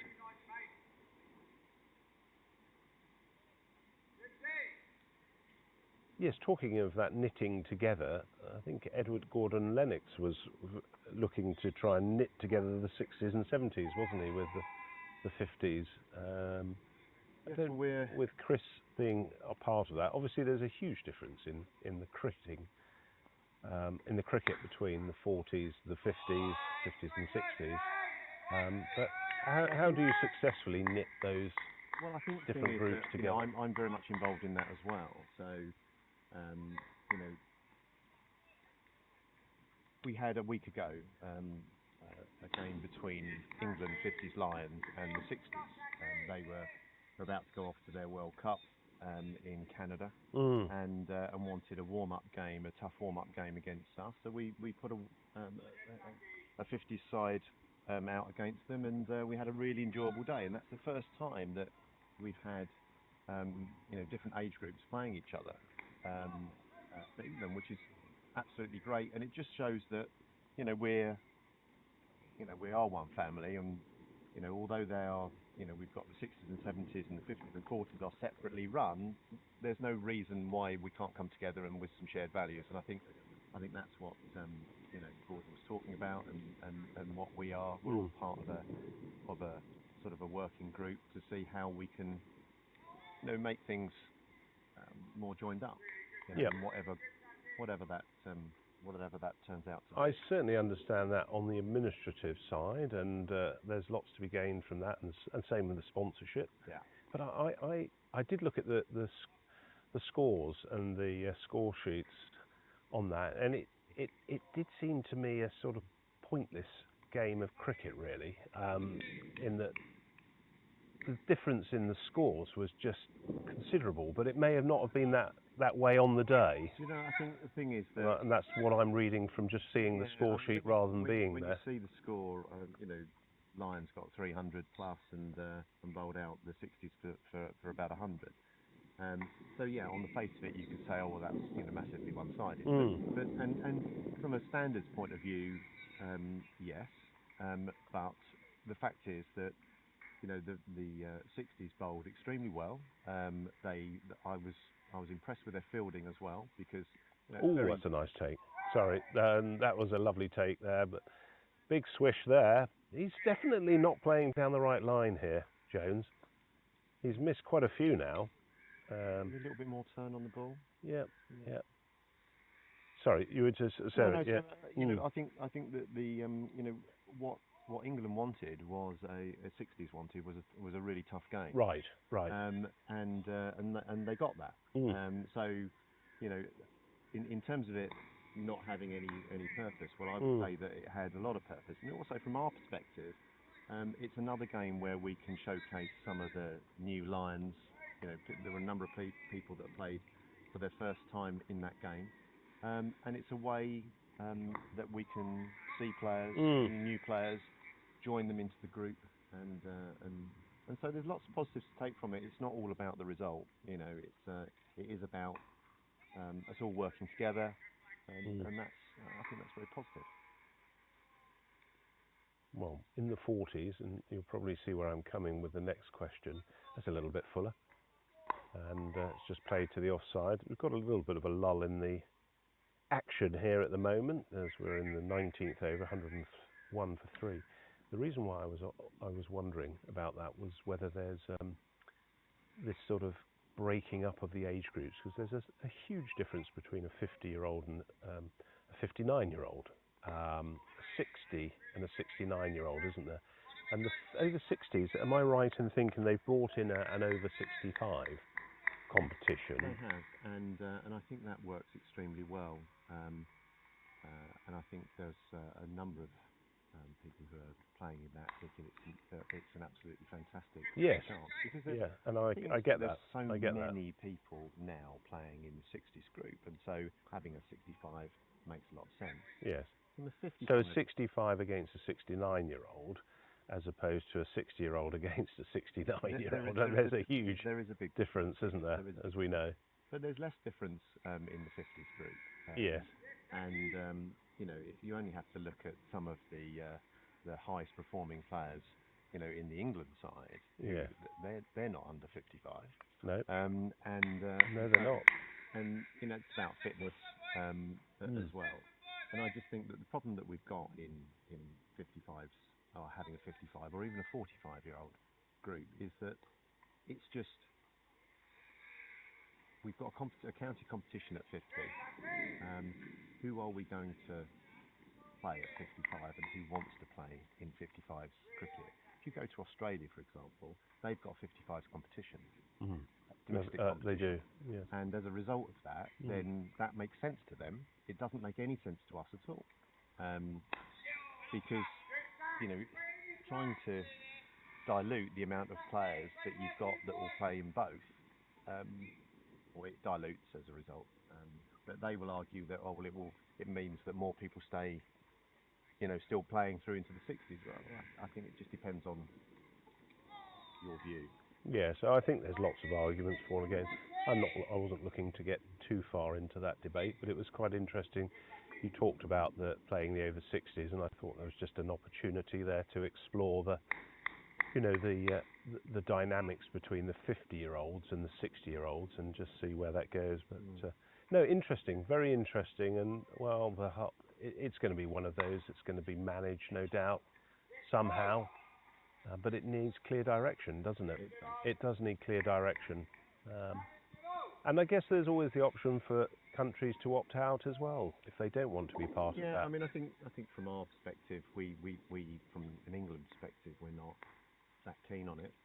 But there are other countries that are, and I think that's the whole thing. That if they do, then there's nothing to stop them playing. I don't think there'll be a World Cup anytime soon for 55. But they'll recognise the age group, and they may well put some competitions together, which is absolutely fine. And if that's what they want to do, then that's all for the right reasons. Yes.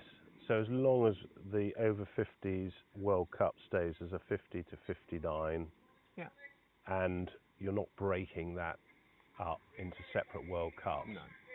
Yeah. Okay. That's clarified it on my part. Right. Nice little digression there as we move to 108 for 3 now. So not really picking up the pace here, Wales now. That's going to be out. Oh my God, I put my mockers on that.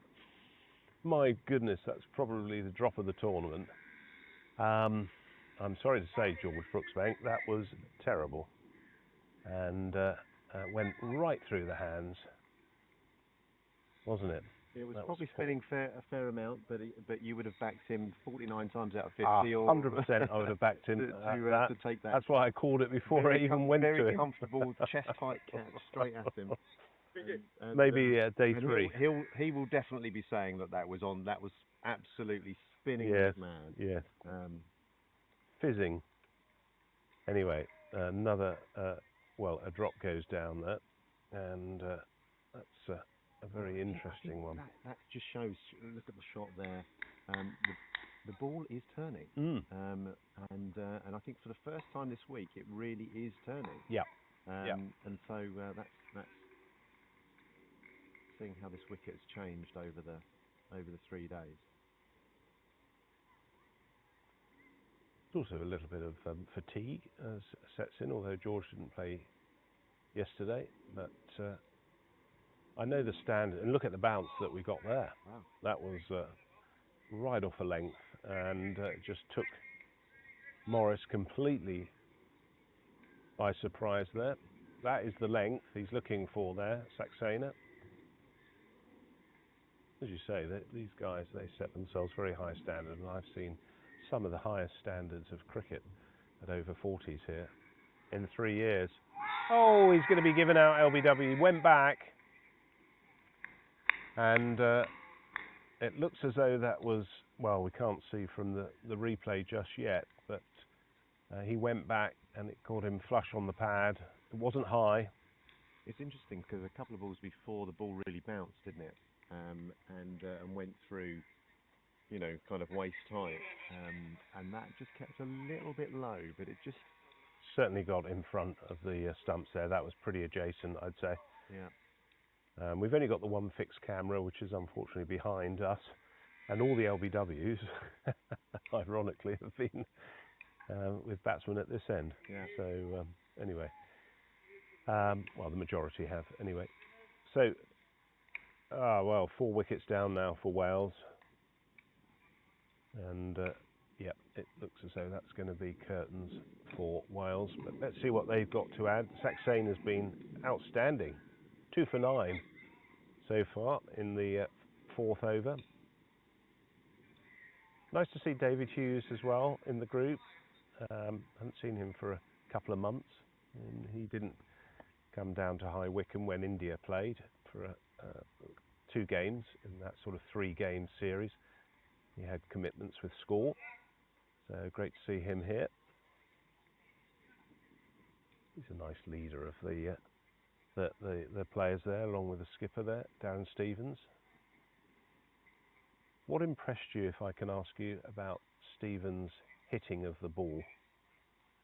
I think what you can see is that, he's a very clean hitter of the ball. So, some of the 6s he hit, they carried the boundary by probably 30 yards. Some straight ones, the ones towards the end that we're commentators on. But I think one of the things that I liked about the way he's batted over the 3 days is he's batted with time. He's just made sure he's scored better than a runner ball in every innings, but he's never been hurried. Yes. Yes. And taking his singles. Yes. Doing that professional job. He hasn't just come in and just absolutely smashed it everywhere. He's just batted. It just looks like he's batted within himself. Absolutely. And as I say, he hits the ball so cleanly. But when he does go downtown, so to speak, yes, it does stay hit. And there was a nice message that came in from Robert Daniels, 902, through the YouTube account. As a Kent supporter, I am so happy to see Darren Stevens playing. He looks good enough to play for Kent, and I wish him well. That's a nice message of support there, and I wouldn't disagree with that, Robert.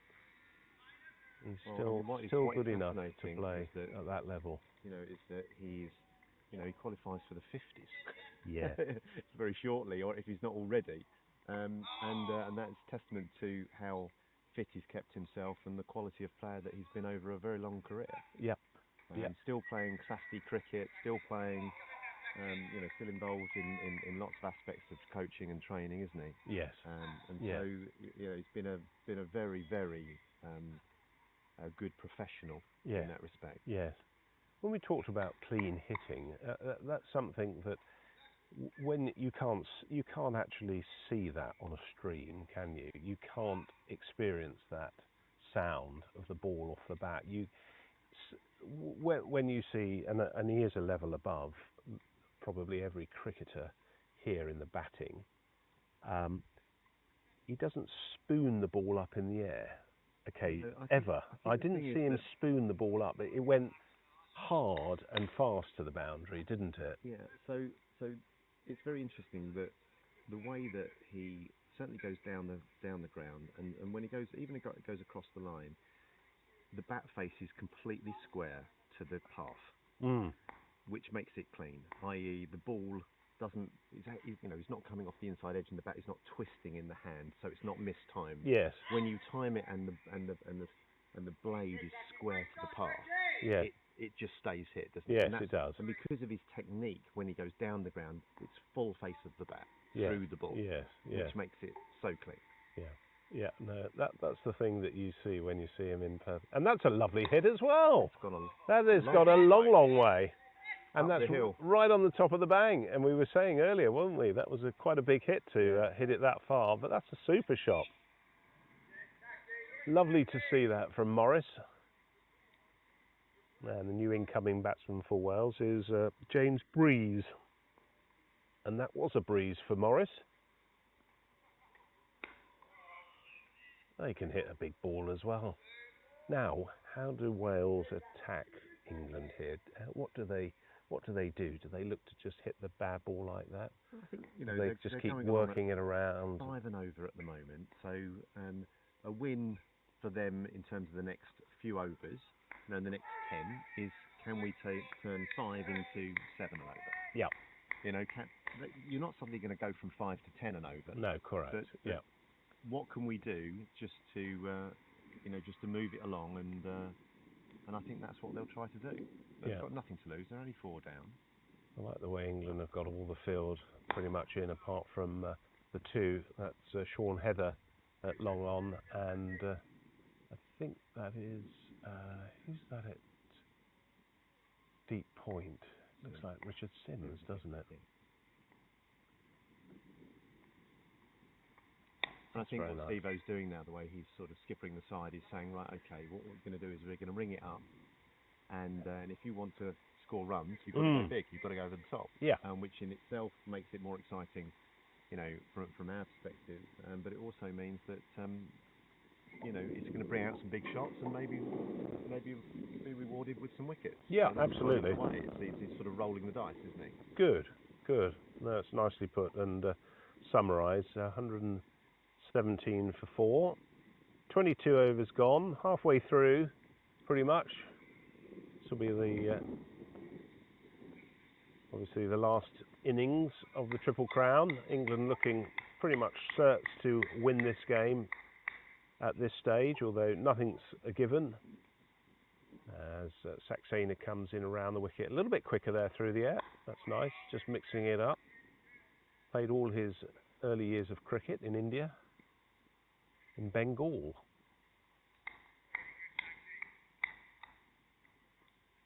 Got a nice action there. Comes through. He's a very nice lad. I was talking to him earlier, you know, he's a very, very tidy, very tidy. Quietly spoken. Yes. Lovely, lovely guy.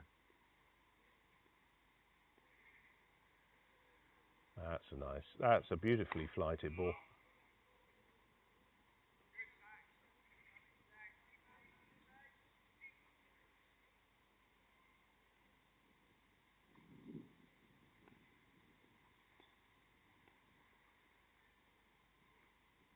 Oh, little edge through the third man region. Johnny Whiteman, I think, is just chasing that down. He's still got great pace, hasn't he? Yeah, for an opening bowler. Absolutely. He actually quite surprised me that that he's still getting it through. Bit like Matt Jevons, who I was very impressed with when I saw him at Marlborough College. He's got something about him on the pace front. Well, yeah, I mean, Matt would be a bit quicker than him. Matt is probably, as it stands at the moment, certainly from my experience, the quickest over 50s bowler in the world at the minute. You think a bit quicker than Bakari? Oh, he's very much quicker than Bakari, yeah. You know, but Marlborough, when it was quite noticeable. Oh, okay. Yeah. I wasn't there on the last day, unfortunately, when England played Wales. Yeah, it was quite noticeable. And he bowled extremely quickly in the game the other week. And he'll get another opportunity to play, I think, in one or two more games this year. Good. And it's great to see someone with genuine pace. You know, who's as a 50-year-old putting your body through that is a lot, and you've got to have good fitness. Well, you've got to have the fitness, haven't you? Because what you don't want them doing, breaking them down, and then breaking down. Yeah. So no, I was very impressed with him. I was very impressed with Paul Dover. I thought he bowled very well. He's got that sort of nagging type of Darren Stevens pace and length for 50-year-old cricketers. Yeah, he has. And he's very fit, isn't he? He keeps himself very fit. I think one of the things about Paul is that he's a great fielder. He's a lovely lad, another really lovely lad, but he's also an excellent fielder, and also useful coming in with the bat. Yes. You know, he correct. He does like to get after it, which is always a nice thing to see. Heplow looks as though he's keen to get on and have a bowl. Probably got over the red wine of last night, had a couple of glasses, and he's been pushing himself around the field a lot. I've noticed that, running from mid-off to mid-on as the right and left-hander combination kicks in. We went for a very nice meal last night at Piccolo in Bishop Stortford. Right. Some of the Welsh lads were having a drink, and the Irish lads were out having their meal as well. Oh, very nice. A nice team meal. It's one of the nice things that when you have these sort of festivals or whatever, these series that the teams do go out. I know when we were in Marlborough that it's quite nice to go out in the evening and have a meal, and the other guys and the other teams are all out, and it just adds something to the whole experience. Very much so. Yes. Sean Heather's just going to collect that, coming around from the long on region.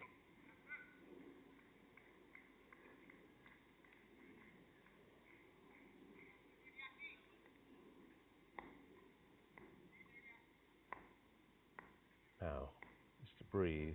Oh, it's is that Morris, the bigger lad? I think it is, isn't it? Looks like he's struggling as he's running. Looks like he might have pulled something. I think he might have to go off. That's a 4, and that's gone down fine. Looks as though he is struggling. Yeah. Looks like a hamstring. Yeah. Is he going to go? Are they allowed a runner in this competition? I'm just thinking what the rules are. I'm trying to remember what the rules are there. He's not looking for anyone at the moment, so Morris was facing there.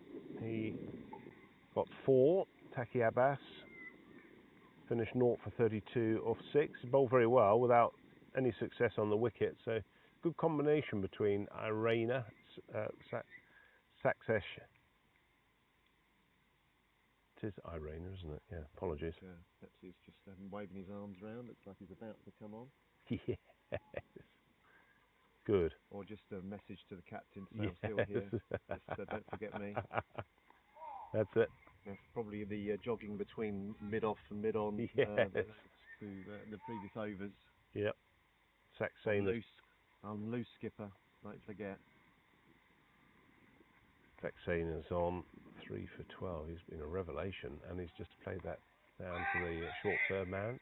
Brooksbank is the man.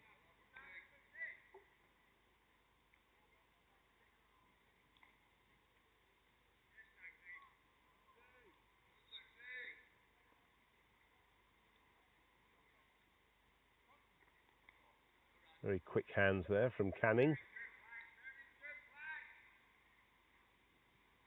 So to the left-hander, just the one man deep at the moment. As you were saying earlier, Stuart, trying to get him to hit over the top, hit through the gaps, play those shots. I like a little leg slip as well. Short mid-wicket. Yeah. I really like that. Yeah, just there. Show, we've got a short mid-wicket and we've got a more of a conventional mid-wicket, but they're very, very straight. And obviously they've worked out where they believe he's going to hit the ball. Hit it, yeah. Now that's a full toss and that's dispatched. So an unusual ball from Saxena, but one that got dealt with the full treatment. Tried to bowl it with a little bit more flight and just paid the price. Little leg slip there as well. Johnny Whiteman in there.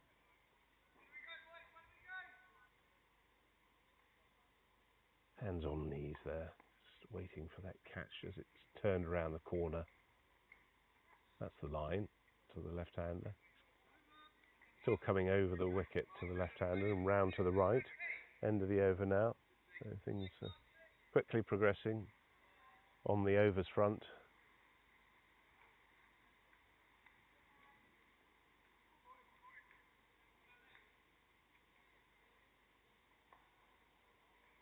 Any twirling of the arms there from Peplow yet? Yeah, well, I think he's sent a message to his skipper, but I think this is Sims going to come on now, isn't it not? Yeah, Richard Sims. Yeah.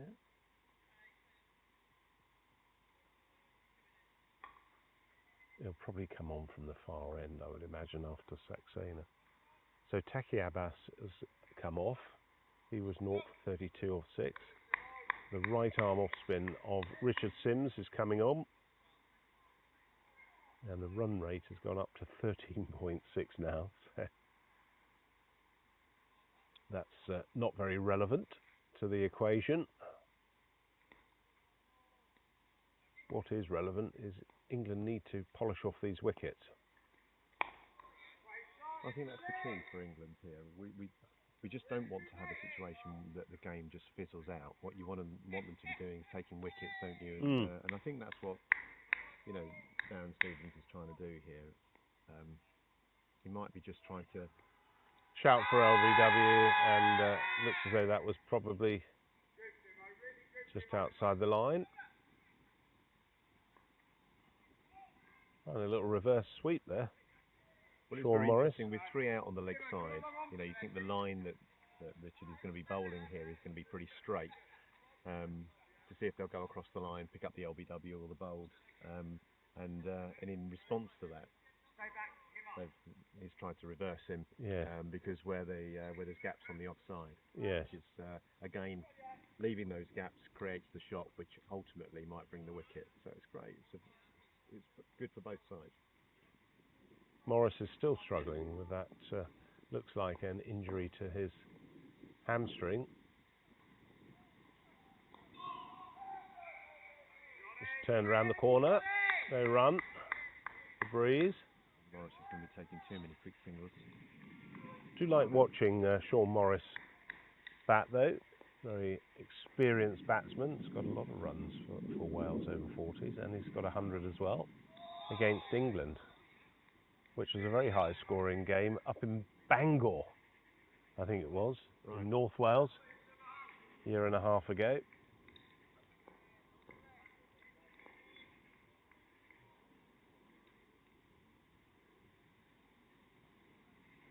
Driven. So they looked as though they've just reinforced the slip cordon with an extra slip there, England. The Peplow's just getting warmed up. Oh, the 23-yard ball. And out there, George Brooksbank safely pouches that.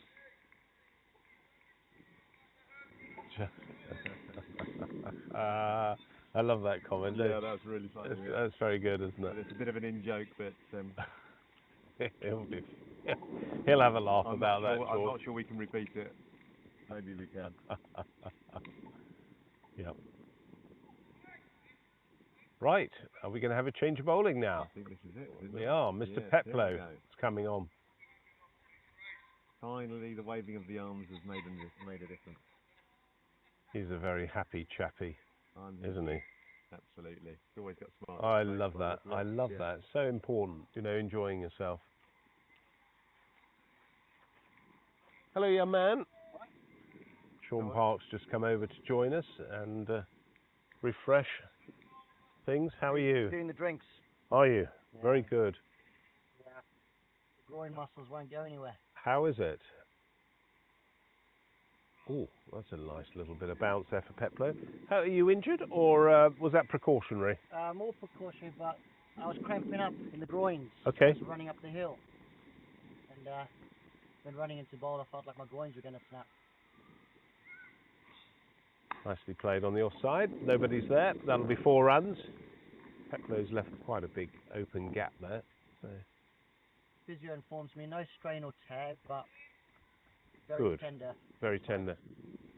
So best to be on the safe side. A little bit like Dylan McPhee today, who's not playing for Wales.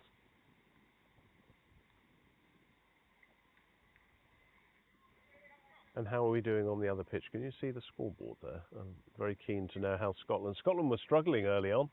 2 for 3.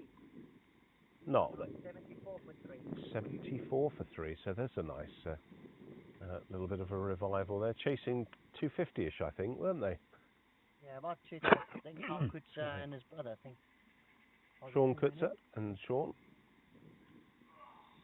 Well, we won't be too happy seeing that ball go back out to the field of that. Sean Heather. Very good arm. Throws that in. Low to Canning.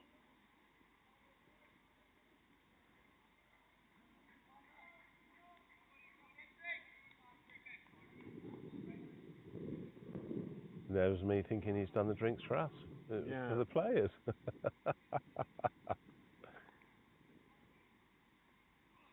That's better. Yeah, that was better from Peplow.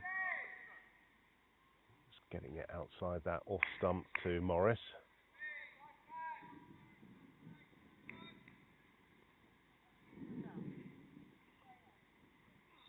Another really interesting field set here. We've got someone behind 45 on the 1. Which is George Brookbank, and then we've got deep square and mid on. So there's lots of space here on the leg side. So just looking to open him up. Yeah, just looking to take, wants to see if he'll get picked up and then go across the line. And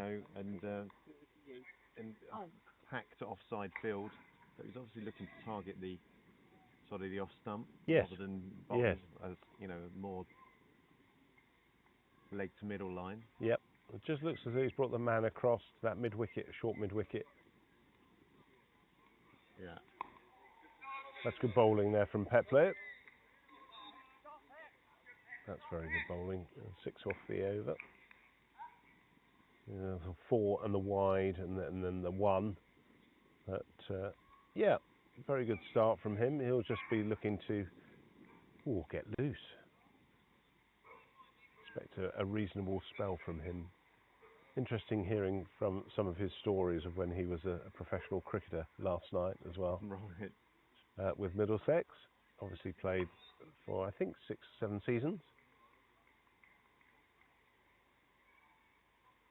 And he's very good on commentary as well. I think his dad's listening in as well, so I won't be able to say too much. Sorry, Dad. Dad Peplow. Yeah, he follows Chris, and that's great to hear. Sims to continue. Forward there from Breeze.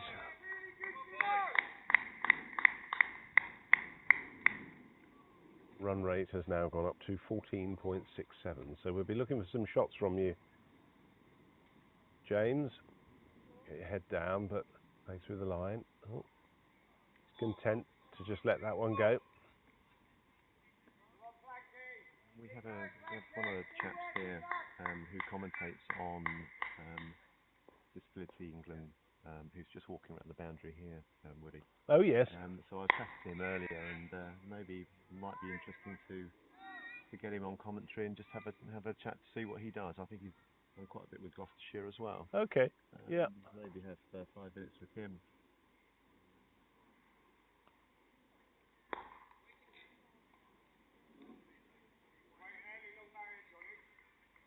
A little bit of a lull in the proceedings here.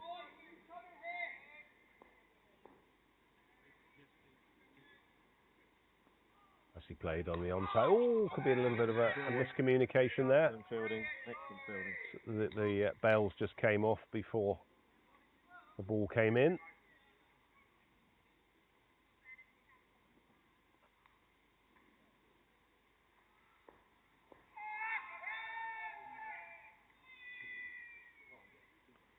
Nicely driven there. Right, well the score's moved on to 138 for 4. That was good bowling there from Sims. Only, well, I think it was a maiden actually in the end. So he's 0 for 1 off 2. Morris is on 24 off 31, and Breeze, well, he's really sucking up a few balls here. He's on 11 off 22. So they need to make a decision here, Wales, what they're going to do, because they're 28 overs in now, 17 to go. They're not going to get the target of 402. What is interesting is that the run rate's now dropped below 5 overall, whereas it was sitting just over 5, and actually in this spell, this last 5 or 8 overs, certainly the boundaries have been cut out, haven't they? Yes. I can remember one bad ball that was... oh, that's hit. a lovely shot from Morris. That's what we want to see. Well done, Sean. As soon as we say there hasn't been a boundary, then there is one. Yes, that's it. That's great to see, actually. I like that. A little bit of inventiveness there. Well, they've got to use this as an opportunity, haven't they, to score runs as well. I mean, they can all stay there and not score runs, I'm sure, but that's not going to be the objective of the exercise in the World Cup, is it? Well, I'm sure everyone, regardless of what team you're playing in, you're playing for your place and your batting spot in the side, and you want to showcase as best as you possibly can, don't you? Yes. Bump ball there, and I don't think it came off anything anyway. He's struggling a little bit with an injury here, though, Morris. I don't think he's getting down very easily, as we can see there from the... He's just trying to clear that left leg, isn't he? Yeah. He hits that shot through mid-wicket. He went large Yeah. up the hill, didn't he? Yeah. At the other end. So I think that was a great shot. That boundary. Yeah, that was a really good shot. It's just played a dead bat on that. Must be very difficult to be batting with an injury like that. We've still got quite a number of overs to go. And he's got all of that. And that is a cracking shot there from Morris. A real crack off the bat as well, wasn't it? Yes, that's that sort of clean hitting that we were talking about. Wonderful shot there from Sean Morris. Takes him to 34 off 36. So still got 6 wickets in hand here, Wales. Peplow won't mind that. I think, he'll back himself against someone going across the line. It's the way the field is set up here. That's actually what he's looking for someone to do, because that's the best chance of him getting one through, bowling or getting someone LBW. Short and just played off the hip there. George Brooksbank, the fielder, just coming round. No run there. And that's a good end to the over for Peplow, but he had 10 off the over there. Good from Morris. 6 wickets in hand. Yes, it will be nice not to see it sort of just play out as a bit of a dead rubber here. Yeah.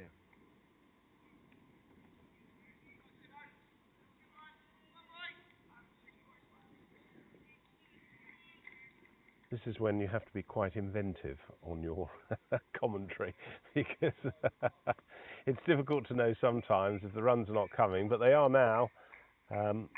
Breeze has just placed that gently, that full toss from Sims round the corner. A little bit loose there from Sims. Yeah, I think a decision's got to be made by Wales what the target is. Correct. Correct. Let's see if we can get there. And yeah. Obviously there's a long way to go, but they've got to give themselves an opportunity. Yeah. Can we get to 300? Yeah. What can we do? Yeah. And can we be the high score against England this week? That you just have that as your target. Absolutely. Whatever it happens to be, it doesn't matter. It's got to be a positive taken out of it. Yeah. No, I agree. No, you can't. No, they're not achieving anything by that. I think what I liked is Sean Morris is obviously struggling with an injury, but he's still prepared to go after it. Yeah, which is good. And that's an absolutely fabulously timed shot. That had the tree not have been there, that would have been 35 yards over the boundary.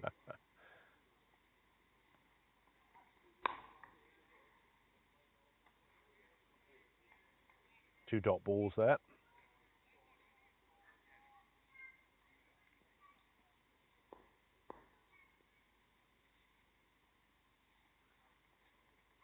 Just placed in the gap there. There's a fielder out there. Yes, might be Jaden Levitt. He's just underarmed that in. See if we've got any more messages. No, it seems to be a bit quiet actually on the messages front today. 402, Zachary Fraze. That's the target.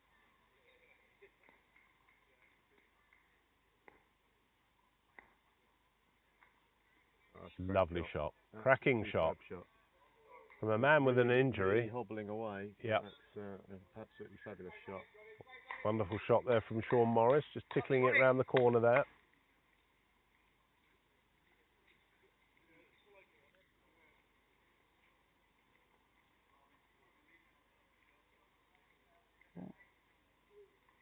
Always interesting to listen to commentators, isn't it? I know the 60s have got their commentator. Is it, you know him, Rash Mahmood? Yeah, Rash. Yeah. I spoke to him last week. Yeah. How's he getting on with his podcast as well? Yeah, it's very interesting. I've listened to a couple of them. And, good. Well, that's a nice shot as well. That could run away. George Brooksbank giving chase, but he's not going to get there. So 4 more to the total. Lovely shot there from.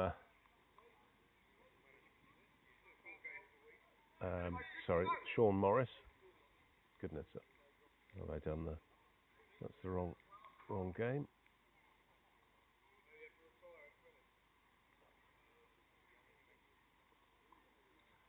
I'll just get that up again. Apologies.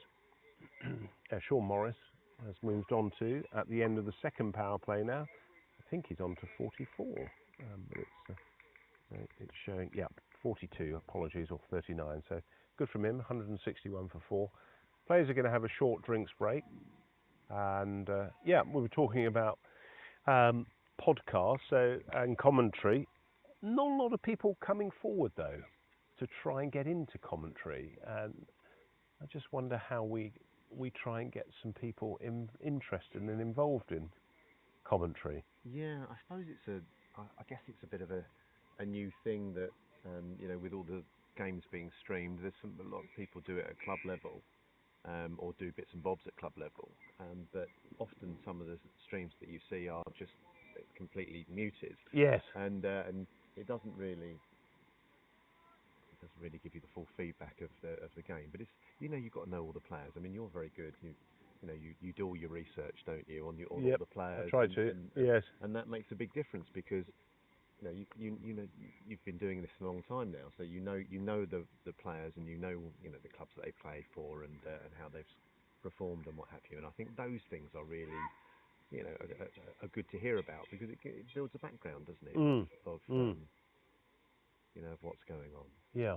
Well, when you say a long time, I've been doing it 3 years. Well, I mean,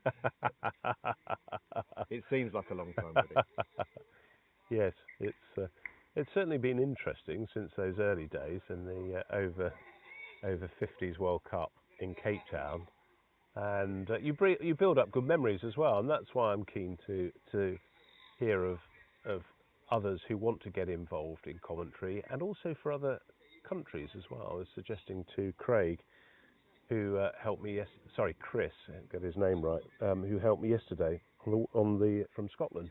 He's got a perfect voice, right, and perfect knowledge of the game in Scotland. I said, well, you could be made for this, in terms of commentary. So trying to get more and more people involved is going to be good. Right. Well, you're going to make a move, are you? I'm going to make a move, and what a perfect introduction segue for your next guest. I'll let him introduce himself. Thanks. Okay. Thank you, Stuart. 20 minutes, all right? Exactly. That'll be plenty. Hello. Hello. No, you haven't got a microphone, but I think they can hear you. Oh, hello, Woody. Hi, I'm Dan Whiting. I'm a commentator for the ECB Disability, bit of BBC County Cricket. Excellent. I've worked on the Gloucestershire stream for 5 years, and whoever pays me, really, Oh, that's good. Although I'm good. doing this for freebie, so it's not coming out of your pocket, mate. Okay, so. Oh, that's good. Yeah, lovely to have you. I live up the road and played here on numerous occasions, and just having a chat with a couple of the Welsh guys. Dylan McPhee from Bills Wells. His boy Reuben. Right. Yes. And John Davis from Radda Cricket Club as well. Yeah, lovely guys. So, it's all very friendly, isn't it? How did you get into commentary? I originally started on the old Test match sofa with Dan Norcross and people like that, Atif Nawaz and those guys. And I started blogging, and they invited me on. And biggest miracle is they invited me back a second time. That's good. Yeah, but and then I just sort of ended up doing some stuff for Essex during COVID, and it was the advent of streaming really that sort of made the commentary explode, didn't it? Yes, it did. Yeah. Yes. Right, the players are back on, and Chris Peplow's coming back on with his left arm over to the left-handed breeze. He's played at my ground numerous times, Chris Peplow, the old Walker ground in Southgate. I think he's Ealing Cricket Club, isn't he? Peplow, or he was. I think he's not playing any club cricket at the moment. Right. Probably because he's got a young family. Yeah. But you know what it's like when you've played at the level he's played at, and played a lot of minor counties as well. You want to keep that fire alive, don't you? Without doubt. And with cricket. I think it's also like an addiction, cricket, isn't it? Mm. I mean, there's no therapy for it, but once you're involved for life, aren't you? You are. He's thrown that up a little bit more.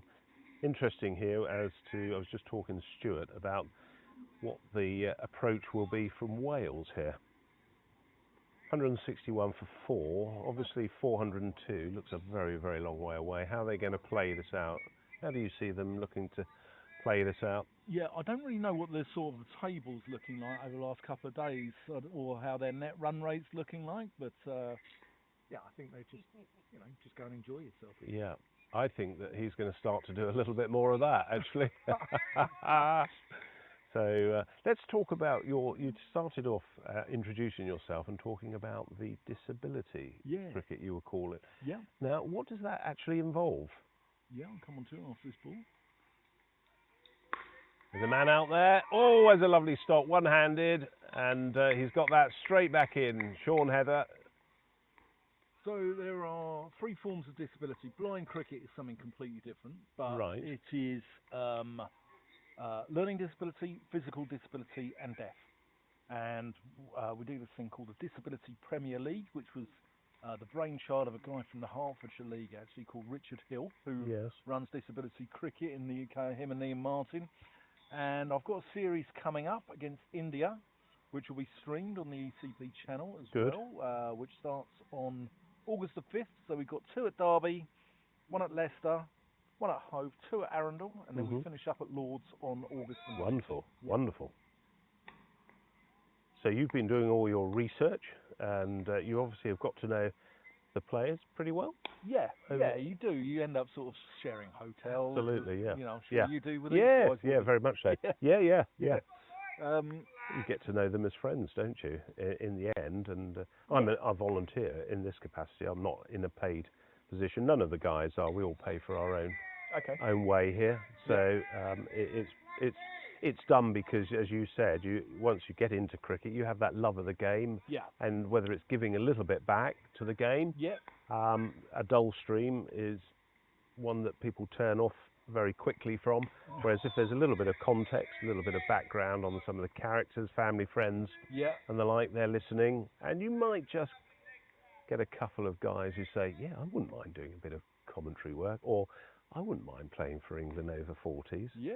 And all of a sudden, you've got some new people into the game that may have drifted away. That's a nice little reverse sweep there from Morris, who's struggling here. And not in his run scoring though, but only in his physicality. And we all would have. He's moved on to 44 from 48. So still a good strike rate. So after the disability, so that you've got, what was that, 6-game series? Was that? Did I count? 7-game series. Yeah. What else have you got? I probably will end up going back to work for BBC Radio Kent. Lovely. Through the colours off the front foot, a couple. No, just one. As you said, the physicality is waning somewhat, isn't it? The ground fielding is excellent, equally, isn't it? And that man there, Sean Heather, has been outstanding with the fielding. You've probably seen since you've been watching. He covers a lot of ground. He was there, then he was over there. I mean, this intensity in the field is one of the things that the 40s are certainly so alive to. You've done the first class game, so you've seen this at first hand, and it brings a sort of vitality to the whole, whether it's the commentary, the enjoyment of the game. It just goes up notches, doesn't it? There's a couple out there from the Hearts League as well. There's Saxena from Sausage, and Ben Fraser as well, who spent a lot of time at Welling Garden City and Harpenden, and so it's good that local cricket is sort of represented out there as well. Absolutely, yeah. So after the disability, so what else have you got? BBC Radio Kent? What would you be doing there? I will be covering Kent County Cricket Club, home and away. Excellent. And Darren Stevens, that man who served them for a number of years, has been the figurehead here for England in the over 40s. Yeah, well, actually, outside my commentary box at Canterbury, it's got all the cap players at Kent. And there's Darren Stevens with hair. Oh, wow. You must have a photo of that you could get. He's been magnificent. And we were talking about the clean ball striking. You've obviously seen a lot of that. Oh, that took off. There's a lot of purchase there off the track for Petlo. The question is, what's Darren Stevens' finger-clicking skills like at first slip? That's what we want to know. Yep, I think there's been a lot in the media about that, hasn't there? Certainly has. Poor bloke though, he's lost his contract with the local curry house, which is obviously it's a little bit worrying. Yeah, there'll be no lamb clicker masala for him. Oh dear, yeah. Yes, it's a bit unfortunate. I haven't had that debate raised it's been around for a number of years. People, fielders clicking their fingers when it's been going past the bat. Yeah, well, I mean, I remember that 20 odd years ago. Yeah. But it's a shame that it's reared its head again. Yeah. Spirit of cricket. But I've played with some rogues, some people who lived life right on the edge in North London cricket, and even they're quite shocked about it. Oh, so, Southgate, Adelaide.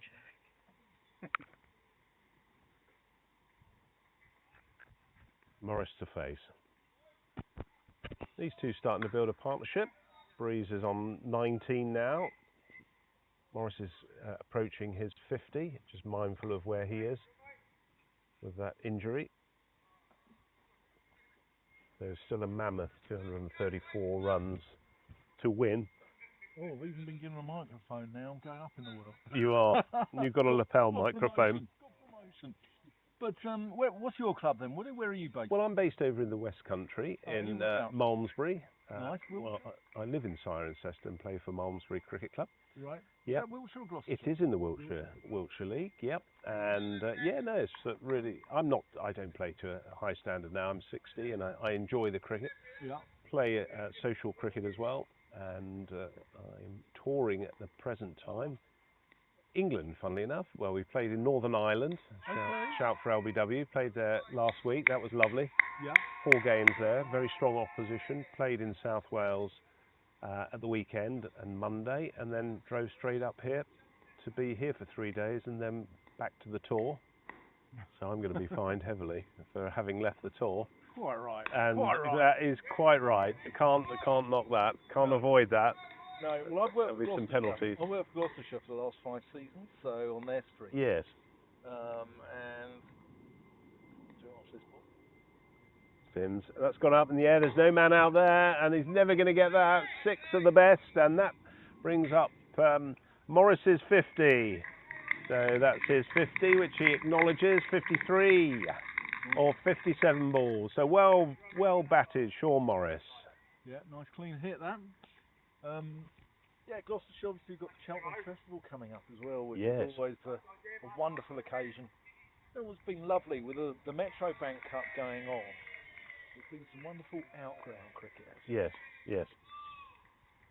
Where is your mic, by the way? Just out of... Oh, has it come off? Has it come off? Oh, it's down here. Yes. So, Gloucestershire... why the change? You've moved on from them? Have they their strategy? No. I just sort of decided to. It was a lot of travel down to Bristol and back, or Cheltenham, 2 weeks a year, and it was just sort of something. On for it. I'll do that for you. Yeah, it's just something that I decided to go down a different route, really. Good. Yeah.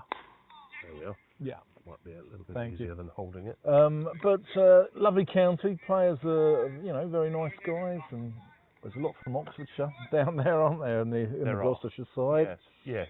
Well, you got to know the players. They're not my county, I have to say. Although I live in the county of Gloucestershire, my county is Hampshire. But I understand they've had a little bit of a change, haven't they, in personnel over the years, and that's been from the pathway through where could be a catch. No, it's just dropped short.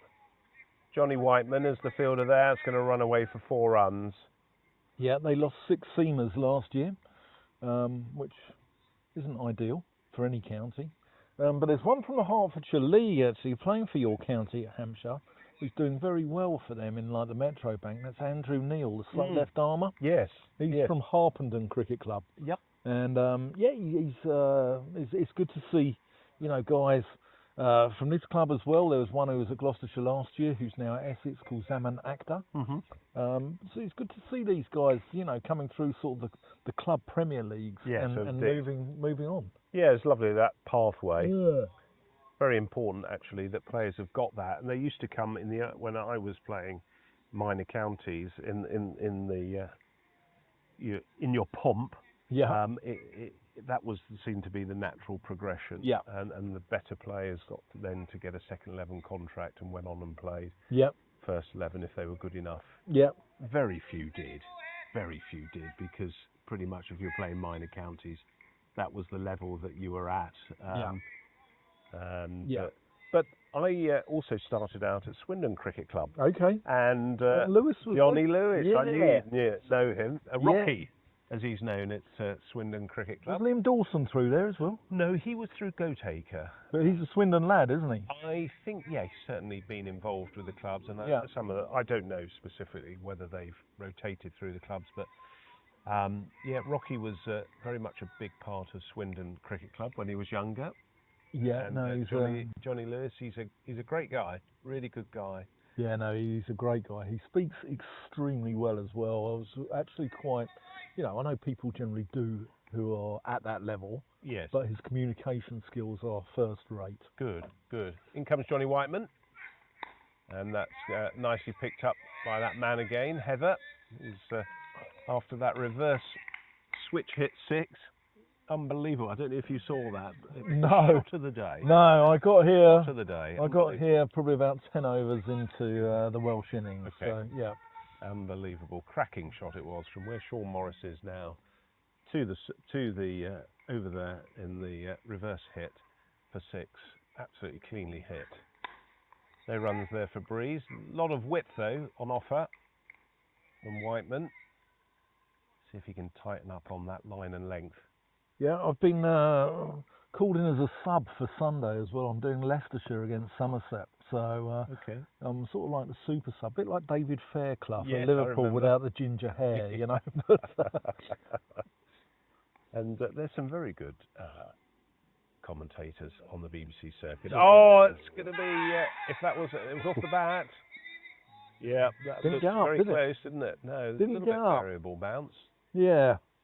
But what's interesting is there's a good mate of mine over there who's a Somerset bowling coach, Steve Kirby, who played for Leicestershire. And I've got about 8 million stories about Steve Kirby. Most of them probably not repeatable before the watershed, but he's a wonderful man. A bit quicker there. That's good pace there from Whiteman. That's the length. Just getting Breeze caught in 2 minds whether he should go back or forward there. Whiteman does still bowl quite quickly, even at early, in his early 40s. Yeah, he's got some good pace on him. It's day 3, so he's had 3 days of bowling at this pace.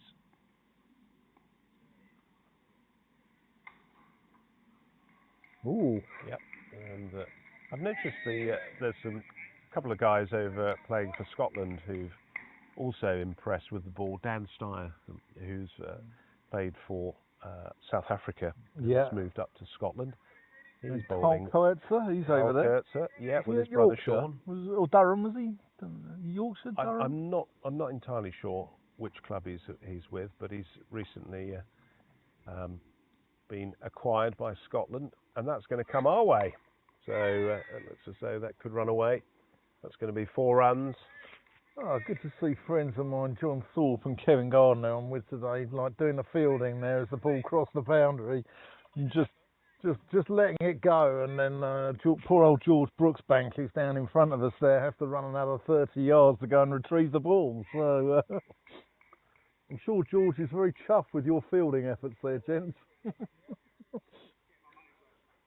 Yes, there wasn't a display of fielding there. Yeah. So, in terms of the BBC, then, that's something that you enjoy doing. Yeah. Is that something you feel you how do you get into that? If you've got would-be commentators, younger ones who are keen to get into commentary, I'm certainly not personally. But from the point of view of those younger ones who are coming through, who may be listening, I think learn your craft somewhere before you get exposed to that level. There are a number of people who are commentating at the moment who, I'll come on to it after this ball. It's a Saxena back into the attack, isn't it, from the other end? Is it? Yes, Irish Saxena. That's a little full toss, just dabbled round the corner there. Struggling here, Morris. It's not going to go for 4. Yeah, I think what we're finding is, especially in the Metro Bank, is we're seeing a number of commentators who are just constantly talking. Now, I was always taught, luckily I commentated with a guy at Gloucestershire called Ian Randall, who was 25 years at the BBC and a wonderful man who's taught me a hell of a lot. Saxena is, that's just again, paddled round the corner. He's being made to run. Morris, he's on 61 now, and he's just lovely the way he's just playing that round the corner. And he taught me with radio commentary, you're creating a picture that the listener can't see. With Yes. television, you're colouring in the picture that they can see. Correct. Yeah. And I think a lot of guys who are doing streaming commentary now, the younger guys, just don't let it breathe enough. Yeah. You know, just Yes. shut up at times. Well, there is that. We're a little bit of a hybrid here. Yeah. Because what you've got is you've got the view that you can see on the screen, but you can't see the fielders who are out in the outfield. Yeah. And so it's nice to just add that little bit of context and colour. It's like when I work for Kent, I'm covering for BBC Radio Kent, but it's also on their stream as well. Yes. I would probably say I'm a little bit more of a commentator that likes the TMS, where you've got to paint that picture, and you talk about the trees, and you talk about the pavilion and the outfield, and you talk about the field. But you're right. I think the planes coming out of Stansted? Yeah, absolutely. Or balls going to Stansted Airport from Darren Stevens. There's no buses going down the Harleyford Road here. No, there aren't. But he's launched a few that way. So it is. It's tricky, isn't it? Yeah. It comes with experience, and I think do you listen back? Yeah, I do. Yeah. That I think something that, if time permits, I don't unfortunately have a lot of time to be able to do that. But I think that's a good thing if you can listen back, because then you make a few notes about what you've done. You think you've done well. But I think it's also important, if you've ever listened to Simon Hughes, the Insider in podcast. Have you listened to that? Yeah, I have. Yeah. And what was quite interesting was that there was 2 series on So You Want to Be a Commentator. Yeah. And he had Gavin Scovell, who I remember playing cricket with. I played cricket with Gavin at Bromley, and I played for Bromley in the early 90s. And Gavin was playing, and we'll just wait as got a change of, Whiteman's coming on now for his long run. Oh, Sean Morris has just put that down, I think. Yes, and that one's taken. So Brooksbank makes up for that earlier disappointment. He's hurt himself here, I think. As though he's caught his knee on the ground, but he never looked like dropping that. And Morris falls for 61 for a very fine innings, 62 balls. So well done, Sean Morris. Great to see. He was hobbling a little bit at the end. I think there was a little bit of cramping going on. But the 4th wicket, and this is where we have a little bit of the 5th wicket goes down, a little bit of a delay. He's out, and Wales are 188 for 5. Yeah, I think Whiteman's deserved that. He's bowled with decent wheels, and he sucker punched him, hasn't he? He did. He's got the man out deep square. He's banged one in short, and he's taken it on. Hasn't quite got it. Maybe spliced it a little bit, and then put it straight down the throat. And they're never easy catches out. No, they're not. But you know, it's as straightforward as they get out. And he got into a good position, although he was a little bit lower at the end, you were saying, but I think that backdrop of trees is not easy as well. No, the slope here is something which gives Bishop Stortford Cricket Club massive home advantage. Okay. You know, sort of down towards the car park area, which is, as you're looking at your screen now, down to sort of the bottom, sort of the top left-hand corner of your screen. Yes. The ball runs away down there, but towards the other end, towards the bottom right-hand corner, there's quite a significant slope, and it does take some getting used to, definitely. I think I've played here about 5 or 6 times, and I don't think I've ever got used to it, would he? Brilliant. Yeah. So you can set a field to it, or you can. You've got to know where to play your shots. Yeah. And that's the key thing here. I don't think, as you said, he didn't get all of that. Yeah. But it was well positioned. But George Brooksbank, a few in from the boundary. Yeah. So he wasn't right on the boundary. And the state of the game, you've got to take it on, haven't you? You have. You know, it's limited over cricket. Of course. Yeah. Well, that's where I was having this conversation with Stuart Felstead a little earlier. Was where's the game going for Wales here now? What are they setting as their objectives? Are they looking to get, say, 250 against an England batting? Because they're not going to get the runs. How many overs left? What's that, say, 20? Yeah, there's... And that's the first baller, is it? Yep, he's gone. Yep, he looks as though he's gone. That's Nick Morgan. So that's first ball. And caught by... It looks as though that was caught by Canning, low down. So Whiteman's on a hat-trick. And Breeze is still there on 24. 6 down, Wales. Just like that.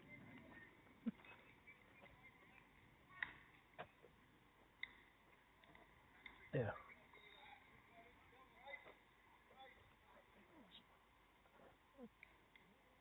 Now, there's something I wrote in one of my books, The Definitive Guide to Club Cricket, which is about orange squash and the drinks break in club cricket. Now, what you don't want it is too weak, as I've just been poured here by the look of it. And you don't want it too strong as well, because otherwise, you know, you end up sort of burning the throat. Remember when sort of Elton John had to have his windpipe because he had that burning sensation when singing? Well, I think if club cricket orange squash is too strong, it's more like a candle in the windpipe as opposed to a candle in the wind. But, you know, and it must go in the fridge, mustn't it? It must go in the fridge. It's chilled. Yes. Yeah, this is obviously the third day, hence the strength of this orange squash. Well, on the plus point, you got offered some. Yeah, indeed. You did as well. I haven't got really a cup that I could use, but no, they've done well. That's what is lovely about the England team. They're going around supporting the. Anyway, hat-trick ball. Players. Yep, here we go. Whiteman. Oh, nearly got there, but it's gone for 4. So the outstretched hand there of Sean Heather. Anyway, I'm going to love you and leave you. It's been an absolute pleasure. Yep. Thank you. You carry on perambulating. You carry on doing the great work that you're doing well. It's fantastic what you're doing, and I'm sure I'll see you on the circuit at some point. I'll be listening in to you. Yeah, so good luck with your... Tune into Leicestershire Stream on Sunday. Lovely. I'll do that. Thank you. Oh, wow, look at that. There we are. 3 and 4. One ball later, and that's the 3rd wicket for Whiteman in the over. So wickets being brought up by drinks. So there we are. That looks as though that's going to break the backbone of Wales now. The pace of Whiteman was just exemplary there. 3 for 54. And it's been a magnificent over so far, and it's not finished yet for Johnny Whiteman.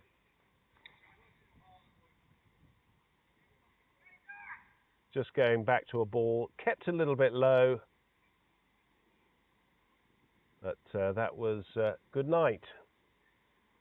And Breeze is still there. He's on 24.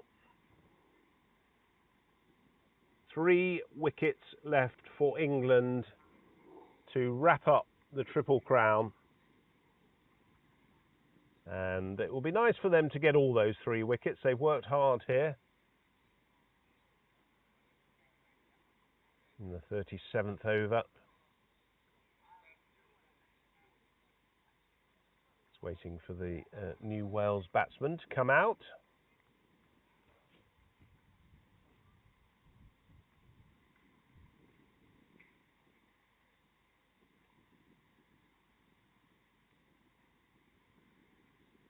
Not quite padded up yet, I don't think.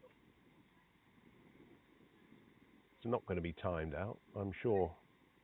How nice to have a chat there with Dan Whiting, who's commentated on a lot of cricket in his time, and to listen to his stories. He's gone off. He's going to have a wander around the boundary with his friends and watch the other game. Ireland versus Scotland. They're having a drinks break at the moment.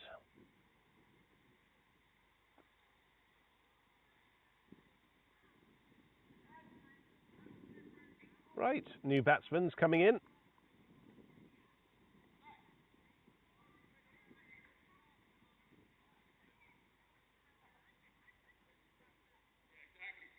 going to be Rob Franklin.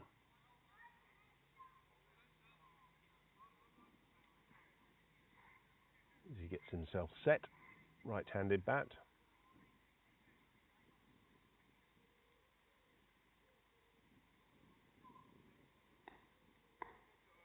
Two balls left in the over. Better length there from Whiteman. Comes forward.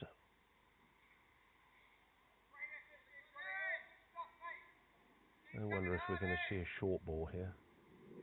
Might just take the opportunity there to let Franklin know he's around. He's coming in for his last ball of his 8th over. One more to come. Oh, full toss. He was looking for the full ball, but he's got a full toss, and that's 1 run. So Franklin's off the mark. 37 overs gone, 192 for 7. Well, they're going to get past the 200 mark here. Wales.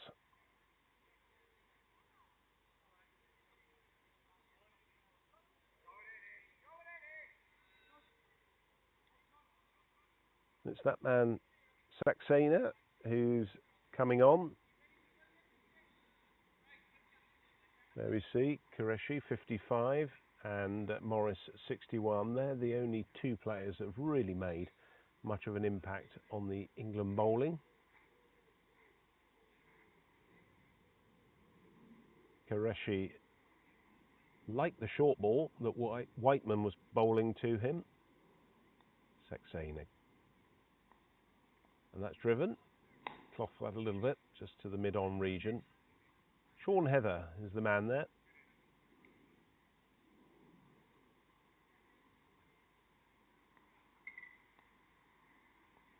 A little bit fuller. That's nicely bowled by Saxena, just mixing up the pace.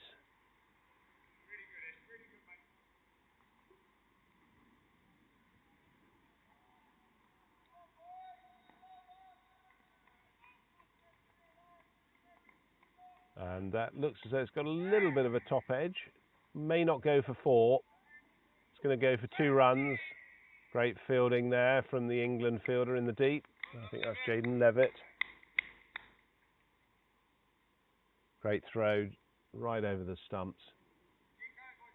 Been so impressed today with the quality of England's ground fielding and the bowling.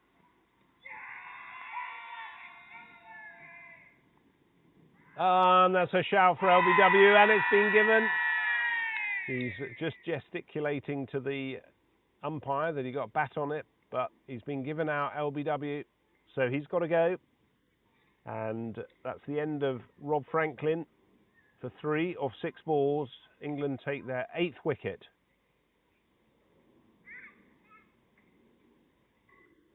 So 2 more to go for England as they're just gathering the huddle.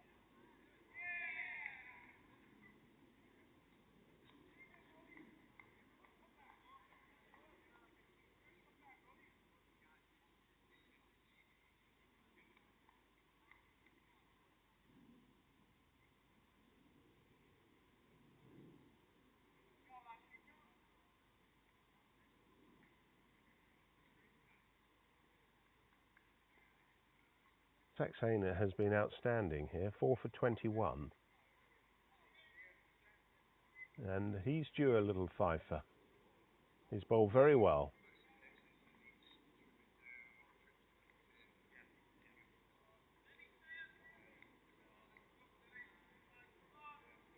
It's been a good performance from England today with both bat and ball. He spread the bowling around a little bit, which is good. And the batting has come from 3 main sources today. Canning got a very good 100. Park got a very good 80.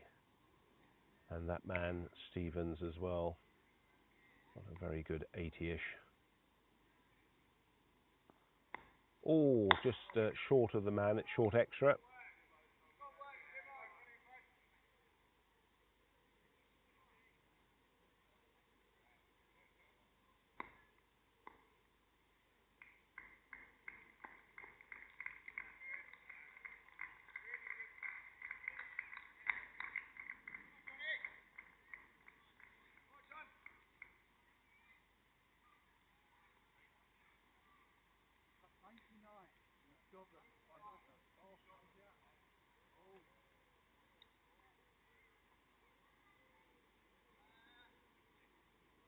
So very good over there from Saxena, 4 for 21 so far.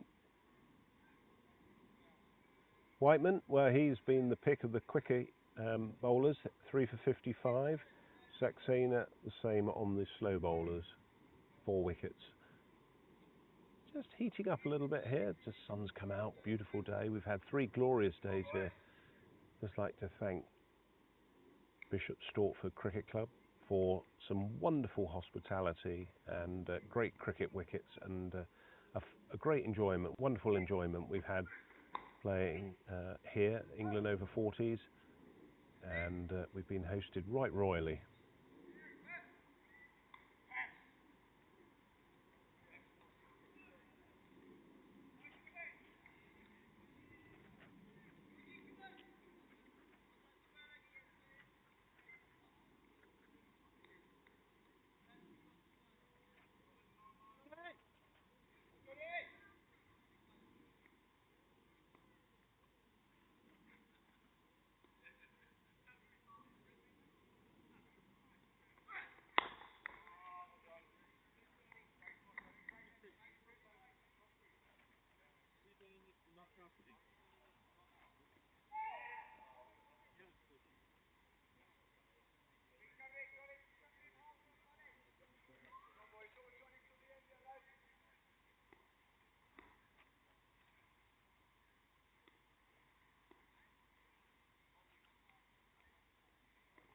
That's gone past the outside edge very quickly.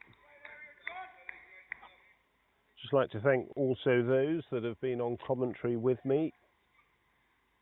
Stuart Felstead. It's lovely to have you today. Bob Baxter. Also Dylan McPhee, who's popped over. Some of the England players. Sean Park. Chris Watson as well from Scotland Seniors Cricket. It's great to have you on commentary. Thank you. Etisham Ahmed as well. Alan Lewis, both from Ireland. Good to hear your views and talk about Cricket Ireland and the next Triple Crown. So we've had a very varied co-commentary panel. Thank you for that, and thank you for all your respective inputs. Chris Mays has been outstanding as well. That's just played on the offside. Not going to be a run there. And everything he's set up here for this Triple Crown to be as, well, superbly run as it has. Everything's worked like clockwork.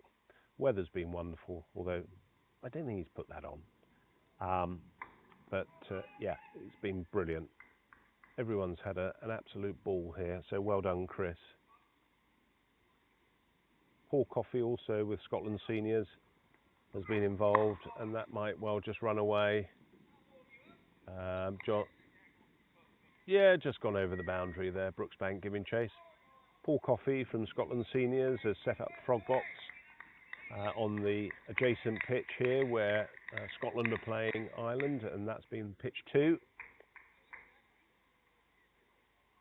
So he's done a great job there. He's been scoring along with Shep, who's been doing the scoring as well here for England. Mark Shepherd from Potters Bar Cricket Club.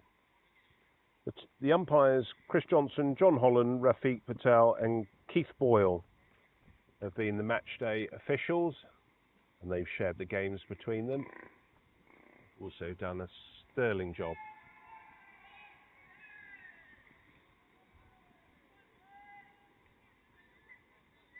Right, it's going to be Saxena to continue as we're just counting down the overs now to the end of this innings for Wales.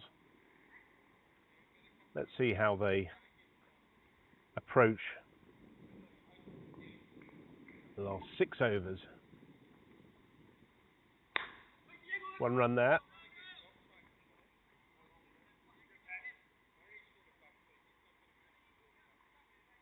There's a good pass to 200 as well.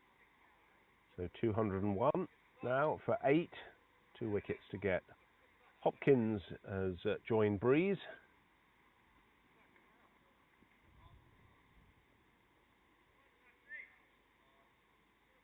Irish Saxena. He's got This is his last over. So he's looking for his 5-foot. That's just gone down the leg side. Canning gave chase.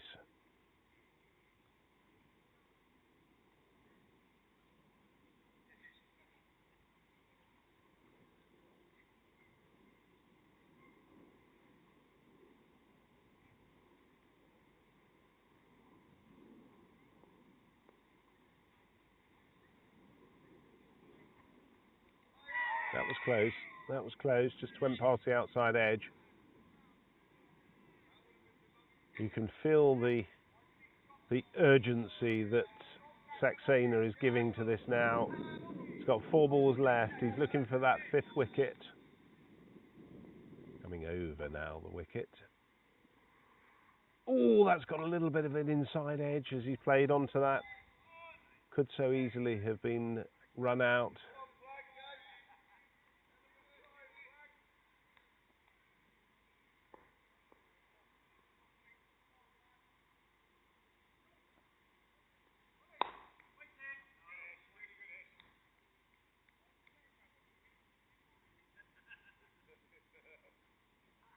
Two balls left in the over.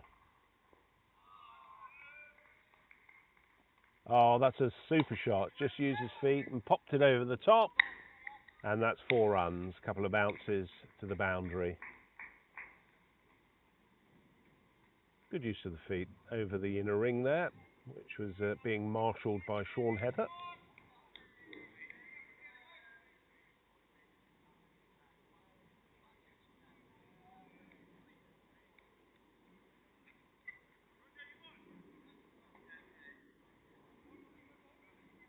Lovely spell there from Irish Saxena. 4 for 27 off his 9.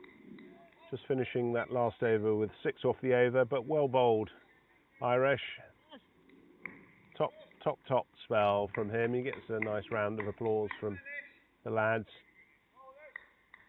And it looks as though it's going to be George Brooksbank who's coming on to bowl.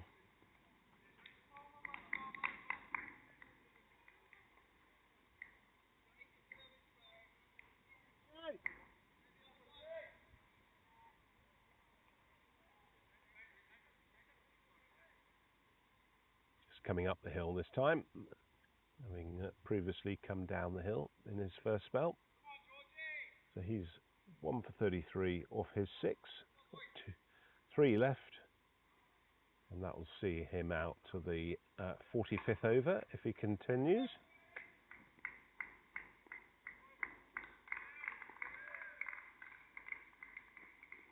Nice shot off the back foot there. It's going to run away. Should be 4 runs. Which it is. Peploe didn't really give that too much of a chase, but England have just decided to put Heather in that region. The long levers of Peploe couldn't get down to that one. Probably far more suited to second slip. Good to be in the action. Likes to be in the action, I can see there. He's a character, and there's so many of them in the England over-40s team, and also the Scotland, Ireland and Wales teams as well. It's lovely to see the good humour and camaraderie that these 4 nation sides have got. Oh, that's a good effort there. Brookbanks might be on a little bit of a hiding here to nothing. 1 for 41, and there's little for the Welsh lads to worry about here, and Hopkins has just pounced on that and put that through the mid-wicket region.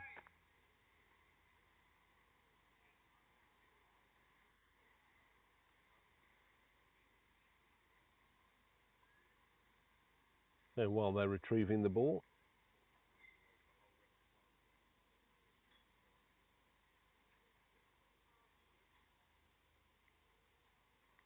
a hush descends, and there is a quietness on the other pitch as well, where Scotland are playing Ireland. I sense for second place. A little bit shorter there from Brooksbank. Well, I can certainly say it's a second place.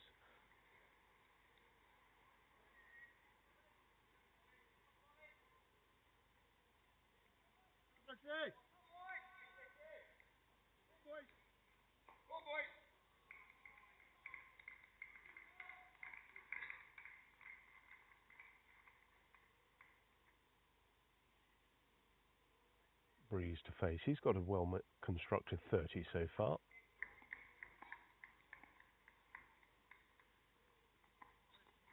That's going to be a wide, given by umpire Boyle.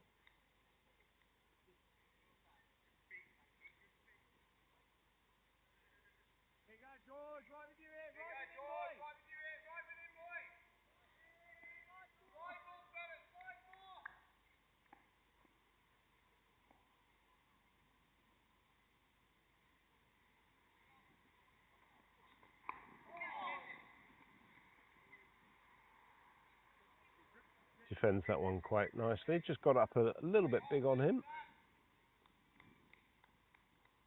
I was just looking at Stevens there. He's got the one slip in, but we haven't seen a lot of catches go through to the slips. England had certainly one in the first game. Just going past the edge, so it just shows what a good batting track it is and how the players can play through the line of the ball. Not a huge amount of lateral movement. That sees the end of the over. So George Brooksbank bowled 7 overs, 1 for 43 now.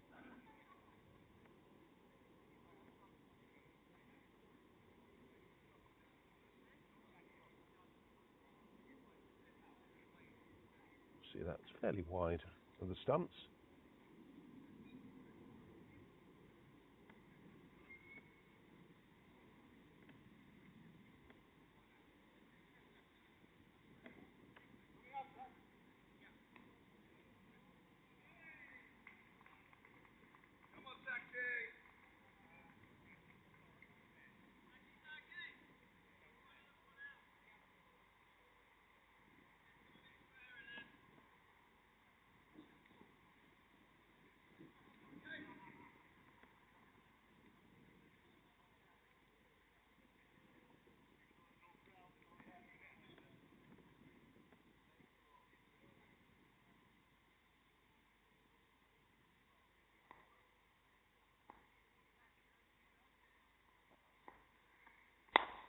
And that's a nice way to dispatch the first ball.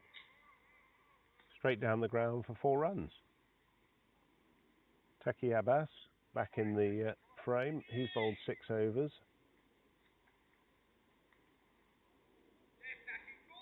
So far we've had Atif Qureshi.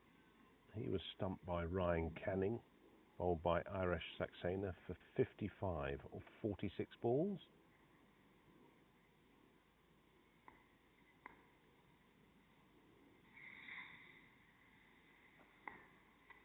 Played on the back foot, no run. Jonathan Davies, he was bowled by George Brooksbank for 8 of 15. Ben Edkins, LBW, Irish Saxena, 21 off 35 balls. And Robbie Jones, LBW, as in he comes. That's gone up in the air, that should be held. And that is very easily held there by that man who's been an absolute diamond in the field for England today, Sean Heather. So that's the 9th wicket that falls for Wales. And a very straightforward catch as Hopkins is caught off the bowling of Taki Abbas to get his first wicket of the day. So well done, Taki Abbas. Just running through the rest of the Wales innings to date. I said about Robbie Jones. Sean Morris played a very valiant innings, 61 off 62. 6 fours and 3 sixes before he was caught by George Brooksbank and bowled by Jonathan Whiteman. James Breeze, well, he's currently not out 30. Nick Morgan was out first ball to caught by Ryan Canning off the bowling of Johnny Whiteman. Greg Fisher was bowled by Johnny Whiteman for 4. Rob Franklin was out LBW to Irish Saxena for 3. And Kin is now out 18 for 15 balls. So should be Simon Jones, who is the last man to come in for Wales.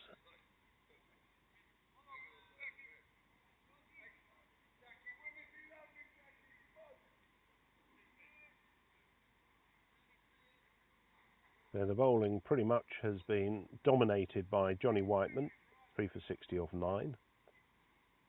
George Brooksbank 1 for 43 off 7, and Irish Saxena 4 for 27 off 9. It's that man Taki Abbas who's taken 1 for 36 so far.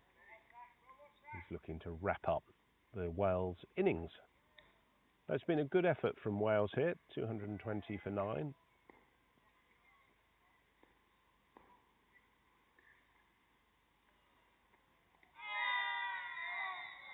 Oh, he's been given out LBW.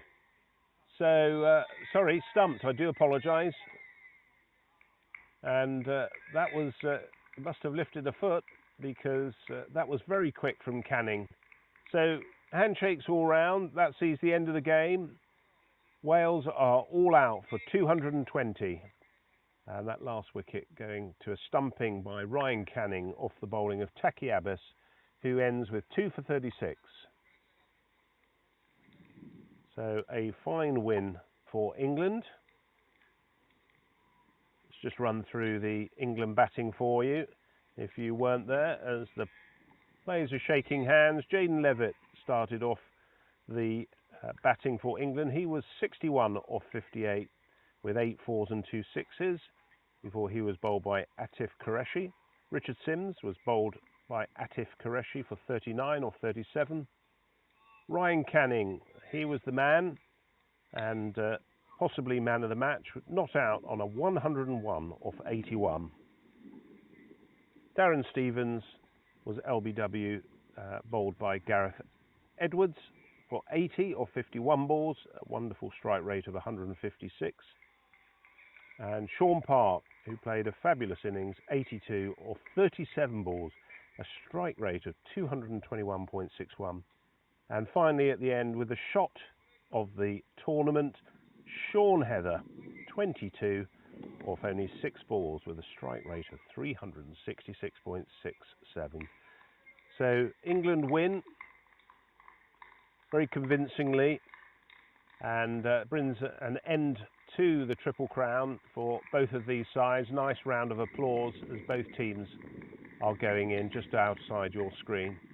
So we are very grateful, and I've said already, to Bishop Stortford Cricket Club for their fantastic hospitality over the 3 days, all the hard work of all the staff behind the bars, in the kitchen, on the ground, and generally across the ground. So thank you very much, Bishop Stortford. We truly appreciate it, and we hope you have a very good season. The next game for England over 40s is going to be probably in September. I can't give you an exact date, but we do hope you've enjoyed the coverage over the 3 days. It's been a pleasure for me to commentate, although tough at times. Thank you for your understanding, and I wish you all the best. Take care.